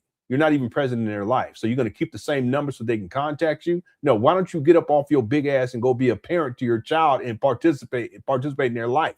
They got to call you. Each and every time that I have heard from my child, I've asked to see and spend time with her. She has never accepted my request for a meeting in all of these years. As soon as I mention wanting to see her, the conversation drops immediately until she decides to bless me with another random text message the following year. Okay, I don't believe any of this, what he's saying here. I often feel that I was being intentionally played with. He's always the victim, but continue to press for the opportunity to meet her. Cut it out, Umar. She did once provide some insight when she texted, "My mother doesn't want me communicating with you at all." Well, I see why. Currently, she is being completely dishonest and acting like I haven't been trying to connect with her. Every time I've asked to see her, she would cut off the conversation. This has went on for nearly a decade. So since she was 12. But Umar said, anyway, if you're able to text your father randomly when you feel like it, why couldn't you text him at a graduation invitation or meet with him just once? See, it's not the child's responsibility to tell you when her graduation or his graduation is.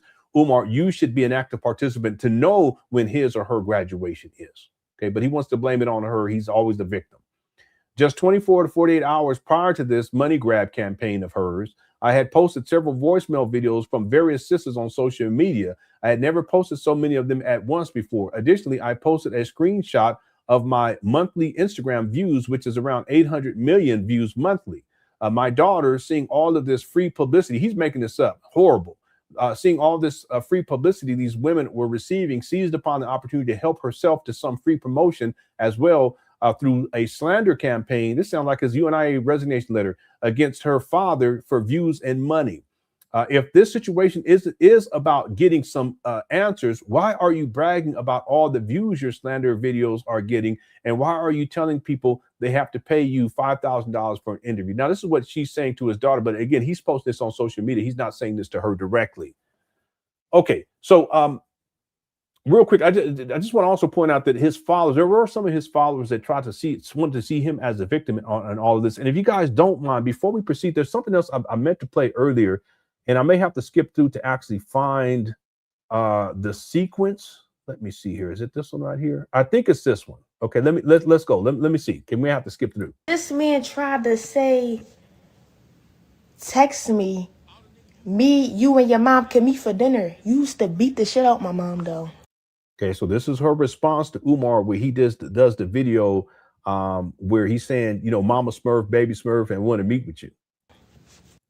This man tried to say, text me, you and your mom can meet for dinner. You used to beat the shit out my mom though. You used to beat the shit out my mom. Why the fuck would she want to deal with you? And I believe it. If she ever wanted to come forward, and she could be with her and her husband, they can come forward. I have them on the platform. You can tell the business. You need to be in fucking jail.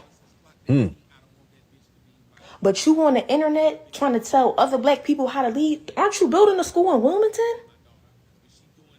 So you doing all this for all these other black kids, but not doing nothing for your two daughters. And I tried to reach out to you and you ignored me. How that work? And you a fucking woman abuser. You need to be in fucking jail. You wanted a kid so bad. You wanted to get my mom pregnant so bad. But when my mom had me, you left the hospital. You're not even on my birth certificate. You're not even on my birth certificate. So I found my sister that's on my dad's side. I tried reaching out to Dr. Umar. He ignored. Okay. I just want to play that because the allegations about abuse, but there's other stuff I could probably pull up when he doxed that baby mama and he was talking about domestic violence and then he stopped himself. You guys remember that? Hit the one. All right. So let's keep with the timeline. February 9th. Here's another post from Umar. Anyone with half a brain would have to ask themselves, why all this energy at this particular time? That's what they always say. Why now? Simple. It's a status and money grab. At the expense of my name, a simple crash out campaign for clout. But Umar already crashed out in one video, but that's not the worst of it. Cash and come up. However, that's not my main concern, as I'm sure when the YouTube and struggle streamer community is done exploiting, using, and weaponizing my child against me. Now he's saying it's his child. And whereas before he was saying that child. See, y'all see this? Hit the one. You see what he's doing? Weaponizing my child against me. They will certainly turn on her as their only loyalty is to the popularity of their platform. And at that time, when this is no more of a story and there's no more money to be made, maybe then we can finally build a relationship. No, you should have built a relationship when she was a young child, Umar. That's your responsibility as a father. But you are busy running them streets and impregnating other women and trying to be King Kong cookie crusher. She has no idea as to what she's doing, nor of the long-term ramifications of this behavior upon her public reputation. My major concern is why her mother is allowing her daughter to expose herself to the public in this way. I have enemies, real enemies, and they come in every class, color, and culture. I am not an entertainer. I am an activist. He's not an activist. No one should, he's a social media influencer. No one should know who Dr. Umar's children are and for their own safety. Okay, but you don't even know who your children are, Umar. You deadbeat. I'm an activist who receives threats against my life regularly. Why hasn't she put a stop to this? See, it's all about him as a victim. That's a narcissism. Are you really going to allow our child to interview with these viciously unscrupulous social media personalities who are old enough to be her parents? What honest answer can she offer, as she wouldn't dare expose her mother's role in all of this, and she doesn't know enough about me to offer these haters? Why doesn't she know anything about you, though, Umar? These haters, anything of substance, all she can offer is clickbait, just disparaging her over and over again. At this point, I wouldn't want my youngest daughter communicating with her until, yeah, but you're not even a participant in your younger daughter's life, Umar. You're a deadbeat there, too. Do I need to pull up the receipts? Don't make me pull up the receipts. I can pull up the child support docket for that child too. In fact, in 2025, you have an entry for that docket. Don't make me do it, Umar.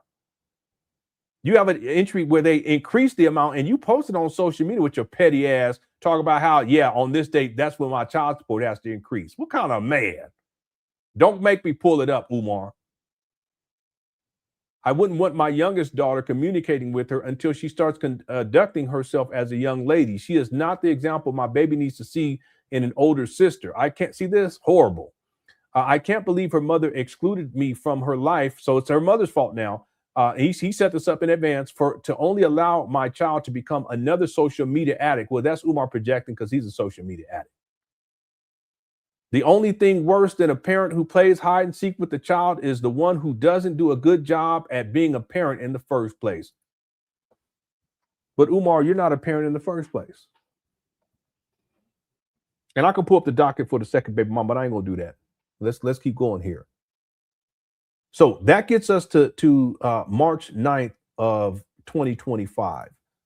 Umar does a video the following day, and this will be the last video that we get into for today. Okay, this was March 10th of 2025.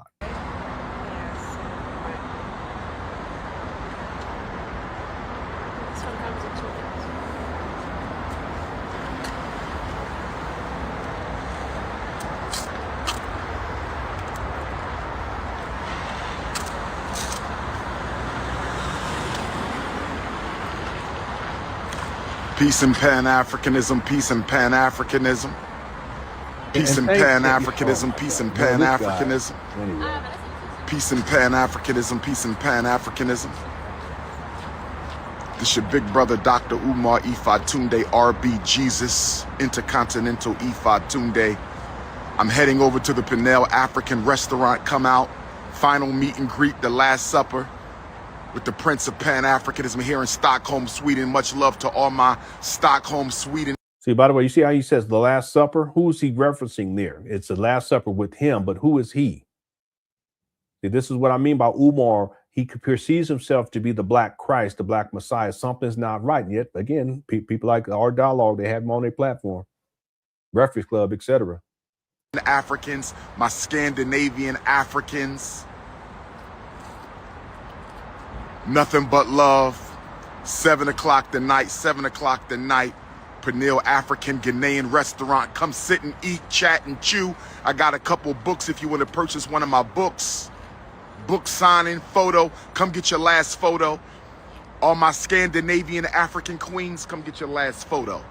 All my Scandinavian African queens, come get your last photo at the Peniel African restaurant tonight, 7 until 9, Stockholm, Sweden.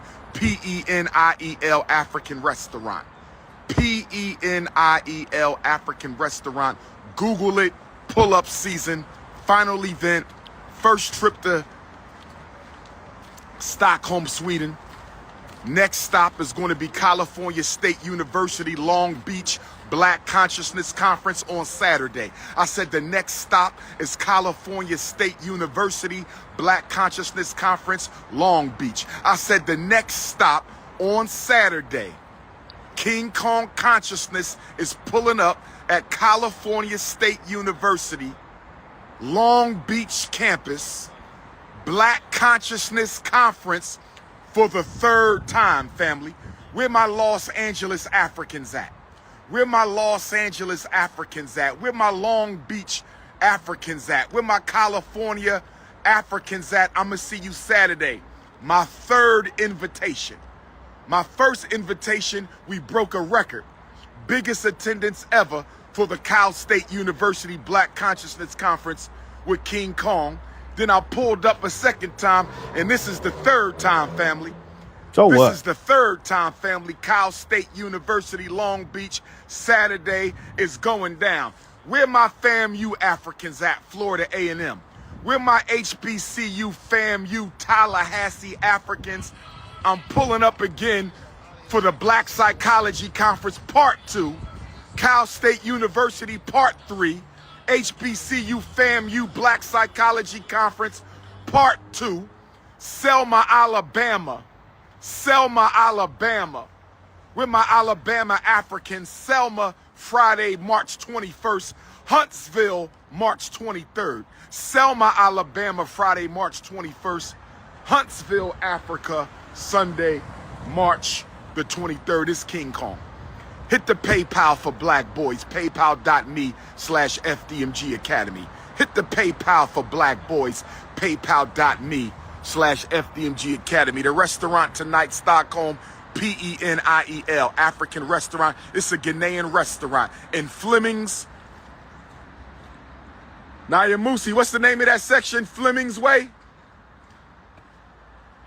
I think it's like Fleming's Way. You can email panafricanevents@gmail.com. King Kong Consciousness. I got to get back to the United States and handle some domestic issues. I got to get back to the United Snakes and handle some domestic issues. I got to get back to Philadelphia and handle these domestic issues, brothers and sisters. You either with me or you ain't. No riding the fence. You either with me or you ain't. No riding the fence. And the domestic issues obviously is the situation with his daughter. So I like to do this. I want to show a couple of more receipts, and then there's 2 videos I want to get through today to set us up for the main video for tomorrow. And then tomorrow we'll also get into the rants that he did against his baby mamas inside of his mama's closet. But let me share something here, because I always tell people I got the receipts. This is the second baby mama right here. This is from 2015.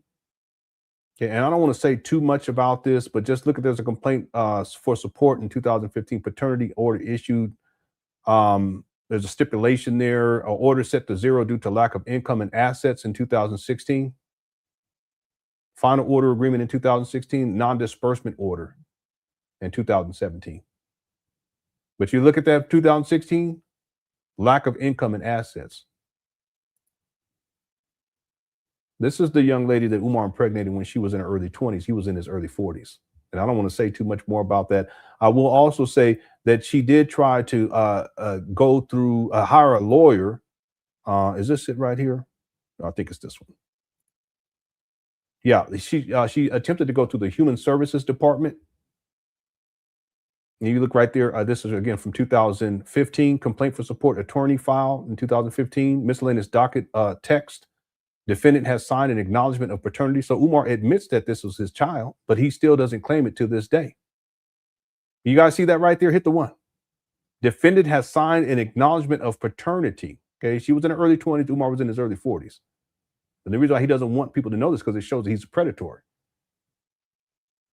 So when I say that Umar has at least 3 children in Philadelphia, it's a fact. It's not alleged. I don't want to hear that shit. I go based upon the receipts and the research. And when I speculate, I say I'm speculating. I'll say I believe, I think. Okay, this is not speculation. This is not I think. This is not I believe. This is a statement of fact. Umar Johnson, the defendant, signed an acknowledgement of paternity in 2016. And he wouldn't pay child support. So she tried to go to the Human Services, the Department of Human Services.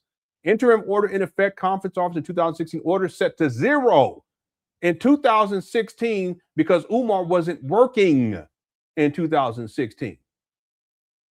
Interim order in effect, hearing officer 2016, exceptions filed, generic order. There's those generic orders again. Interestingly enough, there is in 2017 order employer to terminate income attachment. So this means that Umar, someplace in 2017, he worked. See, I'm always fair. The point is that he wasn't working consistently and hasn't worked consistently since 2006. Now, I haven't verified where he worked at in 2017, but my best guess is that when he worked for about 3 months in 2014, it was as a school principal. Okay, this employment here, I don't know what that is.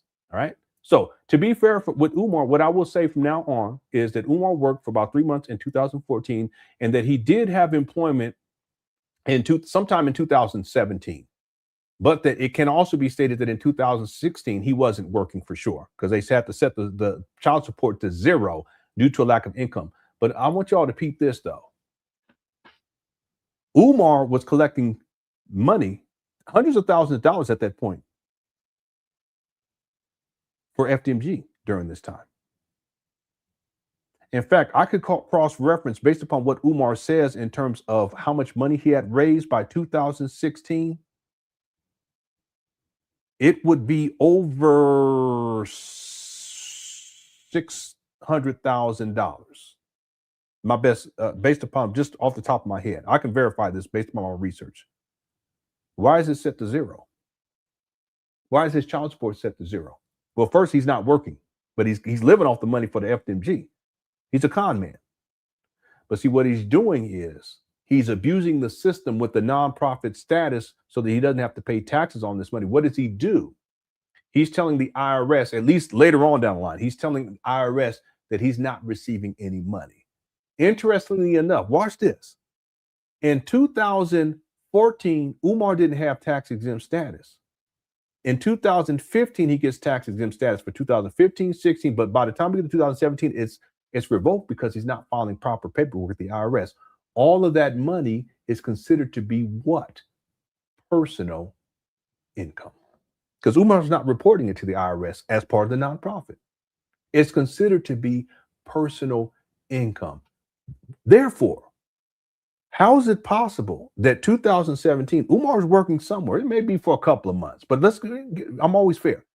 How is it possible that it's set to 0? His child support is set to 0 when all that money that he had raised up until that point was considered to be personal income. All right. Now, from now on, I'm going to say Umar, the record shows that Umar worked somewhere in and around March of 2017.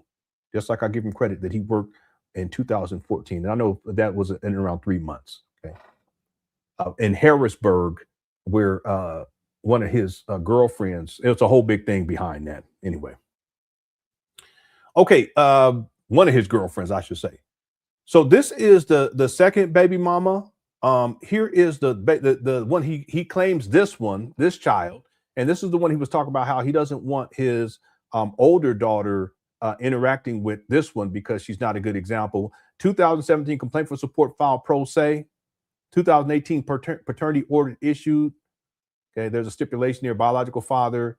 Interim order in effect, conference officer, final order, non-agreement, contempt petition issued. This is in 2018, issued against the defendant. He ain't paying child support. Generic order. Remember I told y'all we know what that means. Contempt order, final. Pro se, contempt petition filed by the plaintiff. Generic order, 2018, 2019. Okay, he acquires these abandoned buildings in 2019. They're trying to get money out of him, but he spends money for these trap bandos. That money is still considered to be personal income too, because he didn't have tax exempt status until 2020, and it's not retroactive. but they're trying to find out where Umar is employed. He's not employed.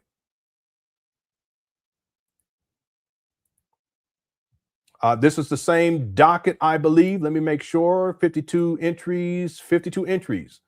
2019 order to vacate a bench warrant. Generic order, order to vacate a bench warrant. He ain't paying. Generic order, modification petition, plaintiff attorney file, order to appear at a mod conference, order to appear. This is all in 2019, the year he acquired these abandoned buildings. Pro se contempt petition filed by plaintiff.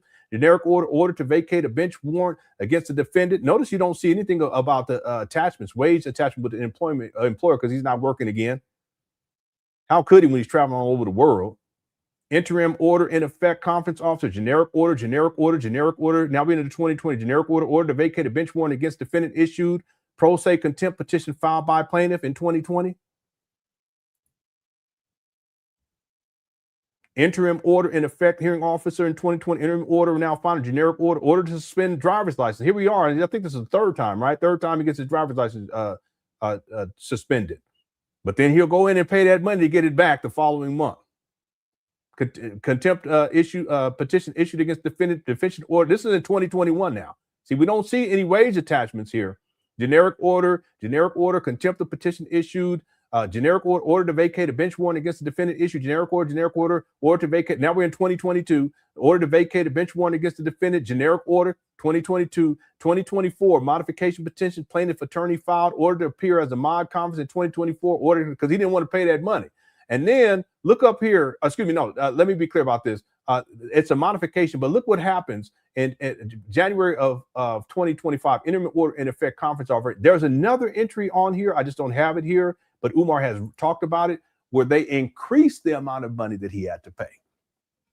And Umar posted on his Instagram page. He put the date when the amount was going to increase to be petty. But what it shows is that Umar ain't paying child support on time, and he ain't paying a lot either. I already know that too, because he's unemployed. They go, and when you're unemployed, in the state of Pennsylvania, they go based upon minimum wage. This is y'all's prints.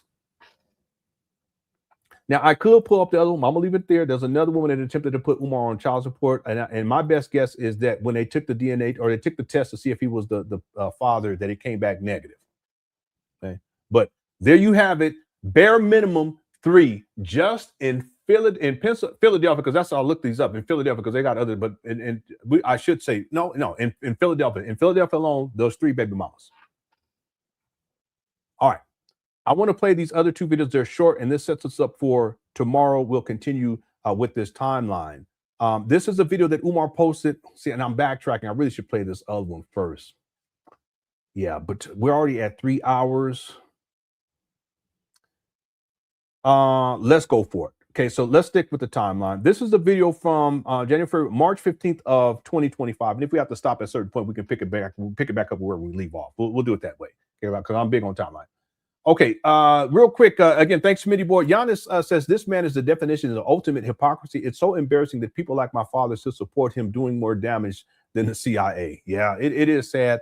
But I have a sense that over time, more and more people will wake up. There's people who still believe in R. Kelly, and Bill Cosby for that matter. Right. So the same rule applies to Umar. It's unfortunate, but it's the reality of the situation. But I can say this, Giannis, that over the years, I have seen that more and more people are waking up to who Umar is and what he is. And less people support him. Right. So that's what we kind of, we got to keep the faith and just keep spreading the word, because ultimately, at some point, he's going to be thoroughly exposed. It's inevitable, because time always tells the truth and karma's undefeated. All right. Thanks, Giannis.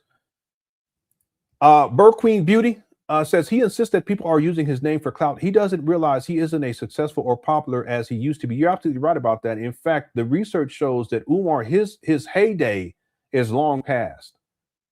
And really, even before 2019, it had passed. It's just in 2019 when he acquires these abandoned buildings, it revs up again. But what has happened since that time, 6 years and 10 months later, is that more and more people, they realize this school is just a scam, and so less and less people support him like they used to. See, I can even, and I have, you can track Umar's social media presence starting with Facebook. Facebook in what year was that? Facebook in 2000. 2007, I believe, or 2008. Not much engagement. 2009, not much engagement. 2000, even in 2010, not much engagement. 2011, not much engagement. 2012, now we're getting into Hidden Colors era. You start to see a little bit more traction. 2013, you start to see a lot of traction. Okay, not big time, but you see a lot more traction. 2014, more traction and then traction. So what you see is that's when he starts promoting, even though he had promoted it before. It's supposed to open September of 2013. 2014, Umar recognized that the fame and the lure that he presented to people was growing. That's when he goes full force with the St. Paul school scam. And he banked on, literally and figuratively, him coming up through the Hidden Colors series, also through Sonnetter in the House of Conscience. But I would say that nothing had much a greater impact on Umar's rise in the Black conscious space than Hidden Colors series, and he was in 3 of them. Remember, serving correctly, at least 2. I think it's 3. So Umar played on that. So 2014, you know, he starts to get a whole lot more tracks. 2015, like he's big time. You look at the pictures, you see the interactions. It starts to really pick up on the social media. He starts on Instagram too. And then you see him when he's speaking. You see the sold out crowds, jam packed. 2015, 2016, things start to kind of waver a little bit because people are like, where's this money going? 2017, people are like, what? Things really start to fall off. 2018, it gets really bad. GoFundMe ends up shutting him down at a certain point. You know, all this other stuff. Conscious Tripper happens. All this stuff. There's all kinds of stuff. His beef with Tariq Nasheed takes place. The point is, by the time we get to 2019, Umar, he gets an infusion of that support because he finally purchased these trap banners in Wilmington, Delaware. And you'll see a peak. In fact, when he reports to the IRS how much money he's making in one of those years, I can't remember which year it was, after 2019, he raises he claims that he raises $200,000. I think he raised more than that, but that's what he reports to the IRS. So that's because you see the rise again, but it's short-lived because at a certain point, with all the shenanigans, all Umar's foolishness, him acting crazy, up there at these abandoned buildings looking disheveled and smoked out, he does the Kobe Bryant rant, et cetera, et cetera. I can give all the types of examples. Things start to fall off again. And that's what's happened from then until now, to where now he's not popular like he used to be. No. Just in the time that I've covered him, he's not as popular as he used to be. But based upon my research, you go back to his heyday, he ain't nowhere close to that. He's burned so many bridges. He done ran through so many women that all these people have exposed him for. And it's truth. It ain't hate. All these people criticizing him, and it's due. I mean, it's not, the reality is that Umar, he's a con man, he's a charlatan. More and more people are waking up.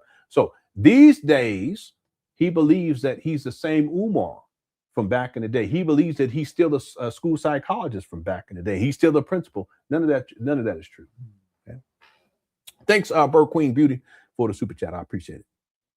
What's up, D? That's all. Walking contradiction with his attire alone. Yeah, he's supposed to be a school psychologist, but he dresses. I mean, I don't even know what to call that.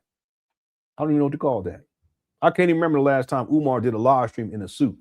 I mean, why would he though, D-Daz? If he live streamed inside of Mama Closet, why would he do that anyway? It's a Mama Closet. Or if he did it at the FDMG abandoned buildings, why would he dress in a suit? You know what I'm saying? Those are some abandoned buildings. You know, I can't even remember the last time.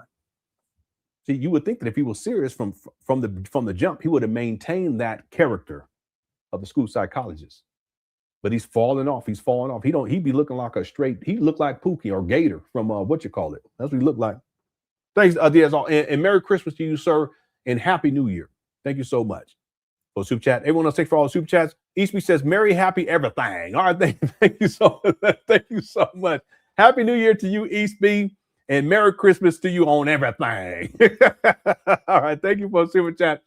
We're gonna get through some of this here, and then we'll be back tomorrow with another mini marathon. If you, I want to thank everyone again for tuning on in. 483 likes. I think it's more than that. Let me refresh this page right quick just to see. Yeah, we reached our goal of 500. Thank you guys so much for that. 1,294 votes. Were you surprised when Umar got exposed by his daughter? 23% said yes. 77% said no. All right, so let's keep this going. This is from February 15th of 2025, and this is when you start to see the pressure of all this building in Umar, and he starts to crash. He was kind of crashing in the other video too, but since that other video, you start to see more and more people talking about this, and on the social media, they're going in on him, so forth and so on. And now you start to see Umar where he starts to kind of lose it. He's already done lost it, but you'll see it a little bit more. But this is pales in comparison to what comes, and we're gonna get into tomorrow. Let's get into this. Here we go. Peace and Pan Africanism. Peace and Pan Africanism. Mark Zuckerberg just interrupted my previous live. Peace and Pan-Africanism, peace and Pan-Africanism. Mark Zuckerberg just interrupted my previous live. Peace and Pan-Africanism, peace and Pan-Africanism. No, he didn't. Mark Zuckerberg just interrupted my previous live. Say it I one want more to say time, good Umar. Garvey Day to my Africans on the continent of Africa. I want to say good Garvey Day to my Africans in Asia. I want to say Umar, he was on a reality show. It was I want to say the Housewives of Atlanta or something like that. I have the video. I should go pull it up. Umar, you funny. good Garvey Day to my Africans of Europe, my England Africans, my French Africans, my Irish Africans, my Scottish, let me skip Kentucky Africans, my West Philly Africans, my North Philly Africans. Dang, he doing this for 2 minutes. My and 50 Germantown, seconds. Mount Airy Africans, my Southwest. Yeah, this is him trying to just get people riled up. He wants to say what city they're from or state or country because it makes them feel inclusive. This is him rallying the troops because he's under duress right now. Philly Africans, them Susquehanna Africans. Brothers and sisters, I am live in Long Beach, California. Brothers and sisters, I am live in Long Beach, California. Brothers and sisters, I am coming to you live from Long Beach, California. Let me say good Garvey Day to my West Coast Africans. Where my Los Angeles Africans at? I am here. My Compton Africans, I am here. My South Central Africans, I am here. San Diego. Don't even do it, Umar. 3 minutes, and he's 3 minutes 30 seconds. He's still doing it. Let me skip through. 4th annual California State University at Long Beach. The 44th annual California State University at Long Beach Black Consciousness Conference. I want to see all my California State University Africans today. The conference begins at 11 o'clock. Let me skip through. 4:30 today on /FDMG Academy. Make sure you hit the PayPal for Black boys. PayPal.me/FDMG Academy, or you can mail your check or money order. You can mail your check or money order. You can mail your check or money order payable to FDMG Academy, P.O. Box 9634, Wilmington, Delaware.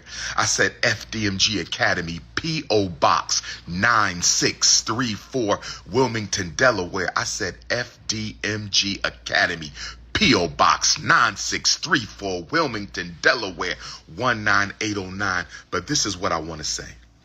Anybody remember what reality show he was on? Let me know, because I wanted to pull that up. Or if you know the year too, but if I know the reality show name, I'll have it. I just can't remember what year. I'm gonna look through my archive. First of all, my Los Angeles Africans, my Southern California Africans, if there's anything black and conscious happening tonight in the Los Angeles area, please text me a flyer. I might just pull up on that ass. I said to my Los Angeles Africans, if there's anything black and conscious going on in Los Angeles tonight or tomorrow, text me. Okay, yeah, the Real because I Housewives. might Okay. just pull Let me up pull it on up. that ass. What's going on in Leimert Park tonight and tomorrow? South I said, Leimert what's Park? going on in Leimert Park tonight and tomorrow? If there's anything going on in Leimert Park tonight or tomorrow, please text Dr. Umar the flyer.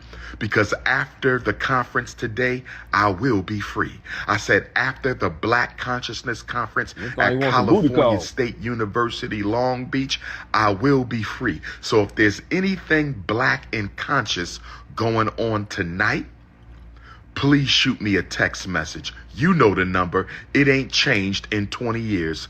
215-989-9858. 215-989-9858. 215-989-9858. If there's anything going.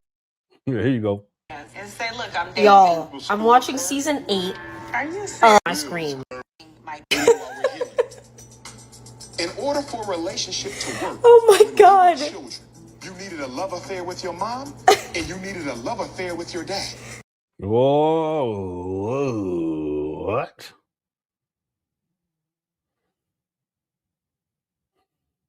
Let's not get sidetracked. I got another version of it too, but we're gonna leave it right there. We're gonna leave it right there.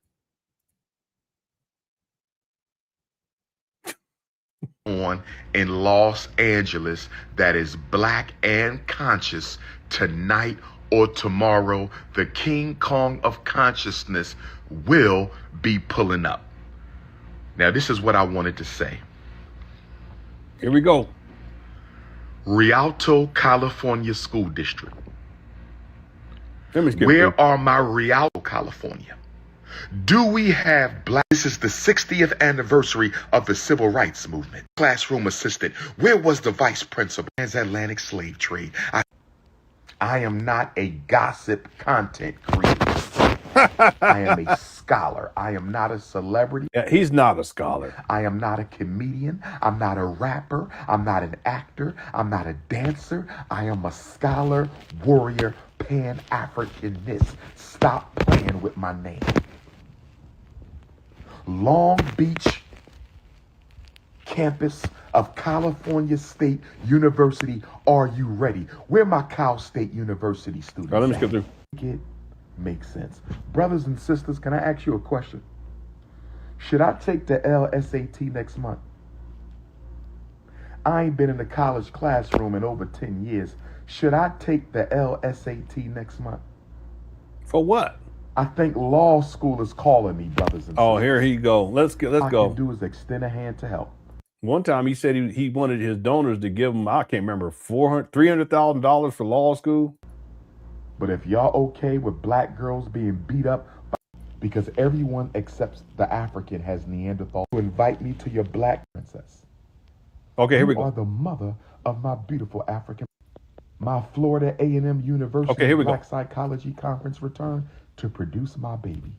If I do not meet and see my child by Saturday, March 20th. Okay, let me back it up. When we talk about Mama Smurf, that's old crusty news. We dishonesty tour. Dishonesty and revenge tour. Silver lining. Amsterdam Africans. Okay, here it is right here. Yeah, was it 300,000? And that little piece of silver lining. Yeah. In the Mama Smurf, Baby Smurf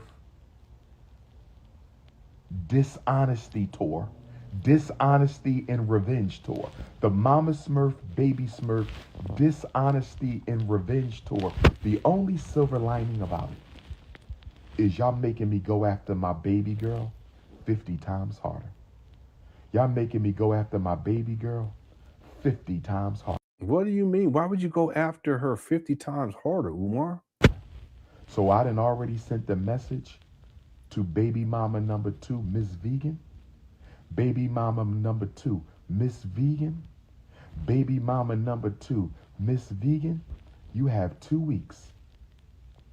So this is not the first baby mama with the oldest child that came out to expose him, but he takes this as an opportunity to attack his the other baby mama. He has 3, but they attacked the baby mama that we're in. In 2025, there's entries on his child support docket, including an increase in payment, child support payment. To produce my child, who you've been keeping from me while I've been paying child support. Okay, I showed you guys the child support docket, right? See how he lies? Hit the one. I already showed you the child support for the second baby mama. Or is that the third baby mama? Anyway, the point is I already showed you guys the docket for all 3 of them. If you're paying child support on time, you're not going to get your license revoked. You're not going to have all these generic orders and be in contempt of court. I already showed it. See, I go with the facts and the receipts, not conjecture or speculation. And if I do speculate, I'll tell people in advance, I'm going to speculate here. There's nothing wrong with that either, unless you're lying on people. I ain't going to do that. Just like baby mom number 1, it's deja vu. It's deja vu. Collecting my child support, denying me my child. Collecting my child. It's not your child support. It's your children. See this guy? Child support, denying me my child. Collecting my child support, denying me my child. So baby mama number 2, we talking to Miss Vegan right now. We ain't talking about Mama Smurf. She old news. She old crusty news. We talking about Mrs. Vegan right now. We ain't talking about Mama. See, who he calls Miss Vegan, she ain't said nothing about none of this, but Umar has to take it as an opportunity to attack her. Smurf, that's old crusty news. We talking about Mrs. Vegan, baby mama number 2. You have until the eclipse of March 29th. You have until... See, this is what abusers do. They're going to tell you. It's like he's giving her an ultimatum. Does it make sense? He's abusive. My Florida A&M University Black Psychology Conference return to produce my baby. If I do not meet and see my child by Saturday, March 29th, Mrs. Vegan, I will be going live, and I'm going to tell the whole world information you don't want them to know. And Mrs. Vegan, I don't want to put your business in the streets. You are the mother of my beautiful African princess. You are the mother of... He's not an active participant in that child's life either. My beautiful African princess. And I respect you, Ms. Vegan. I respect you. But you are not going to deny me my child anymore. We have a child support hearing coming up because you want more money. We have a child support hearing coming up because... See how petty he is? And I have it. I just didn't show it, but yeah, it was increased. The amount was increased. You want more money. We have a child support hearing coming up because you want more money. No problem.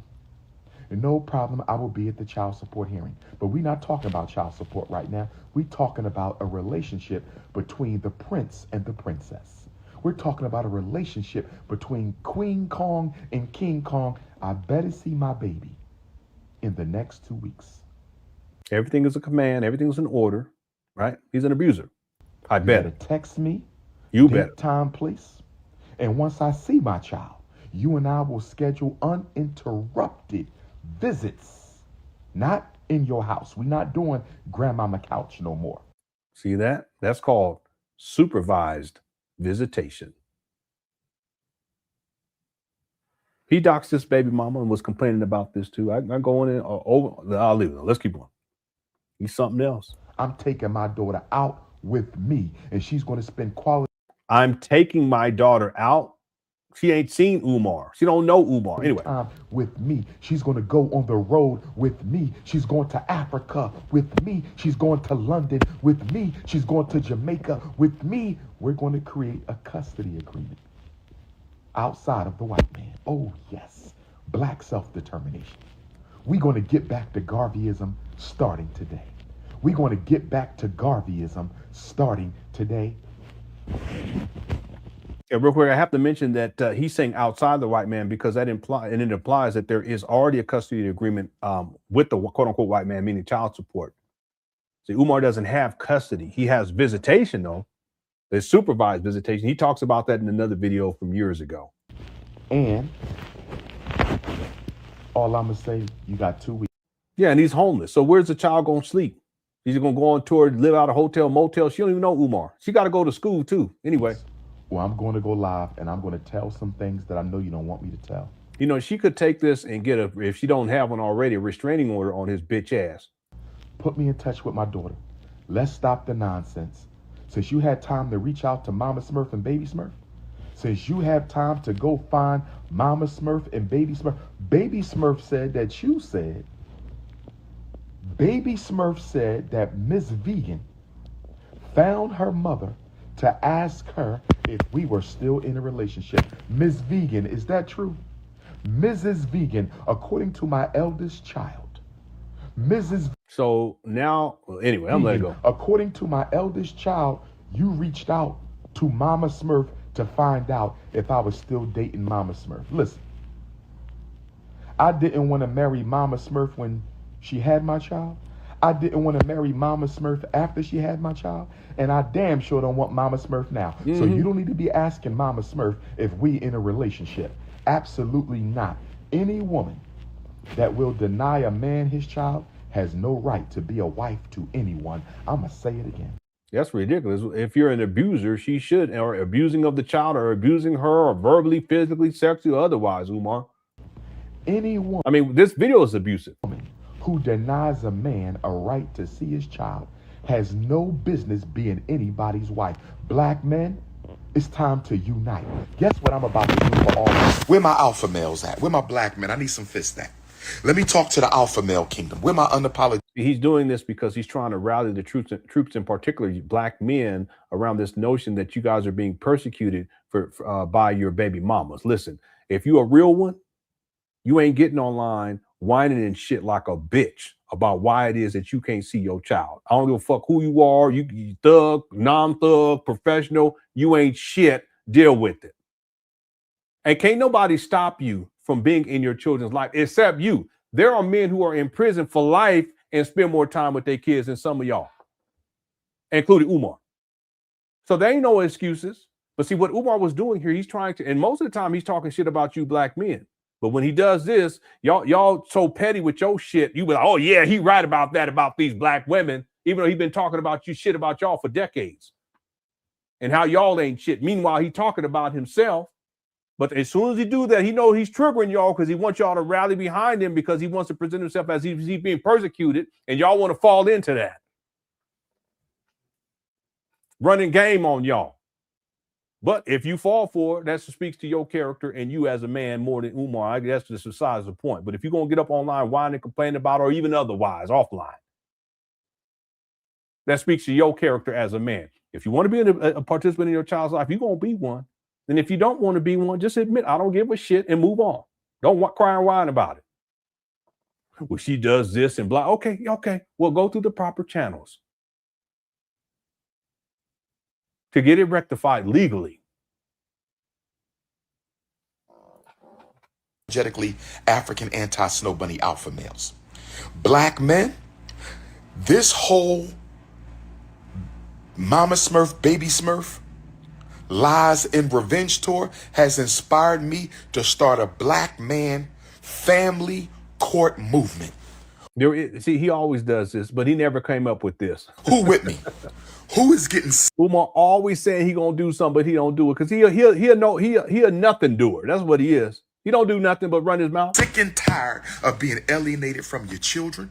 What black men are sick and tired of paying child support and can't see your child? Where you at?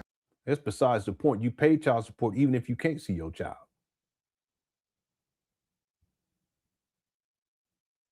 You know what I mean? I don't get it. Why do people be complaining about money when it comes to your children? I spent about $1,400 2 days ago to get my daughter a computer. Just because. You think I'm crying about the shit? No, I'm grateful that the money's good. Thank the Lord that I got the money to be able to do that for. You complain about child support, peanuts compared to that, Umar. These child support, they got you on. There's been times where Umar have to pay based upon minimum wage. What you crying about? Raise millions of dollars for a school that don't exist, but you can't. And who knows how it's got. Listen, ain't no telling how little money he had to put down on these babies, but he gonna complain about it. Black men, where you at? I'm talking to black men all around the diaspora. I'm talking to black men all around. Where my black men at? Give me some black fists, African men. Give me some black fists. If you tired of family court, you tired of custody court. Well, if you would just pay your child support and maintain the agreements, you wouldn't have to be going in back in it anyway. You tired of child support court? I'm going to start a movement. Oh, y'all done woke up a sleeping giant now. Cut it out, Umar. Y'all done woke up. I'm starting a black man anti-family court movement. We are sick and tired of being taken advantage of. We are sick and tired. He's always the victim. He's the deadbeat. Of family court taking our money and not guaranteeing us a right to see our children. Listen, child support and visitations, two separate things. Don't conflate the two. If you want to visit, then you go through the proper channels legally through the court system to get visitation rights. Either way, you still should be supporting your child financially. That's a non-negotiable. You wanting to see your child means that you have to be stable, that you can't be a threat to the child. But look at how you're behaving online. You should have your own place, Umar, not living off your mama in filth like a hoarder. Where the little girl gonna stay? The mama closet? At FDMG, these trap bandits in and out of motels that you travel in the world? I mean, he's the black second reincarnation of Jesus, state of the art iteration today. Yeah, you know, it's amazing. Umar, he says he's all these great things, but this basic thing about being a father to your children, he can't figure this out. He's supposed to be the most requested scholar. He's the King Kong conscious, the Prince of Pan Africans, a school psychologist, a child therapist, a family therapist, a school principal, vice principal. List goes on and on. Big Papa. but he can't figure this out. So he can be an active participant in his child's life? No. In some cases, it's just as simple as this. There are men who don't want to be in their children's life. They just don't care. And I'm not saying that that's okay, but it's more manly to admit that than to try to blame everybody else and act like you're the victim. What about the child? It's about you. It's not about the child. That speaks to character. It doesn't compute in Umar because he's like a sociopath, borderline psychopath, you ask me, but sociopath for sure. Narcissistic sociopath. He's thinking only about himself, his money, my child support. What you mean your child? That child's supposed to go to that baby. And you should feel good as a man, but Umar's greedy. He's a greedy. Let me stop. Umar's greedy. He feels like all money is his money and he shouldn't have to pay for nothing, including the life that he created. See, what you should have did, Umar, is instead of running through these women raw dog, what you should have done is put a condom on. That's what you should have did. Thank you, alls for Alias. Deacon Weasel says, can we leave self-appointed doctors in 2025? Yeah, Umar says that he's a doctor, but not in the literal sense, meaning that he's not practicing anywhere as a doctor to any degree. That makes sense to people. He just uses that title because he has a PsyD. See, here's the thing, that just because you go to law school and you pick up a degree doesn't mean that you're a lawyer right away. There's still steps that you have to take. This makes sense. You got to pass the bar. You know, you have to actually be working as a lawyer to say I'm a lawyer. Well, that's the same thing with Umar. Just because someone graduates from medical school doesn't mean that they're a doctor. They have to still get further training and go through what they call internships and all this other shit for a long time. And then at a certain point, they have to pass different tests. They become an actual doctor. Well, Umar never did those steps as a psychologist, to where in 2025, he can say that he is a doctor of psychology, meaning that he's working as a doctor of psychology. He's not. It's just a PsyD. That's all. It don't even matter. Any degree. If you all get a degree in dance, but after you get that degree in dance, you don't dance, that means that you're a dancer. You get a doctorate, I guess, in dance, if you can get one. I don't know. But you don't dance. You got one foot, the other foot arthritic foot. Let me stop. You know what I'm saying? You got sciatica. You can't even stand up, but you still say, I'm a doctor of dance. All right. Anyway, thanks, Deacon Weasel. What's up, User 225 says, I'm joining late. Today's Umar Johnson vids recent. No, we're covering the whole situation with his daughter when she exposes him in the beginning. Towards the beginning of this year, and we'll carry this into tomorrow, and we'll get through everything. Tomorrow's gonna be crazy because that's when we get to the video. He's in his mama closet with the WWF belts. We'll get into those videos tomorrow. Okay, so this is a mini marathon today. We'll do another mini marathon tomorrow. Thank you, User 225, and Happy New Year, Merry Christmas. And Big Man's here. FDMG Fantasia shaped deadbeat mediums. Ain't nothing wrong, Fantasia. Cut it out. I always thought she was pretty. Fantasia shaped deadbeat medium small shirt and pants wearing Garbo bear. He used to call Garvey Garbo. Let me take a moment. I know I did recently, but I want to do it again because you're here. And I know you're not around as much as you have been, but I just want to thank you because you brought a lot of comedic relief to these live streams for years ago, but for years. You did that. And it's translated into my own life in different ways. I'm more joyful, and not just online, but with my family and everything. So I want to thank everyone who participated in that. But you were one of the main people who kind of set all that up. I remember I used to get mad. I ain't gonna lie about it because he would take over the show. And, you know, people were focusing on what he was saying, not focusing on me. All right, this is my show. Yeah. But what the best thing about it was that it brought a lot of comedic relief. And it's going to translate into 2025. I can guarantee you all this. and y'all to see. All right. So thank you so much, big man, for all your support over the years, but most importantly for bringing the comedy into the chat room. It's been a wild ride. Okay. Salute to you, sir. Merry Christmas and Happy New Year. Okay. And thanks for the super chat as well. Everyone else inside who sent the super chats, thank you so much. I appreciate the support. And we reached our goal of over 500 likes. The poll question, real quick, were you surprised when Umar got exposed by his daughter? 23% said yes, 77% said no. Okay. Thanks again, big man. Appreciate you, bro. YouTube5 says, did Umar Johnson get coal or fingers in his stocking? Let's not do that. All right, we gonna leave the jokes about the fingers and things. We're gonna leave that in 2025. Okay. All right. Okay. Let's keep going, everybody. Oh no, you are so welcome. And again, next year you guys will see what I mean by it's going to carry over into next year. I got some. I shouldn't even say anything. I'm gonna leave it right there. Okay. Thanks again, big man. Okay, let's continue here because I want to get to this video today. And then we'll have a reset for tomorrow. Here we go. Do y'all know how many custody agreements I had with Mama Smurf?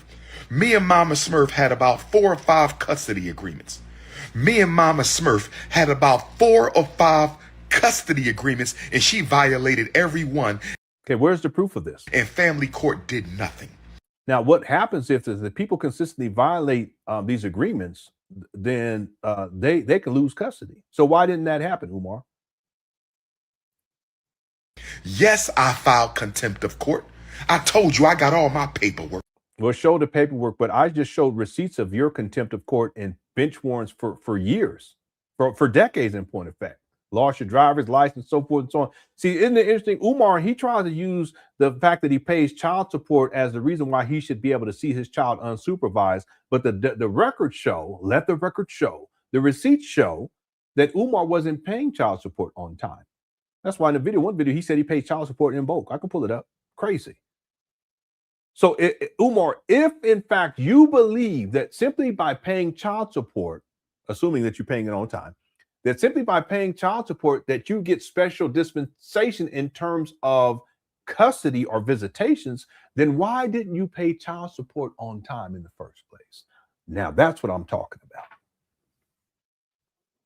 If it was so important to you, visitations and custody, why didn't you in the first place pay child support on time? Because it wasn't important to you. So all this other shit you talking, I don't want to hear it. That's what you call critical thinking right there. Hit the one. See, if it's important to you, you're going to do what you have to do to make sure it's actualized. You're not going to do the opposite. Well, that's what Umar did. And that's what the records show. Without a shadow of a doubt. I showed the receipts already. See, this is what I mean by Umar. He's a pathological liar and he spins false narratives. He associates paying child support with custody, that they're saying they're the same thing. Well, if that's the case, then you should have been paying child support on time so you can maintain custody and visitation. But the record shows that you weren't paying child support consistently. You've had your driver's license revoked. Umar's been arrested. It's not on the docket, but he's been arrested for non-payment. They ain't gonna arrest you if you missed a payment or two here. You've been in contempt of court so many times. They said, okay, we're gonna bring him in.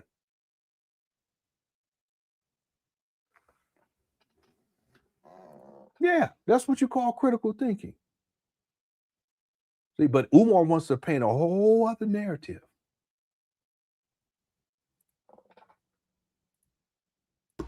I got all my paperwork. Yes, I filed contempt of court. And what did the court system do to Mama Smurf? Nothing at all. The court system did nothing at all when Mama Smurf failed to produce my child. So we not going for it. Black men, get ready. Black men all over the world. This is a Pan-African movement. I'm starting a black man anti-family court movement. We step into all elected officials. He never did any of this. If you are a mayor, if you are a city council person, if you are a state rep, if you are a state senator, and if you don't stand with black men against the family court exploitation and domination, we will vote you out of office. That's right. The best way to not deal with it is to do right.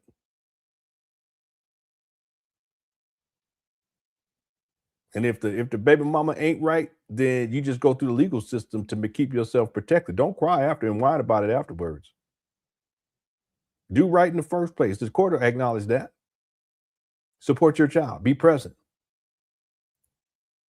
We're going to start with Congressional Black Caucus. We're going to start with Congressional Black Caucus. None of this We're going to start with Congressional. We going to D.C. Black men, are you ready to march on D.C.? We want a meeting with the Congressional Black Caucus. They not doing nothing anyway. They not doing nothing for black people anyway. They not doing nothing for black people anyway. We going to go to Congressional Black Caucus, and it's always we gonna. I'm gonna. We gonna. You ain't gonna do nothing. Going to tell them that they're going to create a bill for black men. First of all, no child support. Yeah, like white men and Asian men ain't got child support problems. Mexican men, Latino ain't got no child support problem. You know, ain't nobody else got no child support problems. It was that black men. That's crazy. If he don't see his child, we changing the rules. You don't get no money if he can't. That's about what it is. A pancake movement, man. We gonna make sure that we get the pancakes for the black. We gonna make sure we get the pancakes for the black men. We're gonna be protesting out in front of IHOP. Boy, that's crazy. That's the movement. We're gonna get the pancakes and the butter biscuits. All right. All right. Shout out to Big Man. That's what it came down to, was the pancakes. The pancakes and butter biscuits. All right, let's keep going. Thank you for the super chat. Here we go. Child. Period. Yeah. RBG you don't pancakes. get no money if he can't see his child. I'm going to say it again.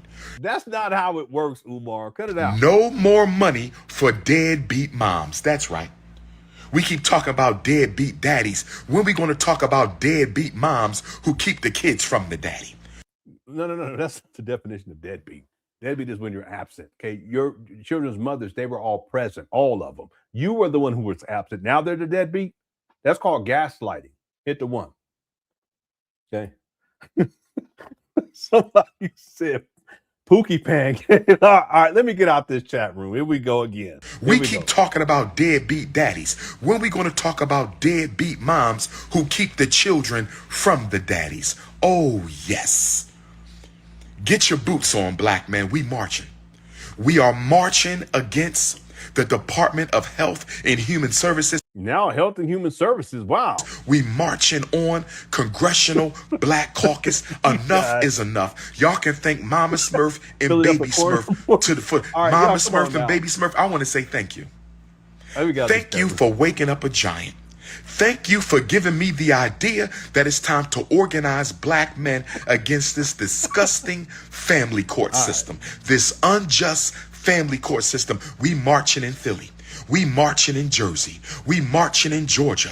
Umar ain't marched nowhere except to IHOP. We marching in D.C. We marching against family court in Baltimore. We marching in Fort Lauderdale. We marching in Miami. We marching in Savannah, Georgia. Augusta, Georgia. We marching in Brooklyn. We marching in the Bronx. We marching in Staten Island. We marching in Manhattan. We marching in Chicago, Detroit, St. Louis, Nashville, Knoxville. We are marching against the injustice of family court. We don't have a problem paying child support. I never had a problem paying child support. See how much this guy's lies? This guy's lies. Do you see how much he lies? I just pulled up the dockets. Hit the 5 on that one. I showed everybody. I didn't show one of them for that other baby mama. Anyway, you can see the honey and beehive syrups staining his grizzly bark. His garbled bare beard. Yeah, it do look like he got some honey and beehive syrup. Yeah, this is a long-standing joke that Big Man used to tell about Umar, because it was something about the Umar and the 3 bears or something like that. It was years ago. He's like a big old, he's a bear cub. He's just big. Okay, he's a big bear cub. Yeah, thanks, Big Man. Yeah. He looked like a Care Bear. He's a Care Bear. I used to love that show. Y'all remember Care Bears? All right. Thanks, big man. Here we go. When I went to my first child support hearing for my oldest daughter, yeah, I'm trying my oldest child, baby Smurf, was only 3 months old or younger when her mother took me to child support. 3 months old or younger. Yeah, but I thought he said that she was on child support before she was born, and then he said that from the time she was born. Now he's saying 3 months. Y'all see this guy? I have that in the timeline too. He lies so much, it's incredible. In the child support I used to agent love me some Care Bears. Told her mother that he did not want to do the order. God is my witness. God, Olo Dumare, Yame, Chukwu. You see how much of a liar? Listen what Umar said right here. Looking crazy. Hearing for my oldest daughter. My oldest child, baby Smurf, was only 3 months old or younger when her mother took me to child support. 3 months old or younger. And the child support agent told her mother that he did not want to do the order. God is my witness. But then he does the order, even though he didn't want to?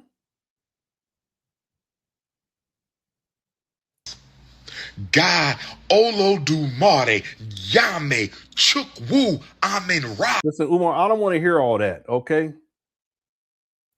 Is my witness. Olofi is my witness. Cut it out, Umar. Talking about Chikwu or whatever you said. Cut it out.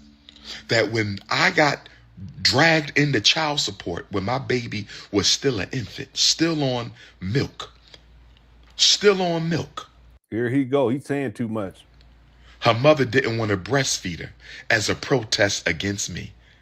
This is Umar taking a shot at the baby mama. She didn't breastfeed. She didn't want to because of me, blah, blah, blah. This is inappropriate. She shouldn't be talking about this, but this is a way of attacking. It really is passive aggressive, but the point is it shows the type of character that Umar has. He's a poor character as a man.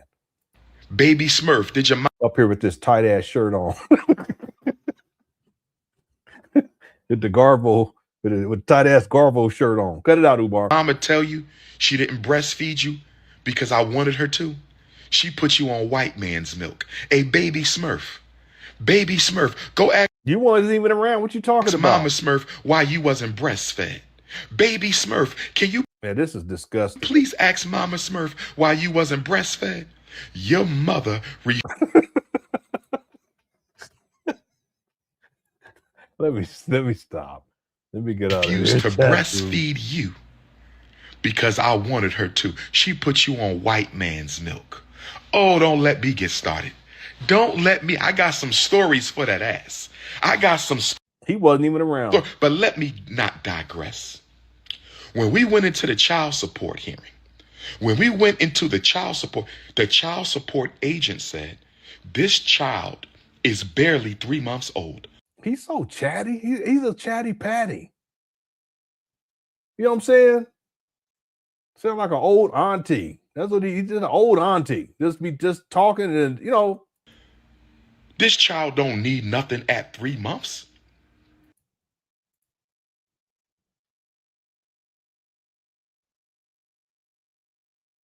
And that's how we know he ain't raised no kids.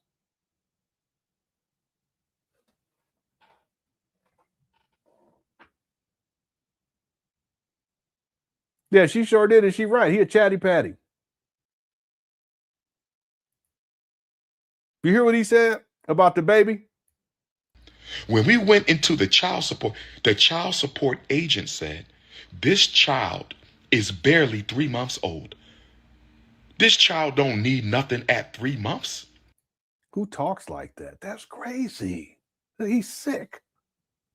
Ain't nobody gonna say that, but he's making this up to spin the narrative. That's Umar. That's one of the craziest things I've ever heard. He's going to go to the Philadelphia Game, Fish, and Wildlife Office to pay his cookie crushing and picnic basket riding fees in bulk. Yeah. I should pull up the video where he said he pays his child support in bulk. And what that means is he lets it accumulate, which is what the record shows, and then he goes in to pay it. But what's happened consistently, what happens is he'll get a bench warrant. right? And he's had a whole lot of them. Or they will garnish his wages to get money out of him. Or they'll arrest him. He's been arrested at least once. That's what's happened. So he doesn't pay child support consistently or on time. He lets it accumulate, and he pays it. He said it himself that he pays it in bulk. I can pull up the video, but someone remind me tomorrow. I can pull it up because we'll take more time tomorrow. Thanks, big man, for the super chat. And then big man also says he's gonna. It posted twice. Okay. And then Christopher, what's up, Chris? Says that deadbeat is built like Mama Bear. Here we go with the bear joke. He's built like Mama Bear from the Bernstein Bears. Yeah, Umar's more like a cub, but a big cub, because he's not responsible. Let me stop. See, I'm getting drawn in already. Okay. Thanks, Chris. Thanks, big man. See, that was the problem back in the day too. But we have to stay focused. Okay, here we go. You still on maternity leave. Why do you want a child support order at 3 months? God is my witness. What does her being on maternity leave have to do with it? You don't pay child support because she's on maternity leave? If anything, you want to support her more because she's not going to be making us anyway. You guys understand what I'm saying? That's how you know he ain't raised no kids. He ain't lived with no woman. He ain't been in no long-standing relationship. Philadelphia Family Court. Where are my Philadelphia black men paying child support? Make some noise. Yeah, he's an immature Where are my adult Philadelphia man. black men paying child support who can't see your child? Where are the black men who are paying child support and can't see your child? Make some noise right now. I want all see him shaking and shit. Black men in America, South America. See, this is all pent up anger that he has. Look at his face. He's trying to hold back. South Africa, in London, France, Belgium. If you pay child support and can't see your child in Canada, Toronto, Montreal. Now he going international. If you pay child support and can't see your child, make some noise right now. Make some noise right now. On social media, cut it out. And so he said, I don't even want to do the child support order.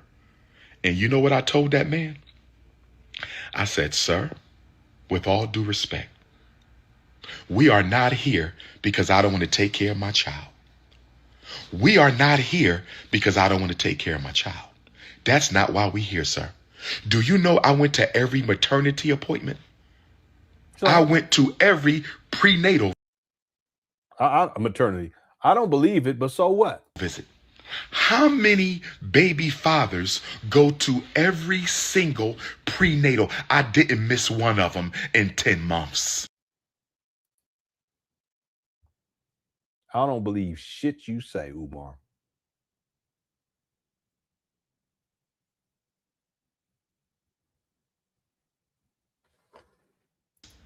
I didn't miss one of them in 10 months. Go ask your mom about that. I was there even when she didn't want me there. Let me say that again. I didn't miss a single prenatal visit for my eldest daughter. If we talking facts, can we talk facts? I bought all of Mama Smurf's maternity clothes. Didn't I, Mama Smurf? Everything you needed, did I not get it for you? What? Everything you needed, did I not get it for you? Everything I needed. Well, I mean, if the baby stayed in longer, that happens. Sometimes they come out earlier. But Umar, he said 10 months. It ain't no telling him. Umar, he on bear cub time. Stuck. The bear cubs, they stay in 10, 11, 12 months. You know what I mean? Umar, he crazy. Whatever. Let's keep going. Did I not buy all your maternity? Did I not pay anything your insurance wouldn't pay? Did I not go to all the pediatrician appointments? Mama.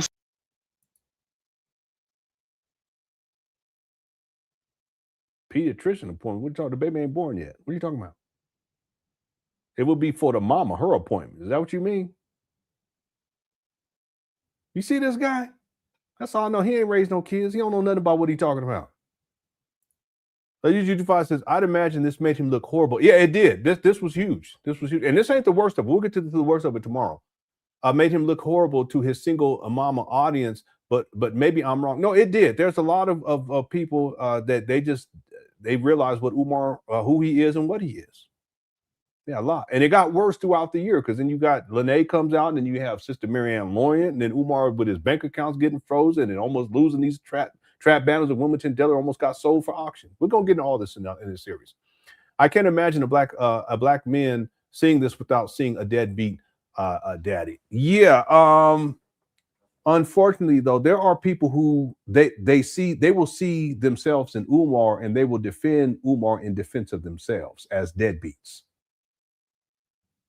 And then there are women, they just believe in Umar and he could do the most egregious things and they give him a pass anyway. And some of these are the same women, they got baby daddies that ain't shit, you know, and don't pay child support on time, don't take care of their kids, abusive, but they still support Umar.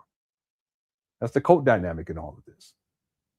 But I see Umar for who he is and what he is. And I have for a very long time. It's just that this sequence of events this year, I think it opened a lot of people's eyes. It was not a good look for Umar, and it made him look horrible. But really, what it did, it just revealed the truth about it. It pulled back the veil for a lot of people. And who knows what 2026 is going to bring? We're going to see. Yeah, we're going to be here for it. Thank you, User25. All's for Aliyah says, we got to stay focused. Focus, my African cookie for chat for Africans. We must stay focused. Umar out of all people. He's the least focused person I've ever seen. One time I heard him talking, he was talking about the school, then he started talking about crushing cookies, then he was talking about a dog that shitted on the steps. Anyway, thank you for the super chat. That's Umar. But yeah, we must stay focused. I just wish he would take his own advice. And then the smart Barbie says the only thing Umar shows up for is dinner. Yeah. Umar, he has no concern for his children. And it's not just this one. He has no concern for them. It's not like he's thinking about them throughout the day, every day. I know that because if you really cared, you would be present. It's that simple. But when it affects him directly, like when he has to pay child support, now he's thinking about it. But not because he's a loving father or that he cares about their well-being or he wants to be an active participant or he wants to raise them. He doesn't want that. See, let's think about this. If you want to raise your children, at the very least, you're going to have your own vehicle and you're going to have to have your own residence. Umar has neither. Where the kids going? Where the baby's gonna stay? In a mama's house? His mama house? Section 8 housing? No. Who's gonna cook for these kids? Umar? See, it doesn't even make sense. See, the thing is that Umar's life is not structured around raising children because he doesn't care. He ain't even thinking about them. And people who have children, you know what I'm talking about. Your life is structured around your children, their needs, right? Their future. But Umar, he don't even have his own life in order. So how is he going to be a father to a child? Yeah, but he'll show up for dinner. He'll show up when he asks these black women out there for them to make him a meal. He'll show up for the crush them cookies in the hotel motel room. He'll show up for the photo ops with other people's kids, but not his own. I'm gonna leave it right there. That's Umar. Big Man says, of course that ninja Umar Bear ain't raised no kids. He was running the forest with Yogi, Baloo, and Smokey the Bear. I remember all these people. Y'all remember Yogi? Yeah, Baloo, and I remember Smokey the Bear. That was the one that says, you too can stop forest fires. All right. They were pimping koalas and pandas and hustling blueberries with Tiff the reindeer. Yeah, Big Man did not like Tiff the Griff. We covered her yesterday. In fact, since you're here, I'm just gonna pull it up just for you, sir. Okay. Let me go pull this up. Then we got to stay focused and get back on track here because I want to get through this video today before we get up out of here. It's in, is it in 20? Yeah, it's in 2025. Okay. Let me find this real quick. It's gonna take a couple of seconds. Yeah, big man did not like Tiff the Griff. And I understand. Trust me, I understand. But you didn't give her no grace.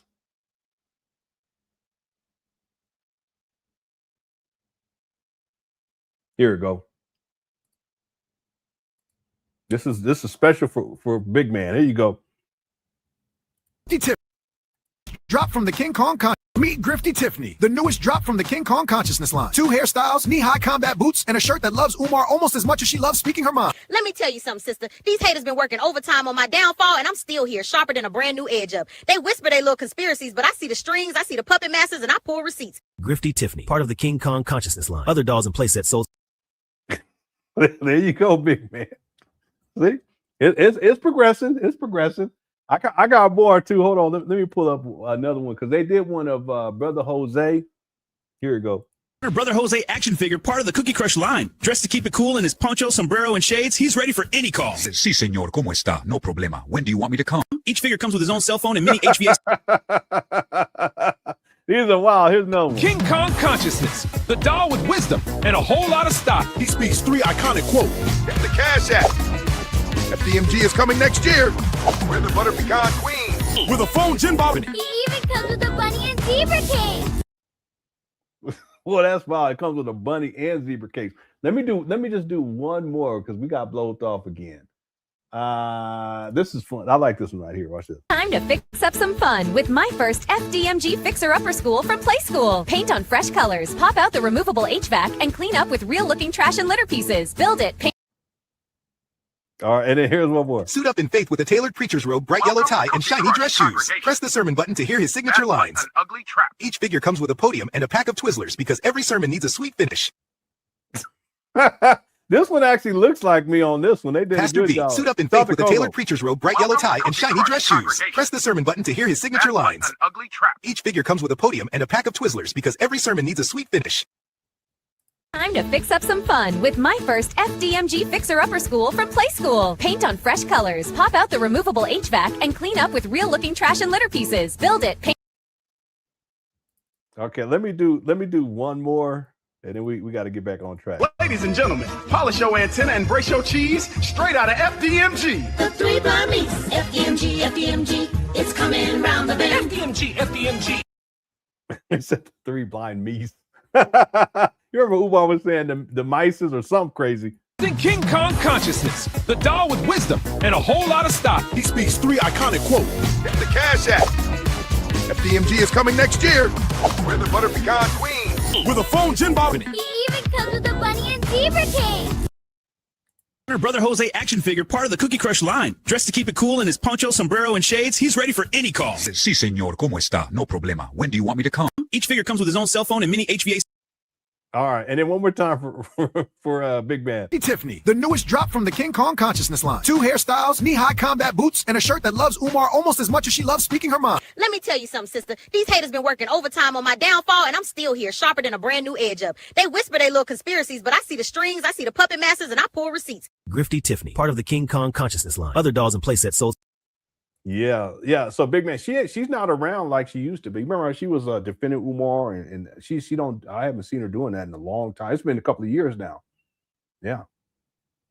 Thank you for the super chat, sir, and shout out to Big Man. And Tip the Griff for that matter. You know, it's all water under the bridge.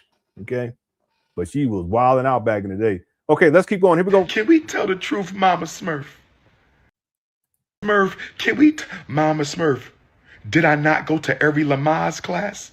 Yes, black sisters. I don't believe it. I love black women. I was there for mines. I love black women. I was there. Guess what, sisters? I went to every Lamaze class. I went to every Lamaze class. And we got on the ground. And I rubbed her stomach, and they taught me how to relax her hips. So when it's time to have the baby, you can help her have your child. And we was in a room full of white women at Chestnut Hill Hospital. I said we was in a room full of white women at Chestnut Hill Hospital. Oh, my memory coming back. My memory is coming back, baby Smurf. My memory's coming back. We was on the floor at Chestnut Hill Hospital. Yeah, we was the only black family. Because she was bougie. We was the only black family. Both see, bougie. baby mama's bougie. We was the only black family in the Lamaze class, and we got on the floor with the snow bunnies.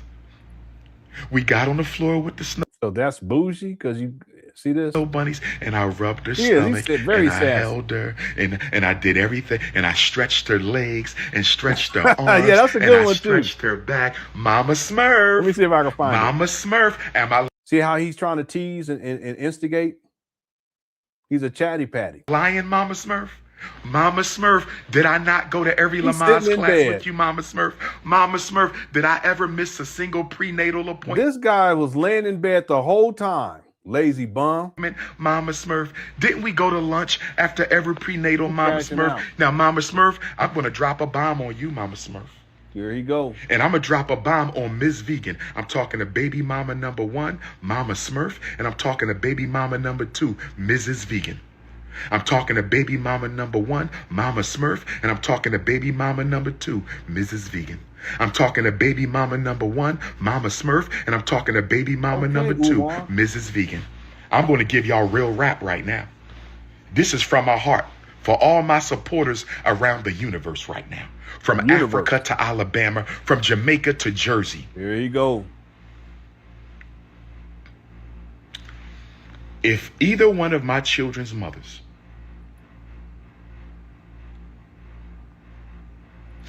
would have respected me as the father of their child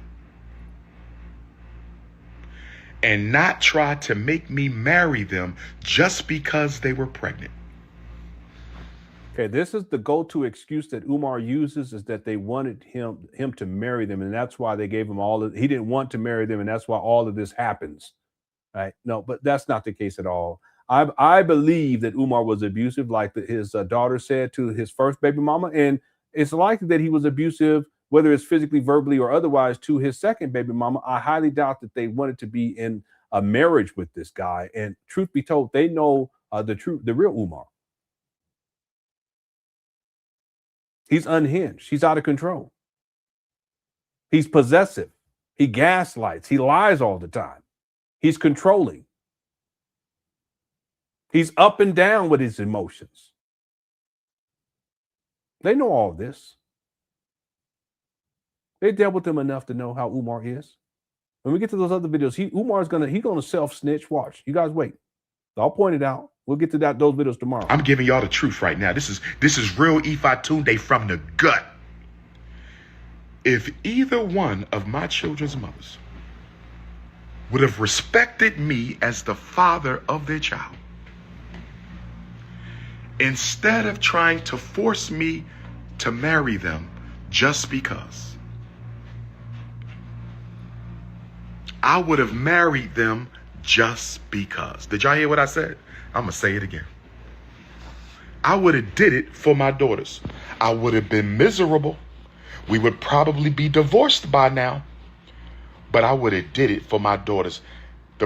That's still, either way, you should still be an active participant in your children's life, whether you're married to their mother or not. Make sense? Problem was they couldn't even show respect. See, this is Umar with the narcissism. See, it's about them respecting him, even though he's the one who's in the wrong, being the deadbeat. Right? He feels as if these women, this is also part of the sexism and misogyny, that they should respect him no matter what. His daddy's the same way.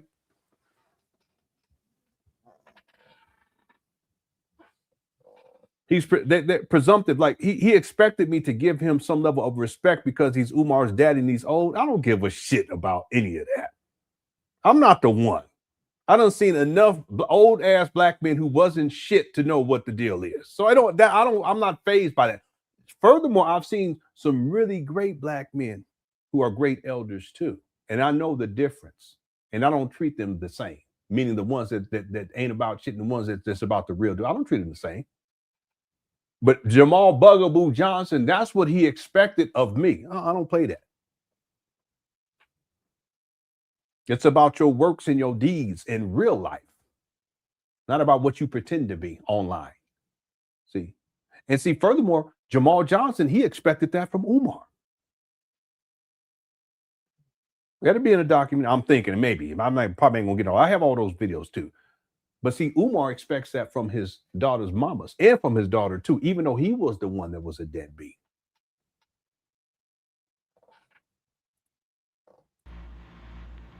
They couldn't even show respect during the pregnancy.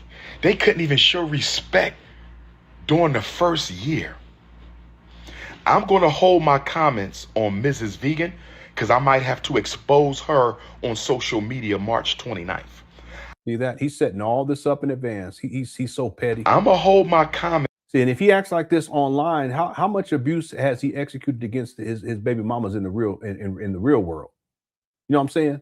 This is just virtual. This is the tip of the iceberg. It's about baby mama number 2 because I might have to expose her if she don't put me in contact with my daughter in the next 2 weeks. So I'm not going to say too much on her because she's getting her own live stream. She's going to. Yeah, he's so abusive. He is. He really is. He is so abusive. Yeah, he's a bully. See, when he tried to bully me and punk me, I was like, okay, shit. That's why I can't stand bullies. I bully the bully, as they say, and I'm real about that. I don't play that. But see, he does this to women, and if he's doing this to women online, what y'all think he's doing offline? It's not a good look online. What you think he's doing in secret? To get her own live stream. But when baby mama number 1 told me before she gave birth to my baby. That. Yep. When baby mama number 1 told me before she gave birth to my baby that you will be with both of us or neither one of us. I don't believe that at all. And there was black men, they was eating that shit up. Yeah, that's what happened to me. Yeah. Look at this guy. Who you talking to? Who are you talking to? See, this is the narcissism. Umar feels like he's so great. I beg your pardon? I beg your pardon. Yeah, how many of y'all think Umar is in here right now watching this? Hit the one. Pardon? I beg. Who are you? That woman told me you will be with both of us or neither one of us. Mm-hmm. Right. And then right before she gives birth, she tells me, your daughter is not going to have your last name. Your daughter is not going to have your last name. I said, what are we talking about this for? We already decided our daughter will have my last name. What is? And see, what now he's saying our daughter. Before he was saying that girl, etc. You see this guy? But this is because it's an issue of possession at this point. He wants to be in control. So now it's our daughter. And she should have my name, my last name. The problem at this late date? You're about to give birth in less than a month or two. Why are you now deciding that my daughter is not going to have my last name? And she says, because my mama told me, Grandma Smurf. Here he goes. She says, because my mama told me, Grandma Smurf. She said, because my mama told me, Grandma Smurf, that I didn't get my father last name until he married my mama. I didn't get my father last name until he married my mama. I didn't get my father last name until he married my mama. God is my witness. What I got to lie for? Look at Umar's face. A big man said, FDMG family drugs make Garvel bears lactate. Yeah, that's Umar. Well, he been on that stuff for a long time. Thanks, big man. Werewolf tune. Yeah, this is Umar. He's crashing out at this point. He's turned into werewolf altered beast. That's what he's doing right here. Right? You can tell it in his face. And then Master Khalik says, this is the 7th year of the Bandos. How much longer will he grift? It's pathetic. Yeah, it'll be 7 years in, what is it? Actually, it'll be 7 years in about 6 weeks now. Yeah, it'll be 7 years in about 6 weeks, maybe 7 weeks. Excuse me, it'll be 7 years in 6 weeks or about 7 weeks, 7 years. How much longer will he, again, I in my mind, I can't see this going beyond, let's say, February of 2027. There's just been too much that has happened this year, and in particular with these abandoned buildings, to see that, because see, Umar, he almost got these abandoned buildings taken away from him, sold at auction because he wasn't paying bills with the city of Wilmington for years. Okay, over half a decade. The thing is that even though he resolved that issue, it's not like Umar's going to change his behavior and then all of a sudden he's going to stay on bills and pay them on time. No, they're going to start accruing again. They've probably still been accruing since he paid them the last time, and at a certain point it'll reach critical mass, and this process starts all over again. So again, my best estimate is a year, a little bit over a year. I can't see it going farther than that. Then there's other issues in terms of Umar with his health and all this other stuff. He hasn't even been up there to show these abandoned buildings, and I don't know how long. Since I think the toilet videos, if memory serves me correct, that's been a while. We'll have to wait and see. I was wrong before. I could be wrong again, but it's gone on far too long. And see, the thing is, 7 years is a long time, but that's just since he acquired these abandoned buildings. It'll be 7 years in about 6 weeks. Beyond that, again, Umar started raising money for the St. Paul's cause in 2014. Okay, well, that's 11 years. He said that the school is going to open September 11, 2013. Okay, that's 12 years. It's 12 years late. And he stated that in 2010. Okay, that's 15 years. In fact, it's about to be 16 years since he posted that. In about a week, in about 2 weeks, it's going to be, wow. It's going to be 16 years since he posted that. You guys know what I'm talking about? Yeah, that's what I'm saying, Master Khalik. I don't see how this can go on indefinitely. Like, I mean, again, a year or 2 months. Let me show you all that, and then we'll start winding this show down, because it just crossed my mind. Yeah, he's been at this, and again, he conceptualized this in 2004. Okay, well, that's 2004. That's 21 years. But I want to go to this receipt that Umar posted in 2010, because this is coming up again, the anniversary of this post, and this is the most important receipt that anyone can see and dealing with this FDMG school scam, to realize that it's nothing more than a con. It's a long con. Umar Abdullah Johnson, he's taken this down since he's taken this down within the last 2 or 3 weeks. But I have the screenshots. I have this one. I also have the one after he changed his screen name, or he changed his avatar, where he started using this avatar right here. Okay. But this is the original one from long time ago that I took a screenshot of. Promises in 2000. Look at the date, January 6, 2010. Yeah, so that means that January 6th, we got about 13 days. In about 2 weeks, this is going to be 16 years later. Man, it's worse than I thought. 16 years. January 6, 2010, promises in 2010 to begin laying the groundwork for the Frederick Douglass and Marcus Garvey Pan African School for Black Boys, specializing in learning disabilities and disruptive behavior disorders. This will be a private school, and yes, you will pay in order for your son to attend. The grand opening, September 11, 2013. This is Chestnut Checkers. It's about to come up on the 16-year anniversary of this post, and there's still no school. Not one black child has been educated, and Umar has collected, my best estimate is $3 million, probably more than that, but I'm going to give him the benefit of the doubt, $3 million, $1.67 million since 2019, and not one black child has been educated, and he don't even take care of his own kids. It's crazy. Okay, but again, I go with the receipts, not conjecture or speculation or spinning things and creating false narratives.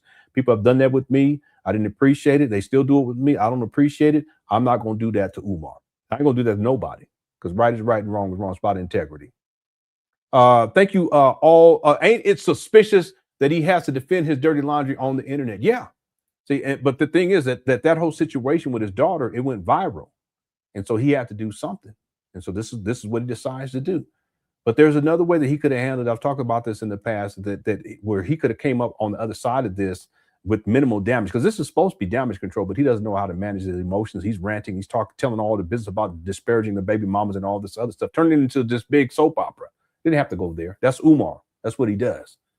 He's a chatty patty, right? He's instigate shit. He likes to escalate things. He doesn't know how to calm things down and mitigate things, to put things in their proper perspective to where it doesn't blow up. But what he does is he adds fuel to the fire, and it turns into something that it didn't need to be.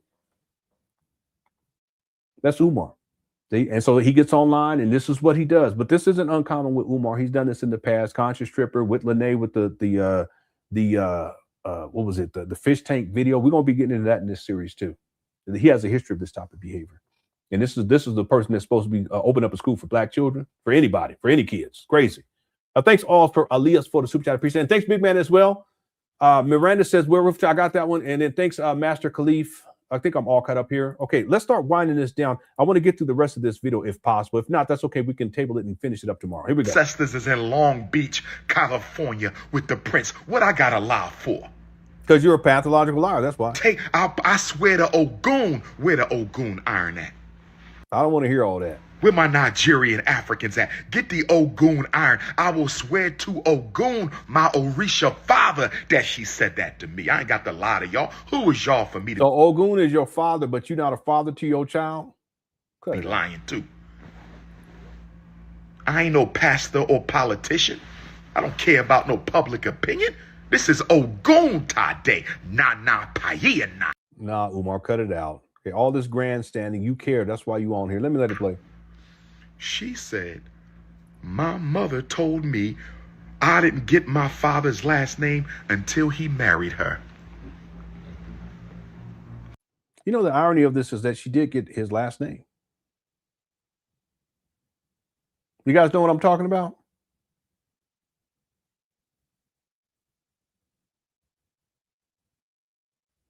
Does anyone know what I'm talking about?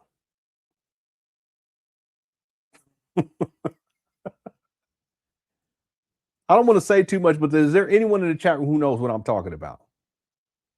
I'll leave it right there. Let's go. That's what she told Punk, me. no. Mm-hmm.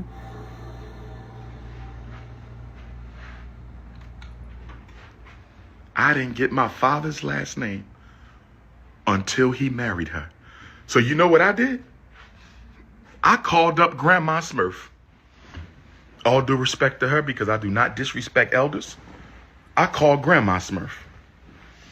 All due respect to her, because I don't disrespect elders. I called Grandma Smurf. I hope all is well with Grandma Smurf.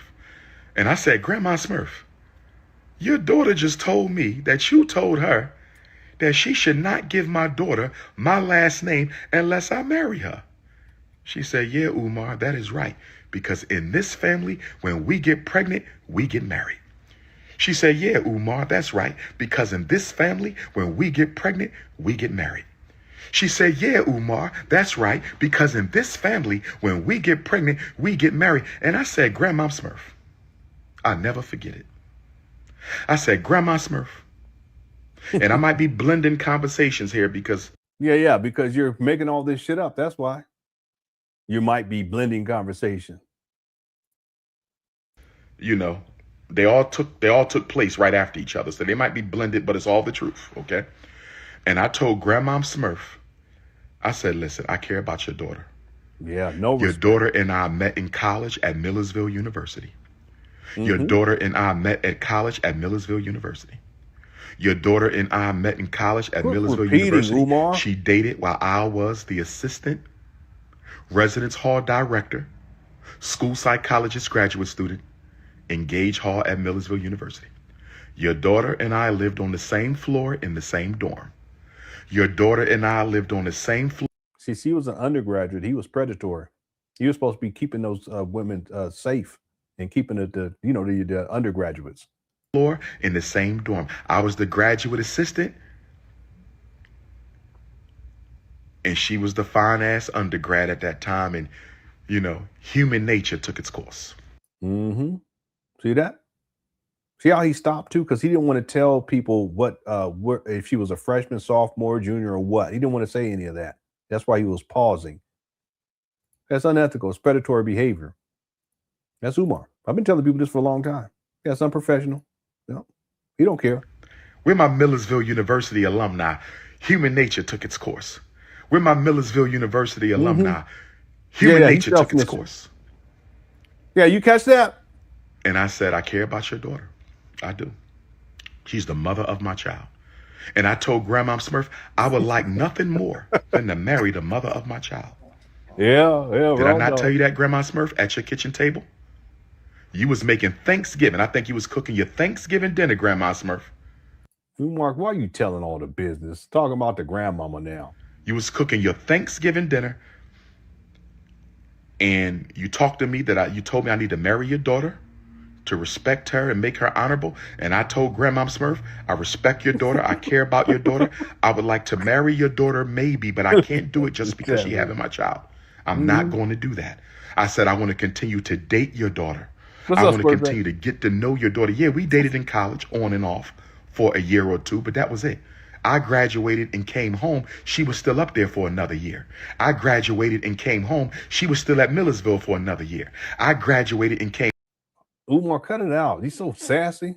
Home. She was still at Millersville for another year. And I'm sure she wasn't meditating that whole time that I was away from her.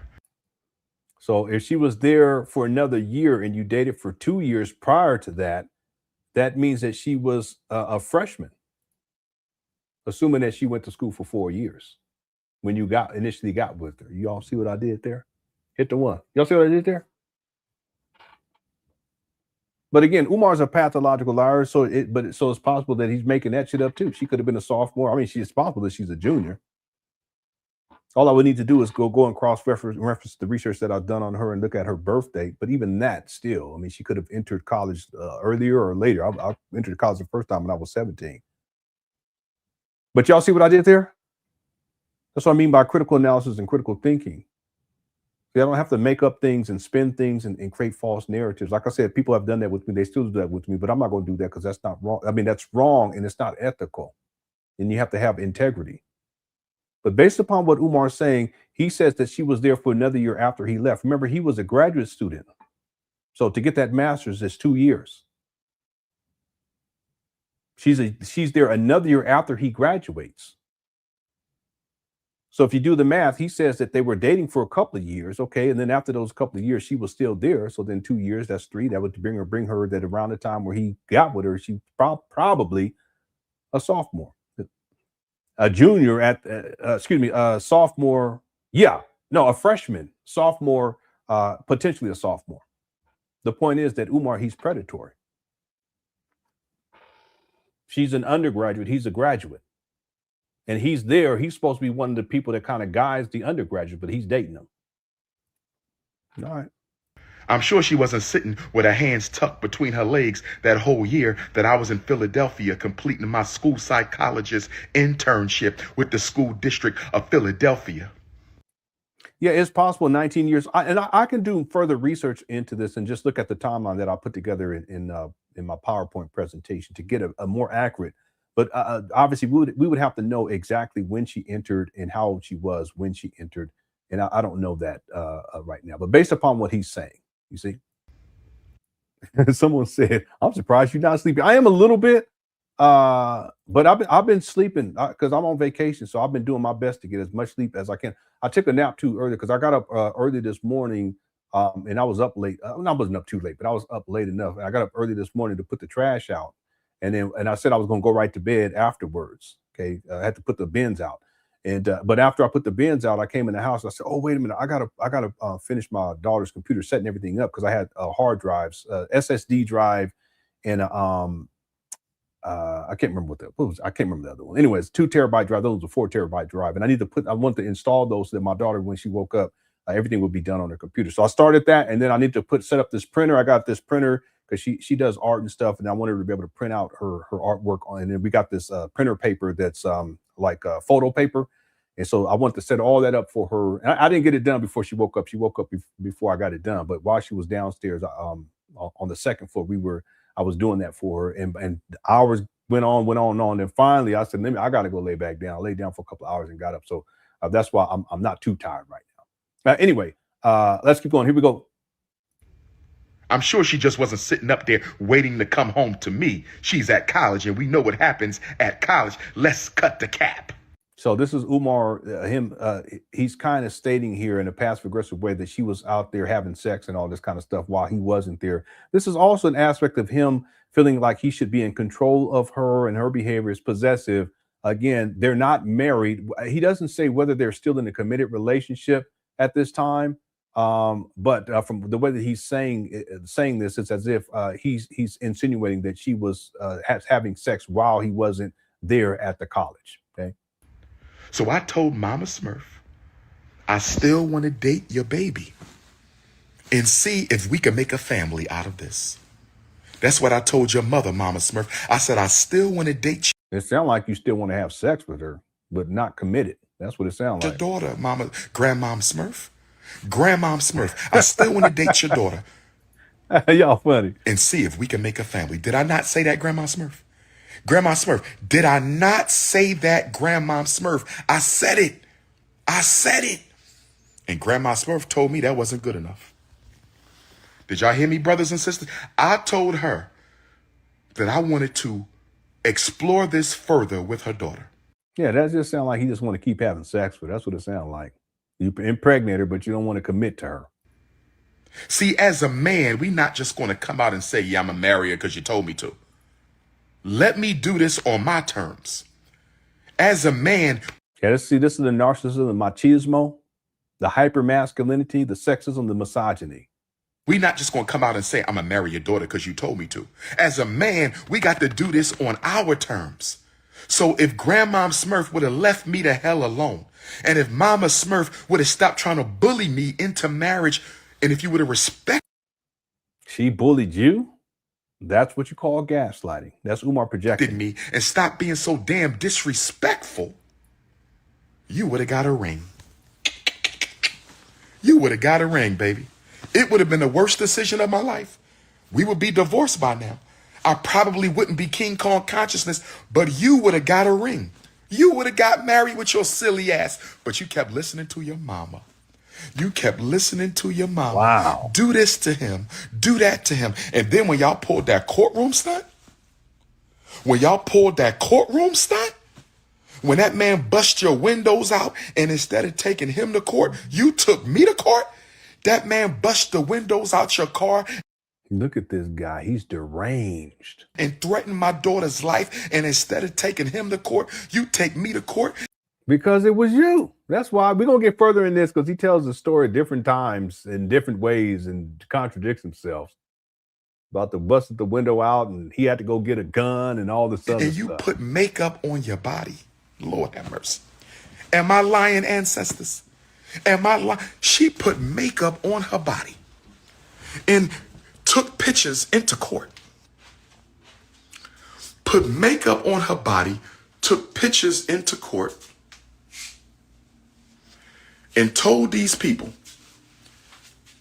I abused you. And then when the judge tells me to look at the pictures, I said, time out. Time out. Okay, it doesn't even make sense. That's a whole separate issue from the child support, or are you saying that this is something totally different? Well, if it's something totally different, Umar, and you have the paperwork, why don't you show the paperwork to prove all of this? I don't believe him. I think he's an abuser. I think he abused her. I think he's the one that busted the window out. That's what I think. That's what I believe. Time out. The judge says he has a right to see the evidence. The bailiff passes me the pictures from Mama Smurf. I couldn't believe this. I said, these are not bruises, because number one, I never touched her. And number two, this is makeup. This is. Okay, Umar, how would you know by looking at a picture that bruises are makeup, that it's makeup?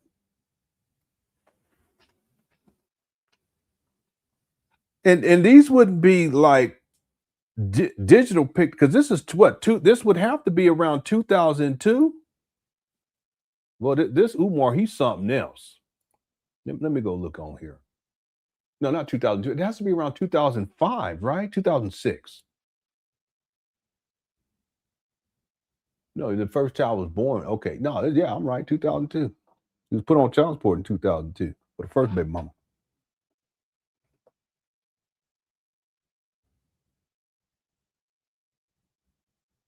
So we're not talking about high definition, the type of cameras that we have these days. That's not what we're talking about.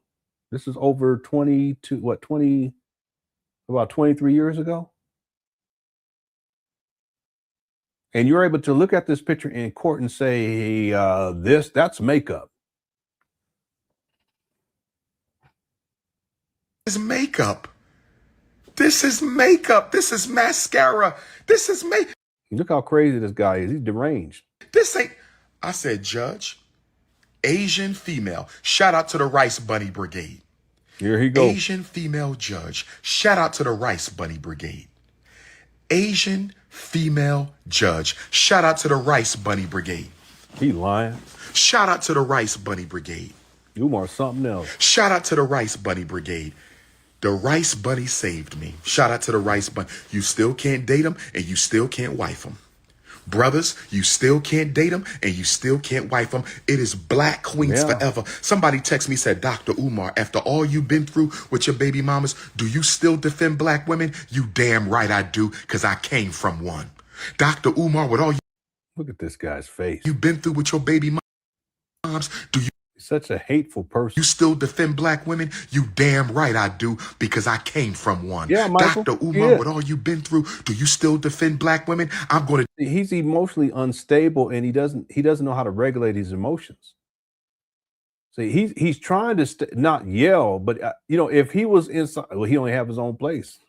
He in a hotel motel room. He's trying not to yell, but he would if he could defend black women. Well, I'm saying if he was in the right environment, he would be yelling all of this. And to the day I die, I said black queens forever, snow bunnies never. Not every baby mama acts like Mama Smurf, and not every baby mama acts like Mrs. Vegan. What about the third baby mama? Who's the common denominator? These are two isolated incidents. Yeah, I wouldn't paint all my beautiful African sisters with the same brush. I wouldn't paint all my beautiful African sisters with the same brush. She said, why didn't you marry one? I just explained that. I just explained that, sister. And if you ask another goofy ass question, I'm going to block your ass. See how he's even talking to the woman that just asked? Because, that's Umar. He's abusive. This is how he talks online. Can you imagine how he talks offline? And what kind of hell he put the baby mamas through? Look at what he put Marianne Lorian through. And Sister Lene. And the conscious stripper. Why didn't you marry them? I just told you why they didn't get married, because they tried to bully me into marriage, and they were extremely, extremely disrespectful during the pregnancy. Extremely disrespectful. Extremely disrespectful. Rubbing that nose and blinking. And if you want me to put the icing on the cake for Mama Smurf, I'm going to put the icing on the cake for Mama Smurf. And I'm going to give y'all one piece of Mrs. Vegan. And I'm going to end this and get ready for California State Long Beach Black Consciousness Conference. Los Angeles, I am here. Watts, I am here. Compton, I am here. South Central, I am here. The conference today is from 11 to 5:30 inside of Beach Hall at California State University. I speak at 4:30, and you know we taking the photos. Yeah. You know the photos is crazy whenever King Kong comes to campus. You know the photos is crazy whenever King Kong comes. So what, Umar? Come on. To campus. It's going to be the same thing at FAMU at the end of the month. HBCU FAMU. You know the photos is crazy. Most popular. All Honey says Umar is showing signs of andropause on top of mental illness. Men really need to prioritize their physical and mental health way more. I don't even know what that is. What's andropause? Let me go look that up. Is it the male version of let me see. Andropause. And I agree. He definitely needs to prioritize his physical and mental health. That's something that even I've had to take better care of myself all the way around. I haven't set it up yet, but once I set it up, the treadmill downstairs, I'll be using it. I'm gonna start by walking. I'm already active anyway, but I'm gonna start by walking, and later I'm gonna get back to jogging. I used to love jogging back in the day. So thank you, Al Honey, for saying this. So andropause or male menopause. Okay, I didn't know about this. Let's see what we can learn. Is the gradual decline in male hormones, primarily testosterone, starting around the age of 30 to 40, causing physical low energy fat gain. Okay, I know about a little of that, especially on I can lose a couple of pounds. Muscle loss. Well, I haven't lost too many muscles. No. Low libido. Well, that don't want to apply to me. At least to me, it don't. Let's see. Wait a minute. Fat gain, muscle loss. I have the fat gain. I can still, low energy, I wouldn't say that. Muscle loss, I don't want to admit to that. It's probably true. Low libido, definitely not. ED, and I've never had any issues with ED, so that doesn't apply. And then emotional mood swings, depression, focus issues, symptoms unlike the abrupt female menopause, but it's a slower, more variable process managed with lifestyle changes or testosterone replacement therapy. Yeah, I wish I'd known about this more sooner, because I probably could have done things differently. Yeah, interesting. It's interesting. You men in the chat room, are there any men who did not know about this? Hit the one. It's called andropause, and I'm 50 years old. I didn't know about it. And if you knew about it and you're a man, hit the two. Yeah, management and treatment, healthy diet, regular exercise, sufficient sleep. I can definitely work on the sufficient sleep and more exercise. Stress reduction. I can definitely work on stress reduction too. Weight management. I could probably lose about 10 pounds. I could. So there's also testosterone replacement therapy. I haven't heard of that. Also common symptoms: physical fatigue, reduced muscle strength, increased belly fat, insomnia, lower sex drive, erectile dysfunction, and hot flashes. Yeah, I haven't had hot flashes and no ED and the lower. I don't the sex drive. That's I don't think that's ever gonna go. I don't think that's ever gonna go away. My wife be look good. There she boy has on them shorts on. There's shorts on today. I kid you not. But that's just me. Boy, the women be looking good. Man, you know what I'm talking about. The women be looking good. I'm getting tired. I'll get tired now. I'll start wilding out a little bit. Okay, let me get out. Let's move on. Also, emotional, mental irritability, depression, mood swings, lack of motivation, poor concentration, and memory problems. Well, I'll be having memory problems, that's for sure. All right. Thank you all. This is interesting. Really, really interesting. Thank you, Al Honey, for the super chat. All Honey for the super chat and for this information. Yeah. I did not know about this. And there's other people in here that didn't know about it too. There's some people that knew about it. Yeah. Okay. Yeah, I know about the menstrual cycle. You know, got the menstrual cycle. There's also the menstrual cycle. I'm good. Okay, let's get going. Here we go. Black scholar of all time. Don't play with me. All time. All time. All time. So let me give you this. I don't care about your questions because I don't care about your clarity. Here he go. I'm only saying this for my day ones. Who's Ronnie Coleman? They have. I don't care about the rest of y'all, what y'all think. If you're not an FDMG donor, if you're not a member of the Ifa Tunde Army, I really don't care what you think. Oh, no. Y'all should know me by now. Y'all should know me by now. Okay, I didn't finish the photos. So I looked at the photos. I'm sorry. I had ADHD moment. Ancestral diversion for higher development. I had an ADHD moment. Ancestral diversion for higher development. Umar funny. And so I told he up in here sweating and shit. He probably having them hot flashes, like what's name was saying. That's probably what this is. The judge, this is nothing but makeup. The judge looked at the pictures. The judge said, yeah, he's right. No, that wouldn't happen. They would do an investigation, and that's not the judge. The judge isn't going to do the investigation. That's not going to happen. It don't work like that. What is Umar talking about?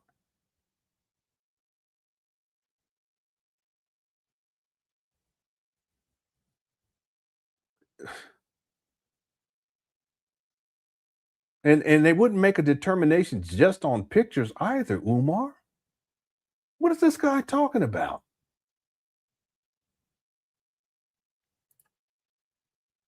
He lies so much, it's incredible.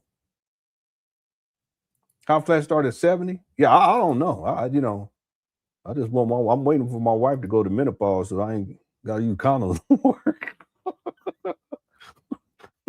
I've been waiting because I thought it was 40. That's what that's the people were saying 40. I was like, yeah, we get there, yeah.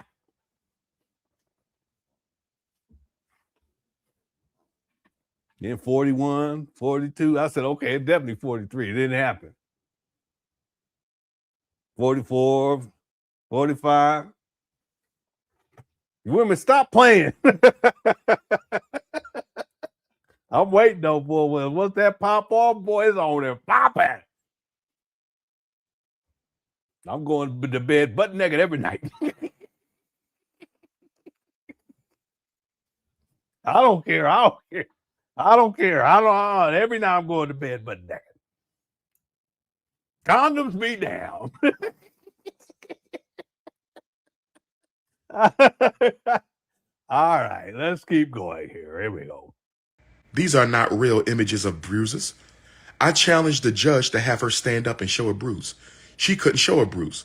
So she started getting nasty with the judge because the judge told her, listen, this doesn't make sense. Why would she have to show pictures if she still has bruises on her body?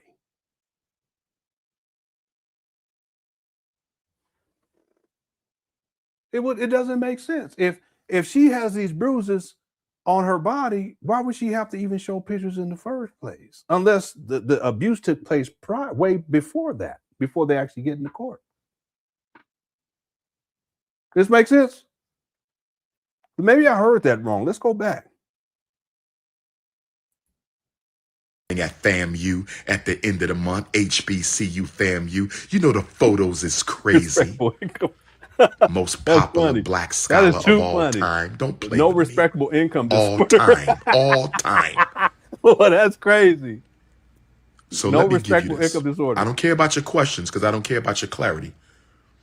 Here he goes. I'm only saying this for my day ones in case they have. I don't care about the rest of y'all, what y'all think. If you're not an FDMG donor, it is. if you're not a member of weird. the Ifa Tunde Army, I really don't care what you think. Y'all should know me by now. Y'all should know me by now. Okay, I didn't finish the photos. So I looked at the photos. I'm sorry. I had ADHD moment. Ancestral diversion for higher development. I had an ADHD moment. Ancestral diversion for higher development. You look horrible. And so I told the judge, this is nothing but makeup. The judge looked at the pictures. The judge said, yeah, he's right. These are not real images of bruises. I challenged the judge to have her stand up and show a bruise. She couldn't show a bruise. The story doesn't make any sense. The reason why she brings the pictures is because the bruising has gone away.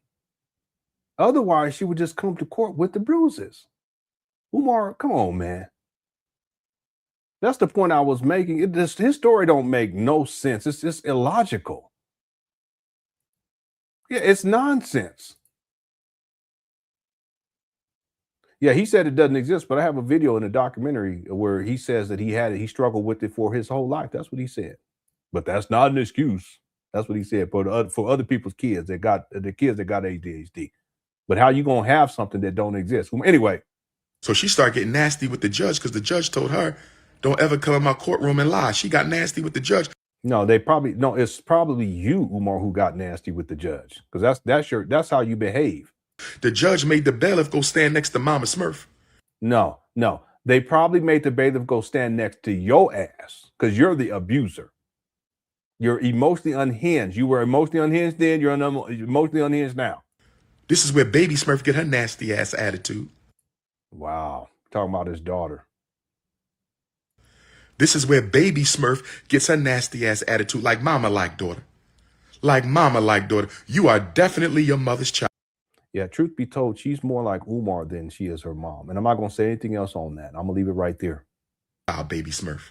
You are definitely your mother's child, Baby Smurf. You are definitely your mother's child, Baby Smurf.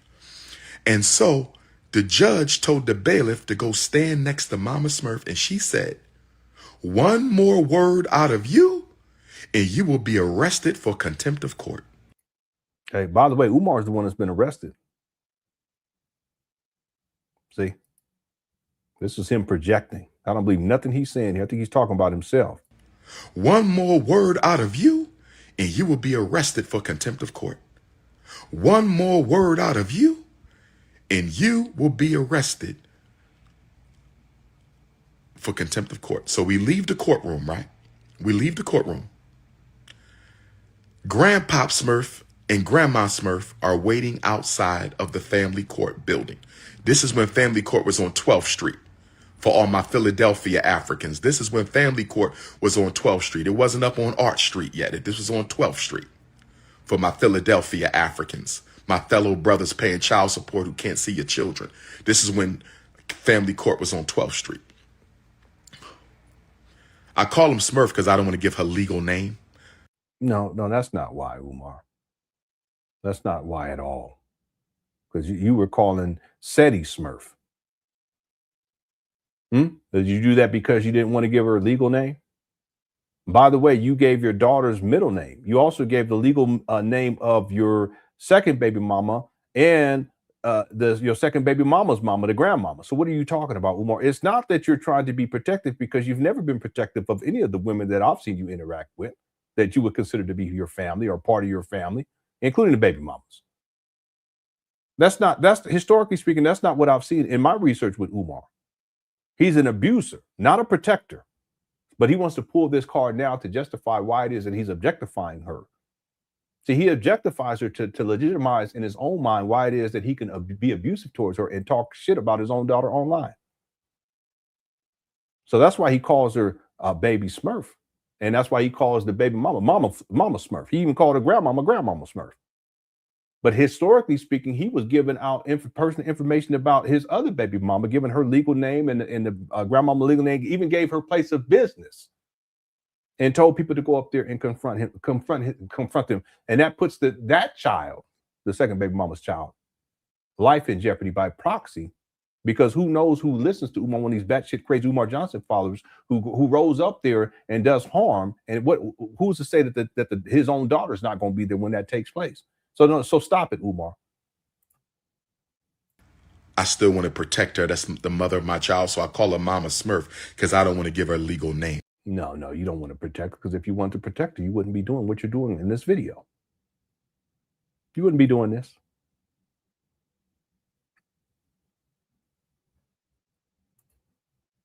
Miranda says, it's sad that he anticipated divorce from the baby mothers.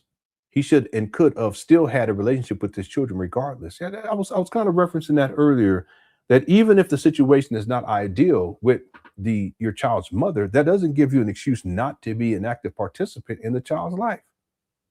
Because, right, Miranda, at that point, it's not even so much about the relationship. You want to be able to co-parent, but it's not so much even about the relationship, the potential marriage, or any of that stuff. It's about what's in the best interest of the child. But Umar's not concerned about any of that. He wasn't then, and he's not in 2025. He's not concerned about it, because if he was, he would have done everything in his power to be a good father to his child, even if the relationship with his child's mother wasn't ideal. Regardless, whether they were married, divorced, estranged, that doesn't matter. It's about what do you do as a father to be an active participant in your child's life. And I'm going to tell y'all that men who are not active participants in their children's lives by choice, that is because they don't care. Because if you did, or they don't care enough. Because if you cared and you cared enough, you would climb a mountain barefoot in order to be with your child. You'll swim across shark-infested waters to be with your child. You would do anything and everything within the law to be an active participant in your child's life. But that's not what we see with Umar. No relationship. He don't care. It's not even that he doesn't care enough. He doesn't care. How I know that he doesn't care is because he wouldn't be online doing what he's doing here. Thank you, Miranda, for the super chat. Good point, too. Let's go. Not at this time anyway. If it comes to that, it comes to that. But not at this time. I don't want to give their legal names because I know how trifling the YouTubian struggle streamers are. I know how trifling the YouTubian struggle streamers are. Cut it out, Umar. You see how when I showed the child support docket, I redacted the names. I've never even her name. Okay, I accidentally showed and I apologize for that. I didn't know it was going to show up in that video. But you guys see my point? Umar, you told your followers to go and go at your own daughter. So no, it's not about you protecting your daughter at all. Furthermore, you told them to go after her, your daughter, and that's what they did. And it had a very negative impact on her mental health to wherein she was admitted because she became suicidal. You care about her, you want to keep her protected? Cut it out, Umar. You're a disgrace. And so, when we get outside, Grandpop Smurf that's says, what he said. They didn't like, he said, what happened? And she said, they let him go or something. And he was like, what? They let him go? So he comes over to me. You put your hands on my daughter? I said, I never touched your fucking daughter. Look at how he's so much anger and vitriol. He's a hateful person. What are you talking about? I never put hands on your daughter. And I'm not mad at Grandpop Smurf because that's what a father's supposed to do. Yeah, but you didn't do that for your own daughter. How about that? Was lied to by his wife and daughter. I can't. So his wife and daughter lied. I don't believe it. I don't know what happened with all of this, but I don't believe anything that you say, Umar. None of it. Blame him. Grandpop Smurf, I ain't got no issue with you. Except you should have made your daughter let me see my child. But I ain't got no issue with you. You doing what a father's supposed to do. You were lied to. You were told by your daughter that I abused her. You didn't know no better. So I don't even fault Grandpop Smurf. He did what a father supposed to do. He wanted to fight the man who abused his daughter. So we was about to fight. And then that's when the family court police. Interesting. He said the man who abused his daughter like he abused her. It was Umar slipped up there. But anyway. Separated us. They grabbed me by the neck.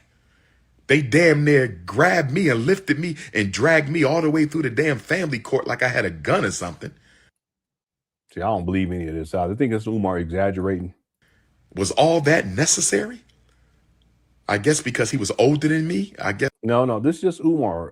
Again, he's emotionally unstable. He's probably ranting, but he exaggerates because he wants to play the victim. They wanted to protect him instead of me. They grabbed me like 6, 7 cops.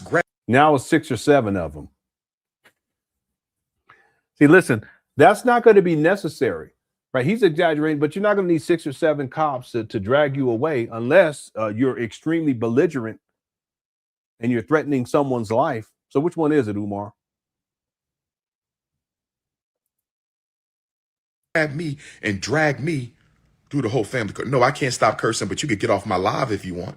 Here you go. You could get off my live if you want, because if you say something else disrespectful, I'm going to block you. So that was that. That day changed everything because I said, bro, you at the point of no return. This woman lied in court. The SWAT team came to try to get you shut down. National No psychologist, no clinical psychologist, no school psychologist, no principal, no FDMG, no therapist. See him crashing out? Whenever he gets into this mode, this is Umar crashing out. No diagnostician, no. He crashing out. Look at his eyes. She tried to get me put on the domestic abuse list, child abuse list, domestic abuse. Child abuse list? What is going on? I didn't catch that the first time. Y'all hear that?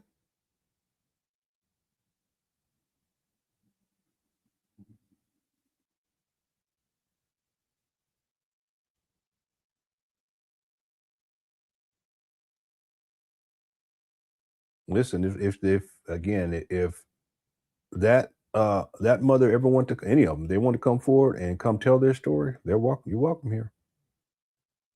I'll do it to where, and I'll shut down the chat room if I had to, and disable comments. Whatever needs to do, I would do it. But now he said the let me replay. I didn't catch that the first time. Bust her windows out and left the death note. Separated us. They grabbed me by the neck. They damn near grabbed me and lifted me and dragged me all the way through the damn family court like I had a gun or something. Was all man, what? Like you had a gun? All that necessary? I guess because he was older than me. I guess they wanted to protect him instead of me. They grabbed me like 6, 7 cops grabbed me and dragged me 7 of them through the whole family. No, I can't stop cursing, but you could get off my live if you want. You could get off my live if you want, because if you say something else disrespectful, I'm gonna block you. So that was that. That day changed everything because I said, bro, you at the point of no return.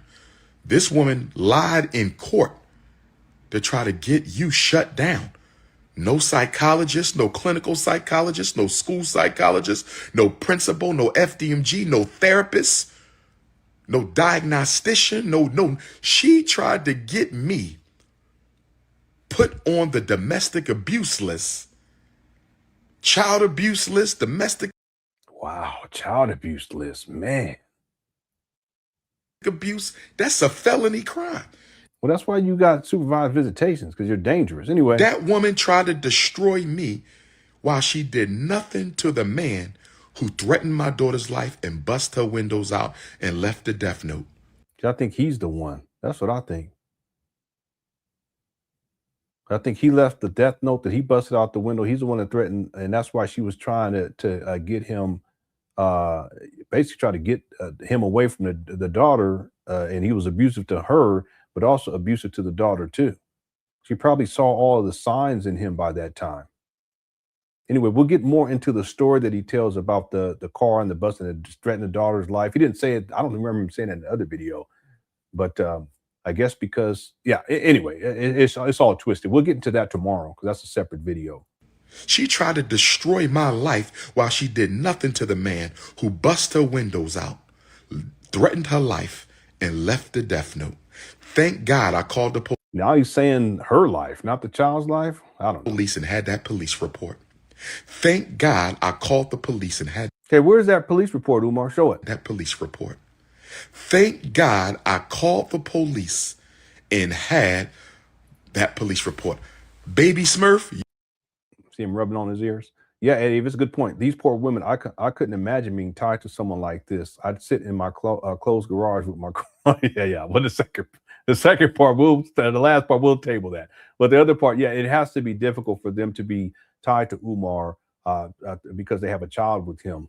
He's a deranged, sick lunatic. You are your mama's daughter. You look just like her. No, you're right. Just like a baby Smurf. Listen, no, I totally agree with this, Ed Avis. Yeah, he's not mentally well. And again, I'm not gonna say it again, but he says that she acts like the mama. I'm gonna leave that because I already made comments about that. I'm gonna leave that right there. Here we go. She spit you out, baby Smurf. I still love you, baby Smurf. You're a little crazy right now. I still love you.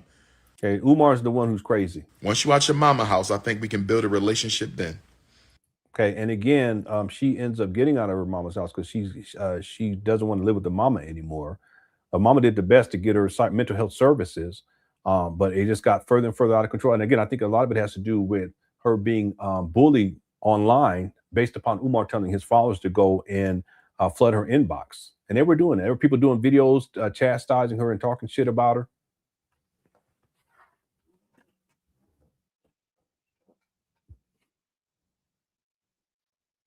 So inevitably, she gets kicked out of her mother's house. Stuff gets over the top, and then she becomes homeless. Well, Umar, you said that once she's out of her mother's house, you can build a relationship. Well, she's been homeless for months now. I don't even know how many months now. I don't know if she's gone back to her mother by now, but I haven't followed the story. But the point is, for many months, I don't even know how many months, maybe 4 months. She was maybe 5 months. She was homeless. Well, if that's the case, Umar. And that was the case, why didn't you take that time to reconnect with her and get her a place to stay, get her settled in, and then start building that relationship? You didn't do it. Why not? Because you don't care. That's why. You see how this works? So you said that, Umar, that once she gets out of her mama's house, but she was out of her, and she was out of her mama's house for a long time. She may still be, but you haven't built any bridges. You haven't taken care of her. You haven't helped her at all. Let's go. I still love you. I don't blame you for none of this, baby Smurf. I blame your mama. She put the battery in your back. She's talking through you. You are the robot. You are the proxy.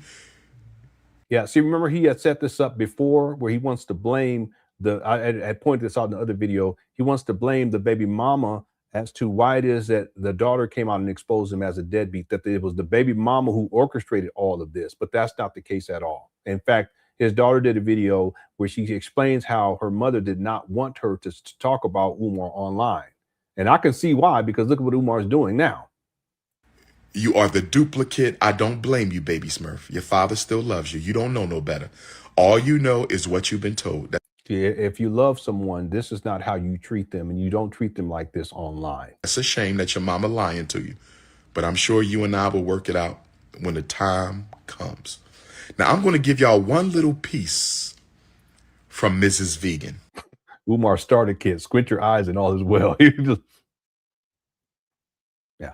But Linnaeus explained how he does that because he has these issues in terms of his processing, to where if he can't process something, he'll start blinking like this. Yeah. And I can see that. I've seen him do that a lot. Yeah. Also, when he lies, you see he starts blinking like that. Thanks all for Alias for the super chat. Appreciate it. Okay, we're going to start winding this down now. How's it going, Kid Wanda? Merry Christmas and Happy New Year to you, sir. Said this is Umar's sense of entitlement. His crash out behavior, sir, threatens his ability to grip. Yeah, Umar, and that's part of the narcissism, because narcissism feel entitled. And Umar, even him doing these videos, you can tell a lot of what he's saying is as if he is entitled to things like respect.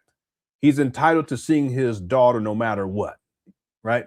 He's entitled to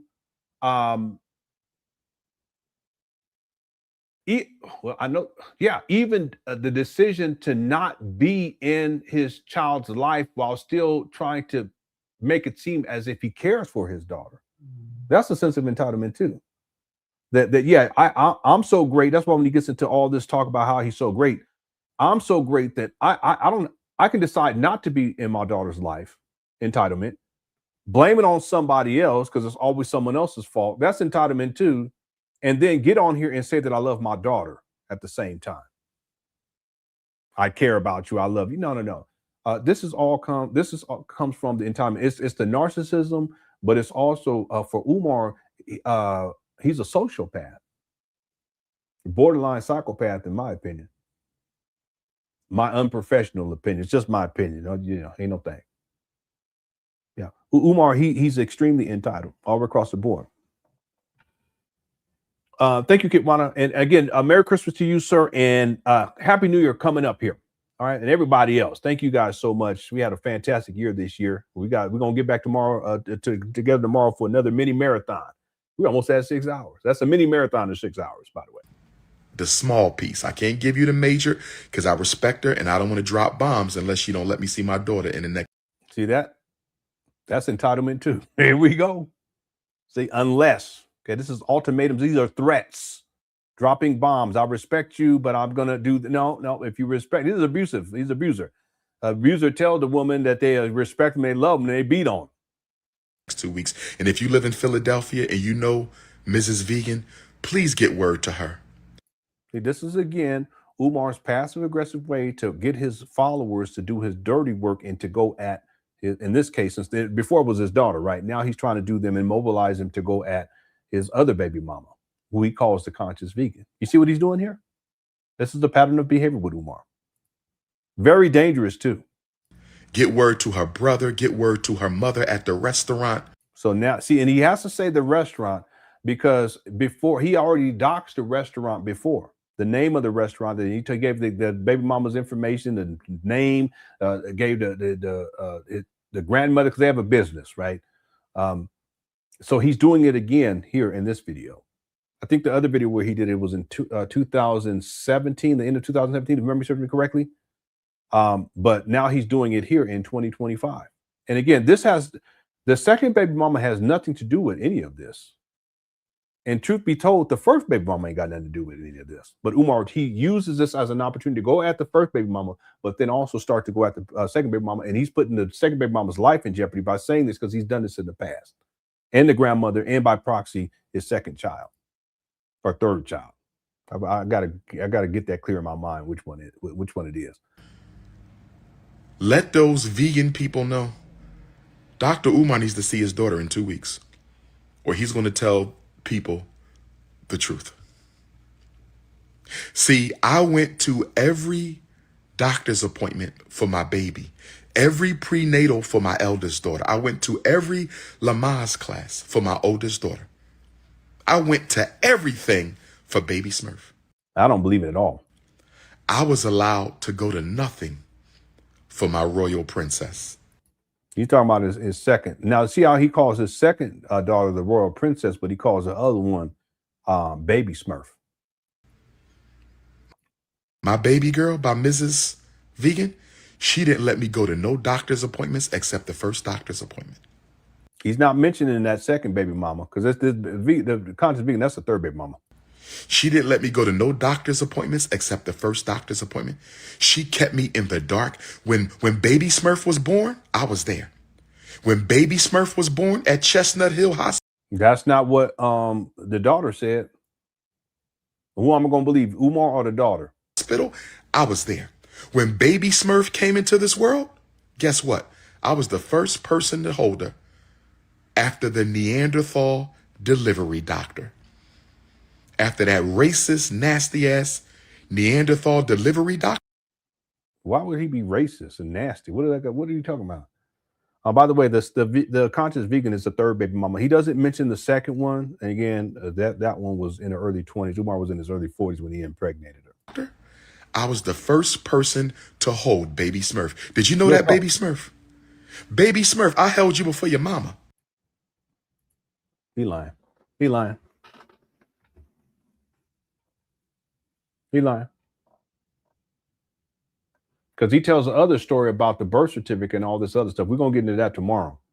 He wasn't there. I held you before your grandmama. Baby Smurf, did your mama tell you that I was the first person to hold you? Did your mama tell you I was in that delivery room with her for what, 14 hours? However long it took, we was there through.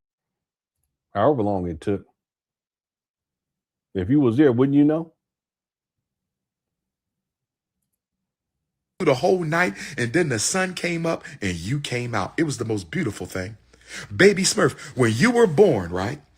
He lying because his daughter said that he wasn't there. And I believe her. I think it was raining. If it wasn't. Now you think, but if it wasn't raining, what? Raining, it was springtime because you was born in May, but it was raining. It was dark. She was in labor overnight. She was in labor overnight. And this is how I knew you was my child, because. Yeah, but if you. Anyway. As soon as the sun came up, you came out. It was the most beautiful thing. As soon as the sun came up, you came out. It was the most. How would you know if the sun is coming out?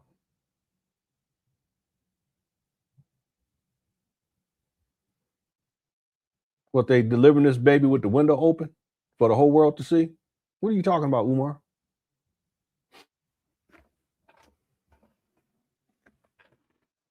He wasn't there. That's the point.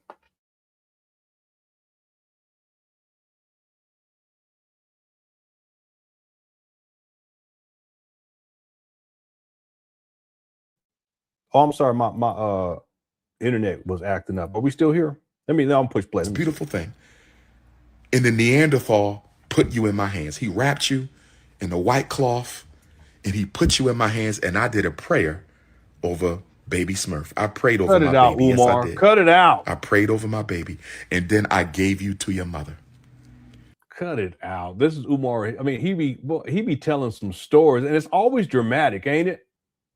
And I took her, and I held her, and I prayed over her, and I took flower blossoms and threw them in the air, and I said Chakalalakamatunde.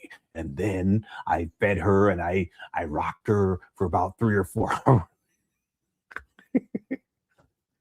You know, and I bought her an airplane. I said, Umar, if you don't stop with the foolishness, okay, all right, my bad. We almost done too, y'all. Thank y'all for hanging out. Seth says Umar was the first person to hold her after the white doctor. It's so stupid. Why is the doctor racist though? Seth, can you explain that to me? Why is the doctor racist? Because he delivered the baby and he's white? I don't know. Umar, he crazy. He's making up all kinds of stories. All right, thanks, Seth. And Merry Christmas to you, sir, and Happy New Year to you and your family. Okay? Thanks, everyone, too, for all the support, too, all the super chats and stuff. You sent CashApp, PayPal. Thank you so much for that as well. Okay, we're down the home stretch here. We're at 5 hours and 48 minutes. Normally these mini marathons are 6 hours. A full marathon is 12. We haven't done one of those in a while. But we're going to do another mini marathon tomorrow. And I want to get through all of this baby mama drama from earlier this year. We got the 2 videos tomorrow, and those ones are crazy. Okay, here we go. And then I gave you to your mother. Now, baby Smurf, let me clarify something that your mother lied to you about. Baby Smurf, I want to talk about Merry Christmas, the birth certificate. Appreciate you. I want to talk about the birth certificate.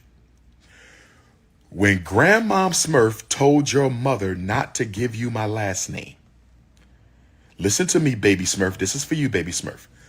When Grandmom Smurf told Mama Smurf not to give you my last name,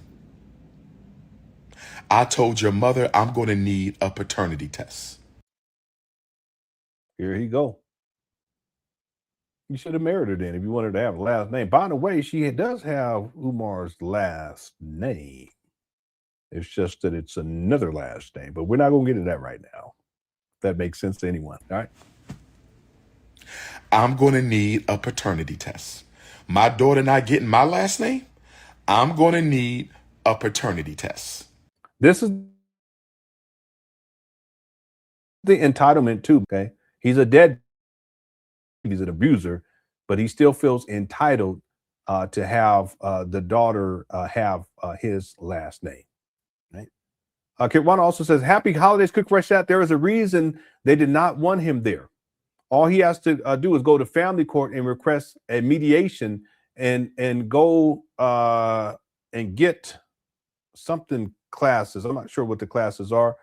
He could have done that. And that's why I was saying earlier, if there are issues as a father wherein you feel as if your rights are being denied to see your child, then you go through a mediation to get these issues rectified. You go through the court system and you have your receipts in order. There's really no excuse. There's no excuse. But Umar, he wants to make it seem as if it's just these evil women. The common denominator is Umar, but these evil women, they just would not let him see the child. I think it's much more, it's deeper than that. I think that Umar, he's an abusive person. I think that he was a threat to the children too. He's possessive. He's an extremely jealous person. He's angry. And the women didn't want to deal with him. And they didn't want their children around him either. That's what I think. I think that they didn't want him over. But even still, if that's the case and Umar wants to be able to have visitation or be involved with his child, well, then you go through mediation. You go through the proper channels, legal channels, to ensure that you have some level of custody or some level of visitation. But whatever that level is or those levels are, you can't complain about it after the fact. See, part of Umar's issue with the entitlement, here we go again, the entitlement was that he felt entitled to such a degree that the child should be named, take his last name, even though they did take one of his last names, even though he was unwilling to commit to the child's mother or marry the child's mother, but he feels entitled. Okay, that's one. But the other thing is that Umar feels entitled to her, and he should be able to see the child on his own terms whenever and however he wants to without supervised visitations. Well, that's entitlement too. But see, if Umar, even if you have an issue, if Umar had an issue with supervised visitation, when you go to the court system and prove to the court that you are deserving of having unsupervised visitations. All right. Yes, Umar. Thank you, Kitwana, and Merry Christmas again to you and Happy New Year. Okay, I think we got about 10 more minutes on this video, and then we'll wrap all this up. Reached our goal for likes. Let me go ahead and close out the poll. We have over 1,520 votes, 21. Were you surprised when Umar got exposed by his daughter? 22% said yes, 78% said no. Overwhelming. I wasn't surprised. I wasn't surprised at all. All right, so let me close that out. Thanks everyone who voted. And we got up to 577 likes. Our goal is always 500. We got up to 600, so we reached 600. Thank you guys so much, everyone who hit that like button. If you enjoyed the show, make sure you hit that like button. Or if you watch this in the archive and you enjoyed this show, go and hit that like button. It takes you 2 seconds, but it makes a huge difference in the YouTube algorithms. Okay, let's wind this down. Now we got about 10 more minutes on this video, and I'll set up the next show After this live stream, we'll get together tomorrow. We'll do another mini marathon to get to mainly these 2 videos. Those are the craziest videos. 2 of the craziest videos I've seen of Umar. Probably they got to be in the top 10 for sure. Okay, here we go. And your mother was absolutely enraged at my statement. She said that is an insult and that is disrespect for you to tell me you need a paternity test. And I said it is disrespectful for you not to give my daughter my last name.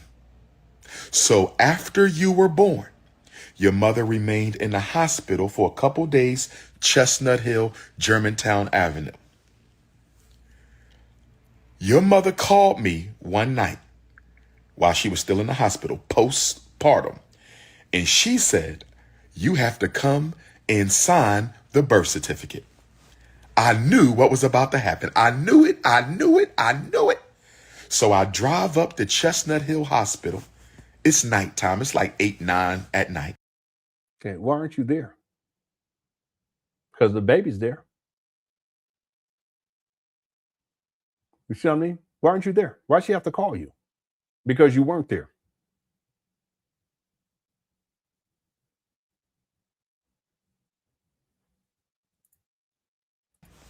She waited until the nighttime because Mama Smurf and Grandma Smurf had to come up with their schemes. Oh, they some scheming ass people.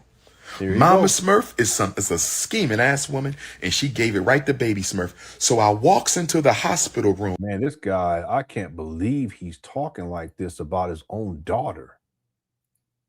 Andrea says, my daughter is no longer with us. She passed a year ago. God bless you. God bless you. She passed a year ago. I would get anything to hug her and tell her how much I love her. Umar is garbage. He is rotten. I'll be glad to know when he gets his just due. Yeah. I'm so sorry to hear this. I was earlier during this live stream, I was thinking about my daughter. I was told some stories about my daughter. I can't see it for the life of me. I can't see how Umar could get online after being absent in his child's life for decades and do what he did and say what he said.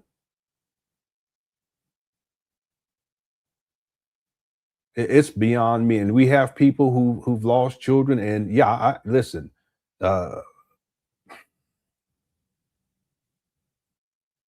See, I don't even like to think of losing a child. It's one of the most difficult things that a parent, a loving parent, can experience. And yet Umar takes all of that for granted.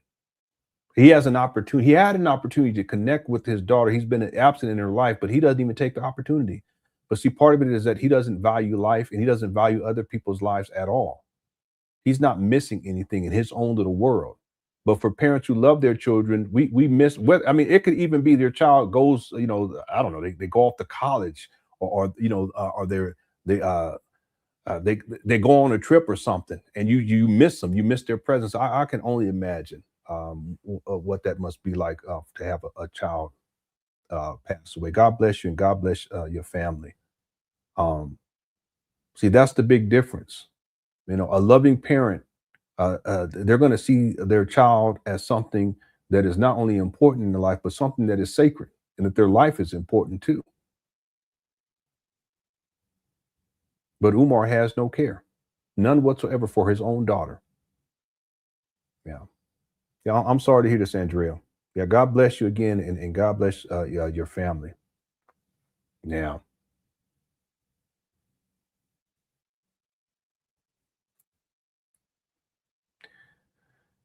Yeah, I really, as much as I've studied Umar, and it's going to be a job. I'll finish up with the video. As much as I've studied and researched Umar, I do not understand how he can be the way that he is, so callous and cold to his own children.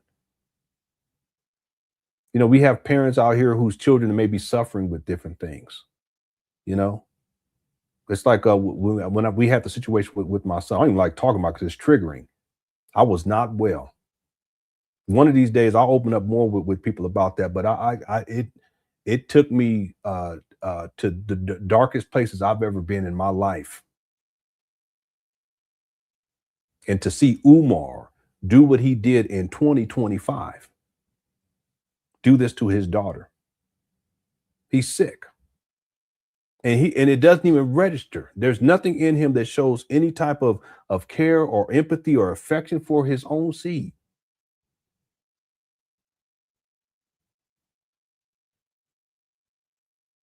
God bless you, Andrea. All right, let's wrap this up. Here we go. At Chestnut Hill Hospital. I walked into the hospital room at Chestnut Hill Hospital, and the birth certificate paperwork, it was like 3 to 5 sheets of paper. And she already had the papers folded back to the last page. She didn't say, read this and sign it. It's for the birth certificate. You know what this woman did? She went to the last page, folded the paperwork back, gave me an ink pen, and said, sign right here. I just need you to sign right here. You don't need to read it. You just need to sign right here. And I said to myself, do I look like a fool? I didn't say that to her. I said it to myself. I said, do I look like a fool? You think I'm going to walk into this white man's hospital with my scheming ass baby mom, and I'm just going to sign the last page and not read the first couple pages? Do you think I'm a damn fool? So I read the whole thing, and I believe she had her last name. See, he's making this up. He's making this up on the spot. He's sick. Where the last name goes, or she had not filled it out.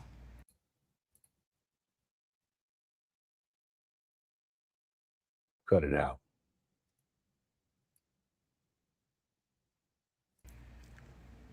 And I gave her the paperwork and I walked out. I said, I'm done with this and I'm leaving. And she said, why are you always thinking I'm up to something? She the one who started yelling. I didn't scream in no hospital. I don't believe it. I didn't scream. I didn't raise my voice in no hospital. I gave her back the birth certificate paperwork.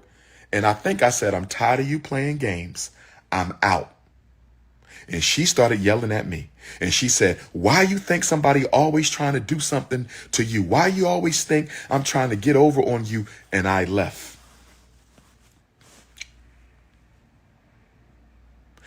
And she took me to child support court and we did the blood tests. Even though we waited on the blood tests, I still went to every pediatrician appointment. Do you hear me? I don't believe that either. I don't believe that at all. Baby Smurf. Because I pretty much knew you was mine. But so she didn't want to give you my last name at first. She changed her mind to avoid the paternity test.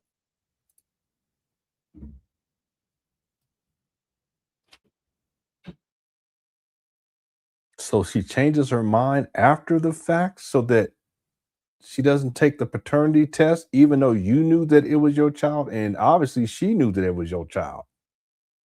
Any of that make sense to y'all? Man, this guy, he be spinning a web of lies. It's not just lies, it's a web of them. But I did it anyway, and that's a big reason why your mama hates me. Did you hear what I said, baby? Because you took the what? Smurf. Your mother gave you my last name in the end. So then what you crying? What you bitching about then?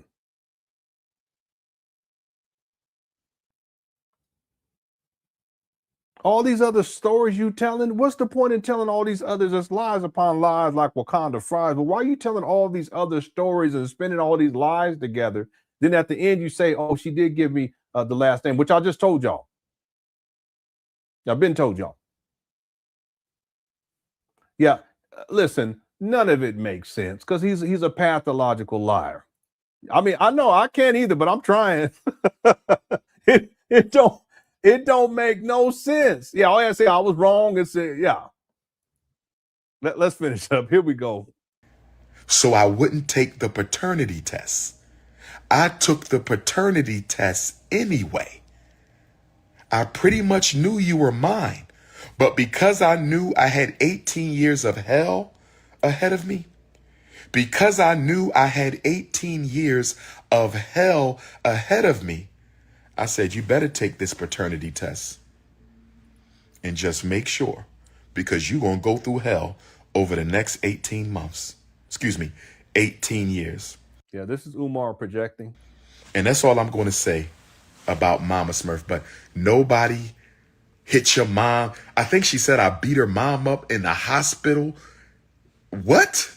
What? I hit your mother in a hospital while she was holding you right after. Okay, his daughter never said any of this.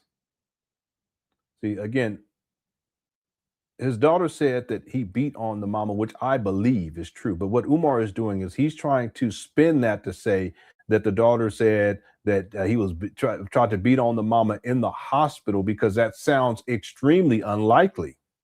So instead of dealing with the likely issue of him beating on the mama, he spins a narrative of something that is extremely unlikely to discourage people from considering the possibility that he's an abuser in another context, such as, you know, a domestic situation at a home or something like that. That's why he's telling this story about. Yeah, that's like Umar saying, yeah, she said that I beat on her at the police precinct in front of the police 317 police officers. And people are like, no, that didn't happen. So therefore, he didn't beat on her. You see what he's doing? Whereas in another context, it's likely that he beat on the mom. See? Umar's something else. Man. Yeah, she never said that. Mama Smurf, did you really tell your daughter that?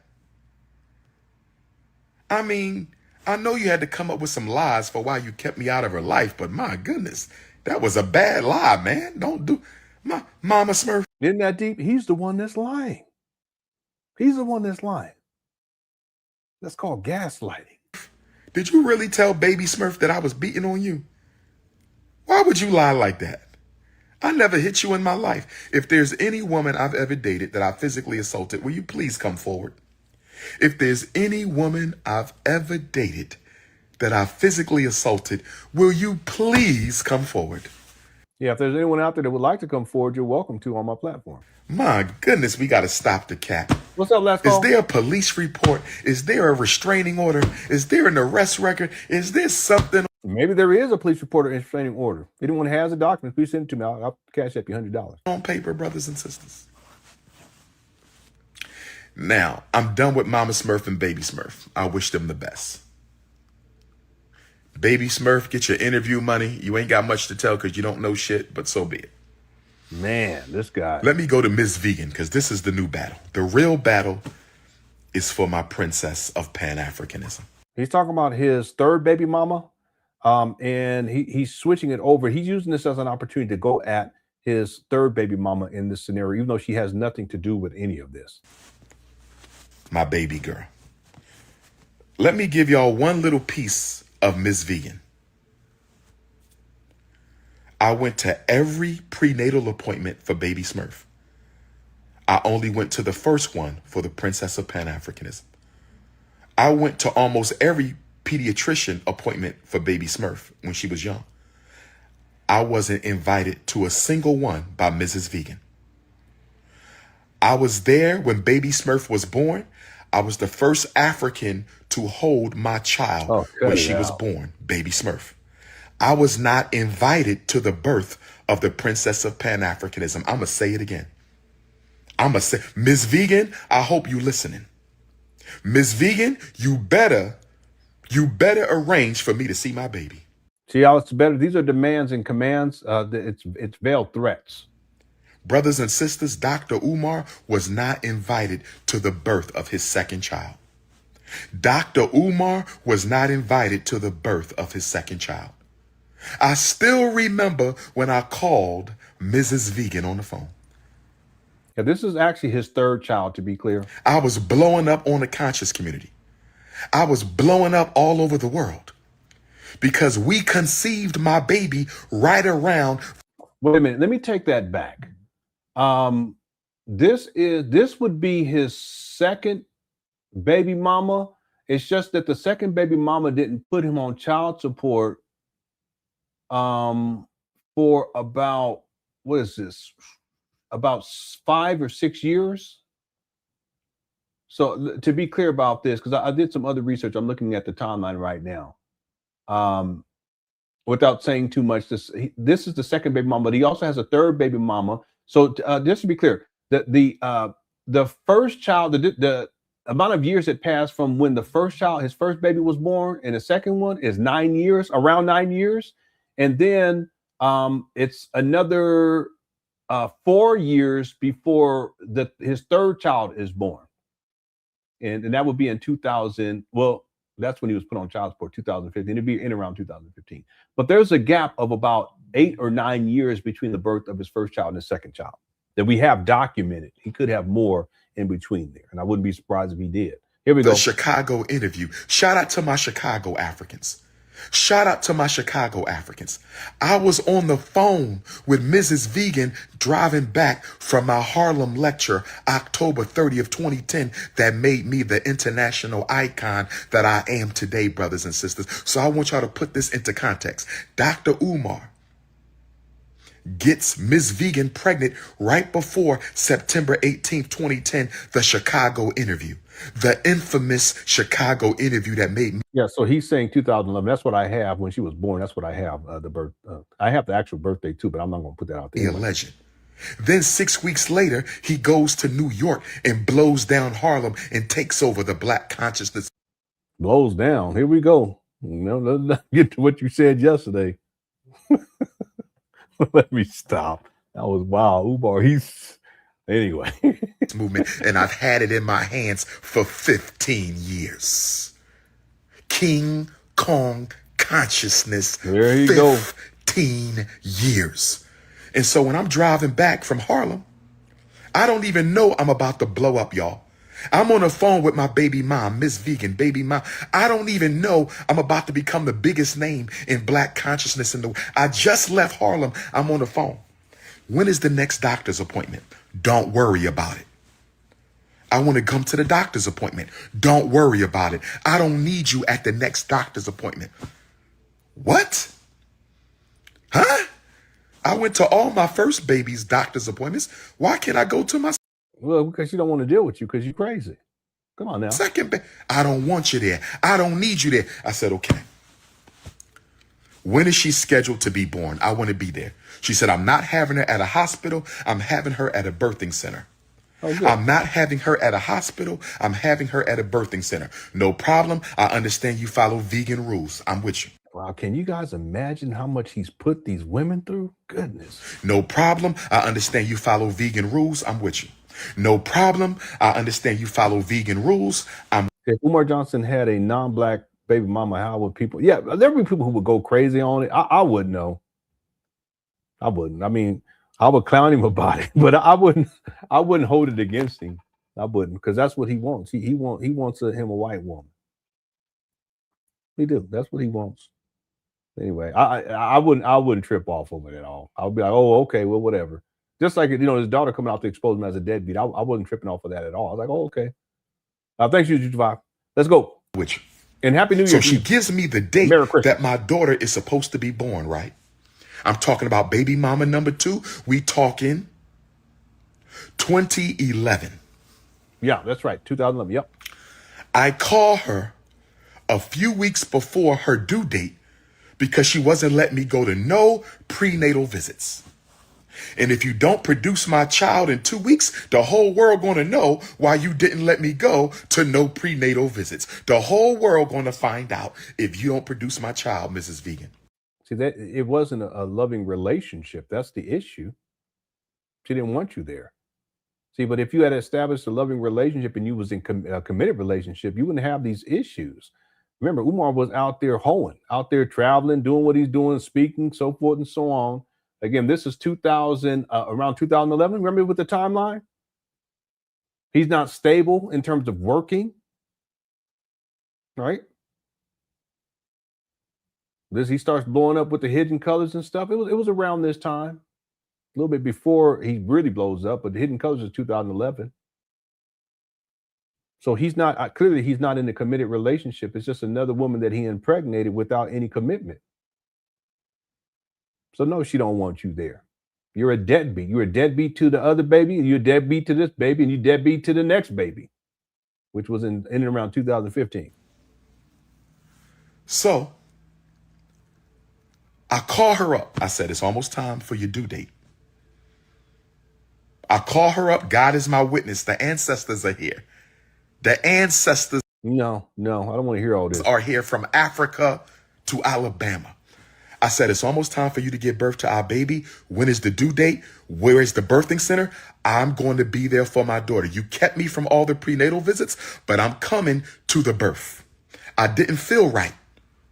See, that's not how this works, Umar. I don't think he gets it. I was at all baby Smurfs doctor's appointments. I went to the Lamaze class, everything. But I know you keep saying that, but what does that got to do with what happens 8 or 9 years later, Umar? And I was being shut out by baby mom number 2. I was being shut out by baby mom number 2. I was being Man, look at this guy. He's sick. Shut out by baby mom number 2. And when I called baby mom and said, it's almost time for you to give birth. Guess what baby mom told me, y'all? What? Guess what baby mom number 2, Miss Vegan, told me when I called her? She said she's already here. I couldn't believe this shit. She said she's already here. Notice it's not about the child, it's about Umar. She said, I said, what? What? Look at this crazy lunatic. This video is from 2025. This, as he's telling it, these events took place in 2014 years ago, and he's still tripping off of this. Look at him. He's deranged. What? What do you mean my daughter is already here? I gave birth to her 2 weeks ago. What the fuck? What? Excuse me? What? You knew I wanted to be there and you didn't call me when you were going into labor? Listen, that's not the woman's. She doesn't have to do that. See, if you're active and you're in her life and you're taking care of things and you're supportive, and I mean truly supportive, you're going to be part of this process.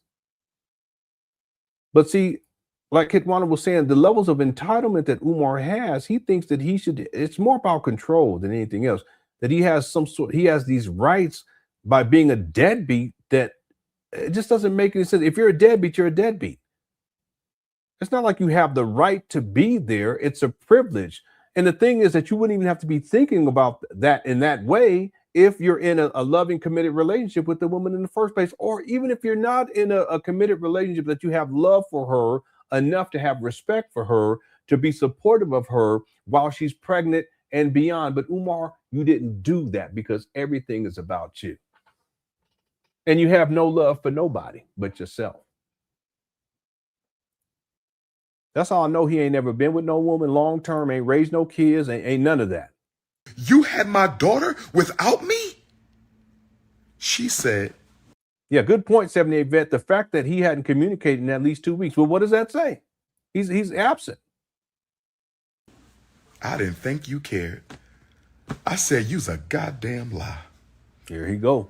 I wanted to go to every appointment and you denied me. I wanted to go to every appointment and you denied me. How dare you sit here? I told you to your face I want to be there. You see this? The story he telling, but you know, she just gave birth. Why would you be, if this is true how you talking, why would you be talking to her like that? Baby just born. He's sick. Again, he lies a lot, so he may be making all this up too. But I'm talking, if that's how you were talking, you talking to a woman that just gave birth to your child, not 2 weeks later, 2 weeks, you sick. Andrea says, no good in him. He is an abuser. I believe so. Look at how he abused his daughter and others online. Yeah. How is the abuse you can't see on? How is the abuse you can't see online? He's lying. Yeah, that's what I'm saying. And I've said it recently quite a bit, that what we've seen, even in 2025, is a tip of the iceberg. Because what we see online with Umar is just a small fraction of what he does in everyday life. I'm talking about in the real world. So we see this virtual component, which is egregious.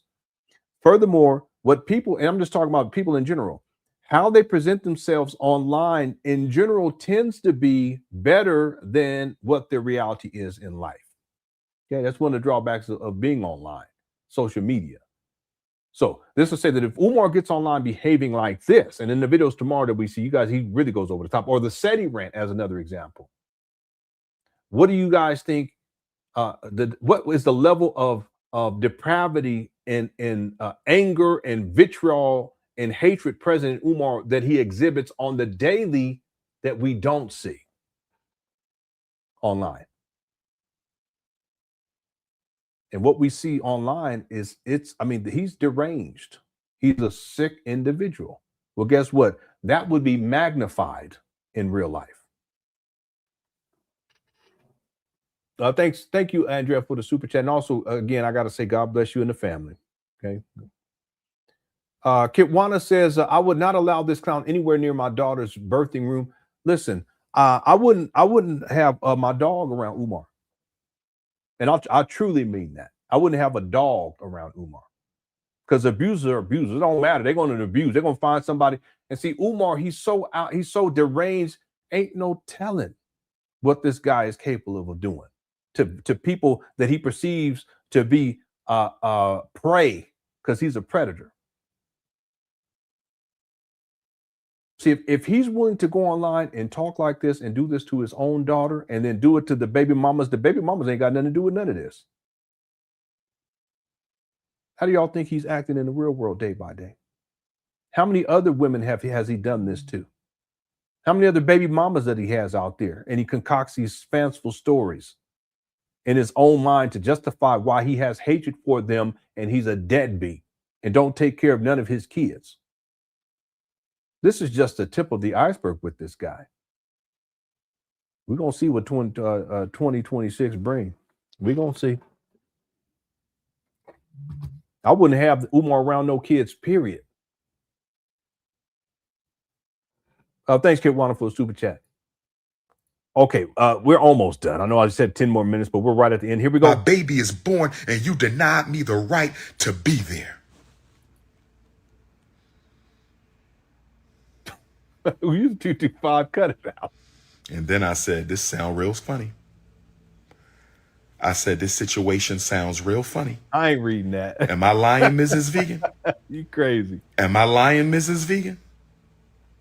Am I lying, Mrs. Vegan? Mm-hmm. I said, this situation is crazy. I said, I'm going to need a blood test. I said, we can have the paternity company come to your mama house. Because neither baby mom ever let me know where they lived.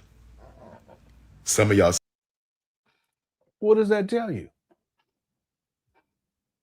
Which contradicts the other story that you said where you went and her window was busted out at her place and there was a note left on there and a death threat on the baby car seat and et cetera, et cetera, et cetera. Well, if you didn't know where she lived, how did you roll up and pull up on that, Umar?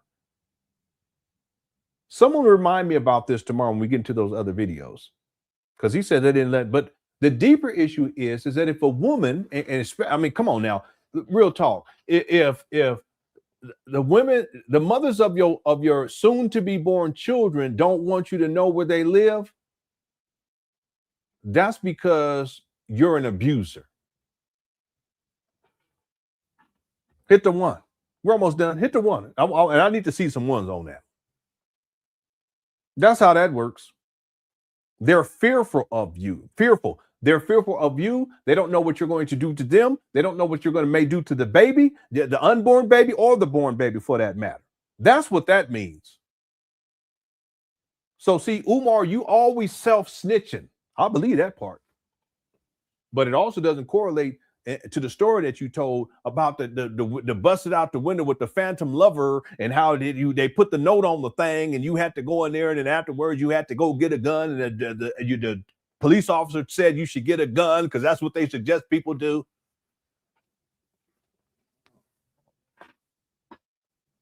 He's an abuser.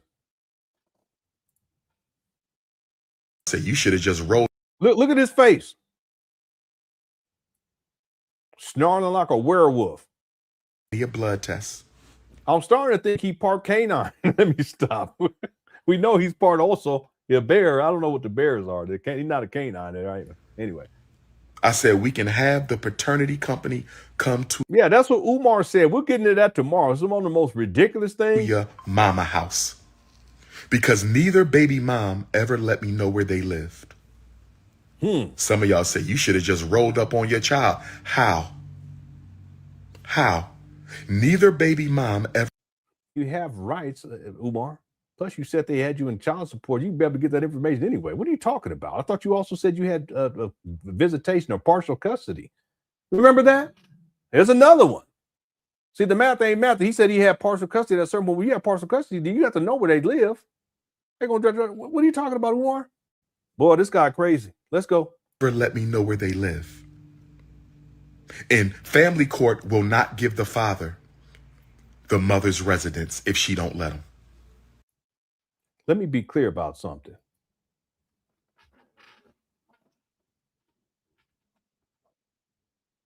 Umar, you self-snitched and self-exposed. Let's say that this story is true. We're going to go with Umar's fantasy. Well, if you don't know where the mama live somehow, even though you said that you saved the day when the window got busted out the car, et cetera, let's say you don't know somehow. Okay. That would mean that you're not dropping off or picking up at the mama's house. That would mean that you would be picking up or dropping off, let's say at, what do they call that? A third-party location that's secured. Sometimes they do that at a police station and so forth. Well, what that means is that you would have also have to have not only visitation, but also partial custody.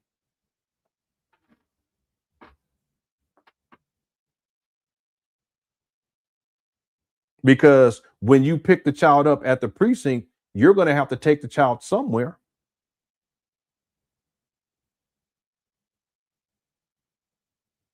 Well, let me take that back. That would mean that you would have to at least have visitations. But what you also say is that you had supervised visitations.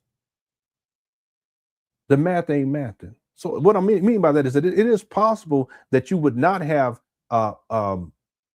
custody, but I also think he said that he had partial custody in the other video. Anyway, all this will come back around when we get to the videos for tomorrow. The point is that as Umar spins these lies, the math just doesn't it doesn't add up. And this is another example right here. You don't know where she stays, but I thought you came to save the day. He don't know where the conscious vegans stay, but he knows where her restaurant is. There we go.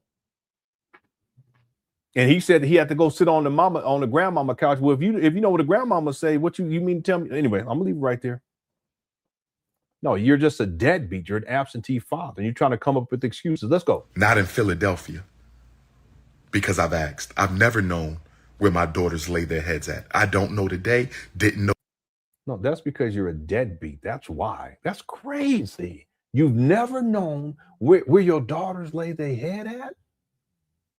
Even though you told the story about the first baby mama, that her phantom lover bust the window out, and you went up over there and you had to clear the glass out, and there was a note, and you picked up the note, and then you went, and she wanted you to stay there, right? She said, please stay, and you had to go get a gun to protect her. Anyway, see what I'm saying? The math ain't mathing. Bottom line, you're a deadbeat. That's why you don't know. It just proves the point that you were never absent. You were never fully present in your daughter's life. You don't even know where they lay their head. That's crazy. So then they kept it from me. So I had to go to the grandmom vegan. So I had to see my daughter at grandma vegan's house. Now, when I go there for the first time, I knew she was my child. This for my baby girl, princess of Pan Africanism. I knew she was my child because when her mother gave birth, although she didn't invite me, I had a dream that night. Here we go. That she was having some complications. The ancestors brought me a dream. There he go. My daughter was inside of a car, and one of the belts under the hood was wrapped around her neck. I was flying back from some other city, and I was rushing to get back home to get to the car repair shop to untangle this cord from around my daughter's neck. This was the dream, brothers and sisters. It was scary as hell. This baby was hanging from a cord from a car, and I'm in an airplane flying back. And when I walked into Grandma Vegan's house for the first time, when I walked into Grandma Vegan's house for the first time and saw my baby, I said, oh my God, that's the baby from the dream. The ancestors showed me my daughter before I saw her, brothers and sisters. Are y'all listening to me? So you see the baby for the first time at the grandmama's house because you didn't know where the baby mama lived? Or was it that she had a restraining order on your crazy ass and she didn't want you in her presence because you were a threat to her? That's what you call, this is what you call supervised visitations. That's why in the other video, I didn't play it today, but he was talking about supervised visitation. He often brings that up, but that's because he's projecting. You can't even be with and he said he can't be with his child by himself. He said he never was able to go anywhere with his child by himself. Well, why? Because you're a good father? Because you're a protector? No, because you're a horrible father and you're an abuser. That's why. Where my African spiritualists at? Y'all know I'm telling the truth. Where my African spiritualists at? Y'all know the ancestors were telling me your daughter's mother is having your child right now. The car was the mother. The ancestors speak through symbol. The car was the mother. The cord was the umbilical cord. It was wrapped around my baby neck. This guy, he's batshit crazy. This how I know you was meant to be here, Princess of Pan Africanism. What? This is how I knew you was meant to be here, Princess of Pan Africanism.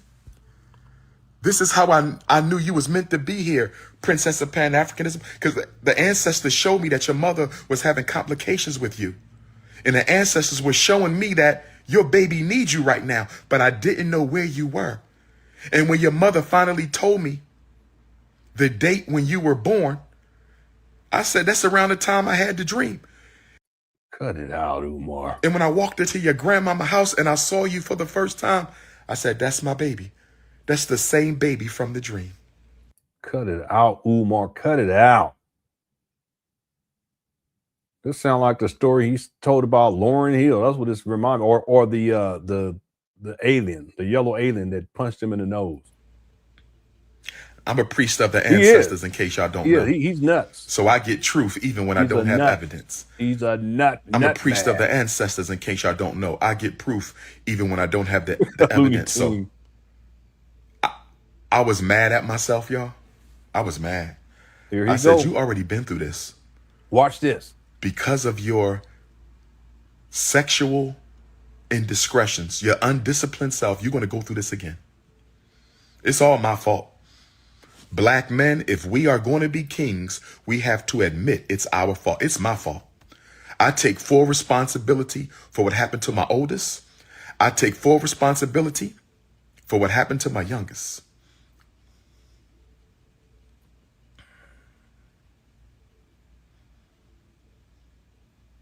See, even Satan tells the truth from time to time, but he can't even face it. Look what he does. He can't believe that he actually said that. But watch what he does.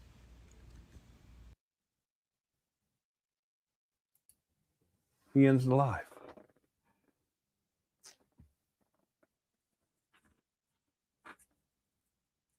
That may be the only time where I heard Umar hold himself accountable. There may have been 2, maybe 3 other times in all of my research in Umar, from all of the videos that I've seen going back to 2005. I mean, it's literally thousands of videos. That is either the only time, or maybe one of 3, where Umar actually tells the truth and he holds himself accountable. Even though he doesn't hold himself accountable, but he told the truth and he at least states that. Well, guess what? The devil will tell the truth from time to time. But in this case, Umar, he tells the truth. He lies about taking responsibility for it, because if he did, he wouldn't have did this video and he wouldn't do the other videos that we're going to get into tomorrow. But deeper still, he doesn't have the courage needed to face what he said. He can't face the truth. And so he turns off the live stream. Wow. And that, ladies and gentlemen, is Umar Johnson. Thank you so much for tuning on in to this marathon. We did 6 hours and 33 minutes, and it went by so quick. I want to thank everybody for tuning on in. I want to thank everyone in the Cookie Chat. Thanks to Moms for handling business. Everyone who sent in super chat. Stop insulting bears. Yeah, we have to do better with the bears, okay? Because bears are nice creatures. All right. Thank you, Kiwana. And I got this. I ain't going to put that up there. Real quick, Seth says all pro-blacks are lackluster historians and lecturers with no artifacts carriers, no aircraft carriers, no submarines or space stations. Okay. Yeah. It's just a bunch of running them of the mouth. That's Umar.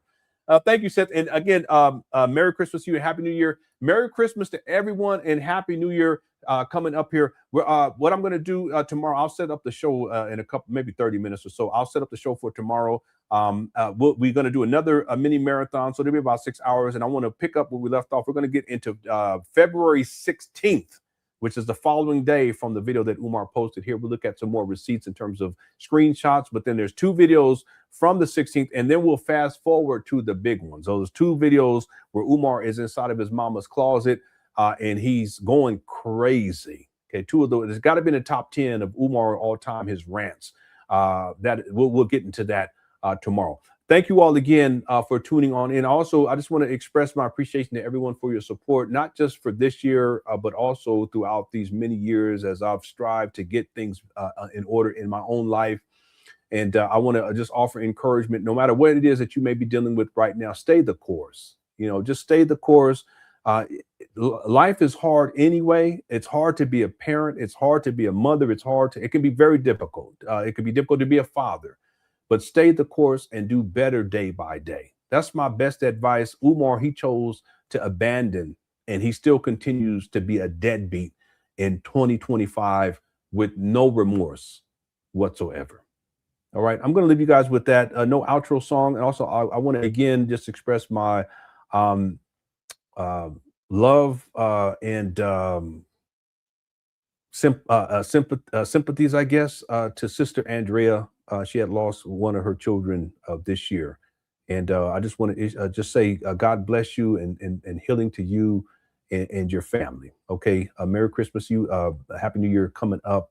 And to everyone, I just want to let y'all know that I appreciate you all. And I'm thankful that you guys are in my life. And I don't take it for granted. I don't take y'all for granted.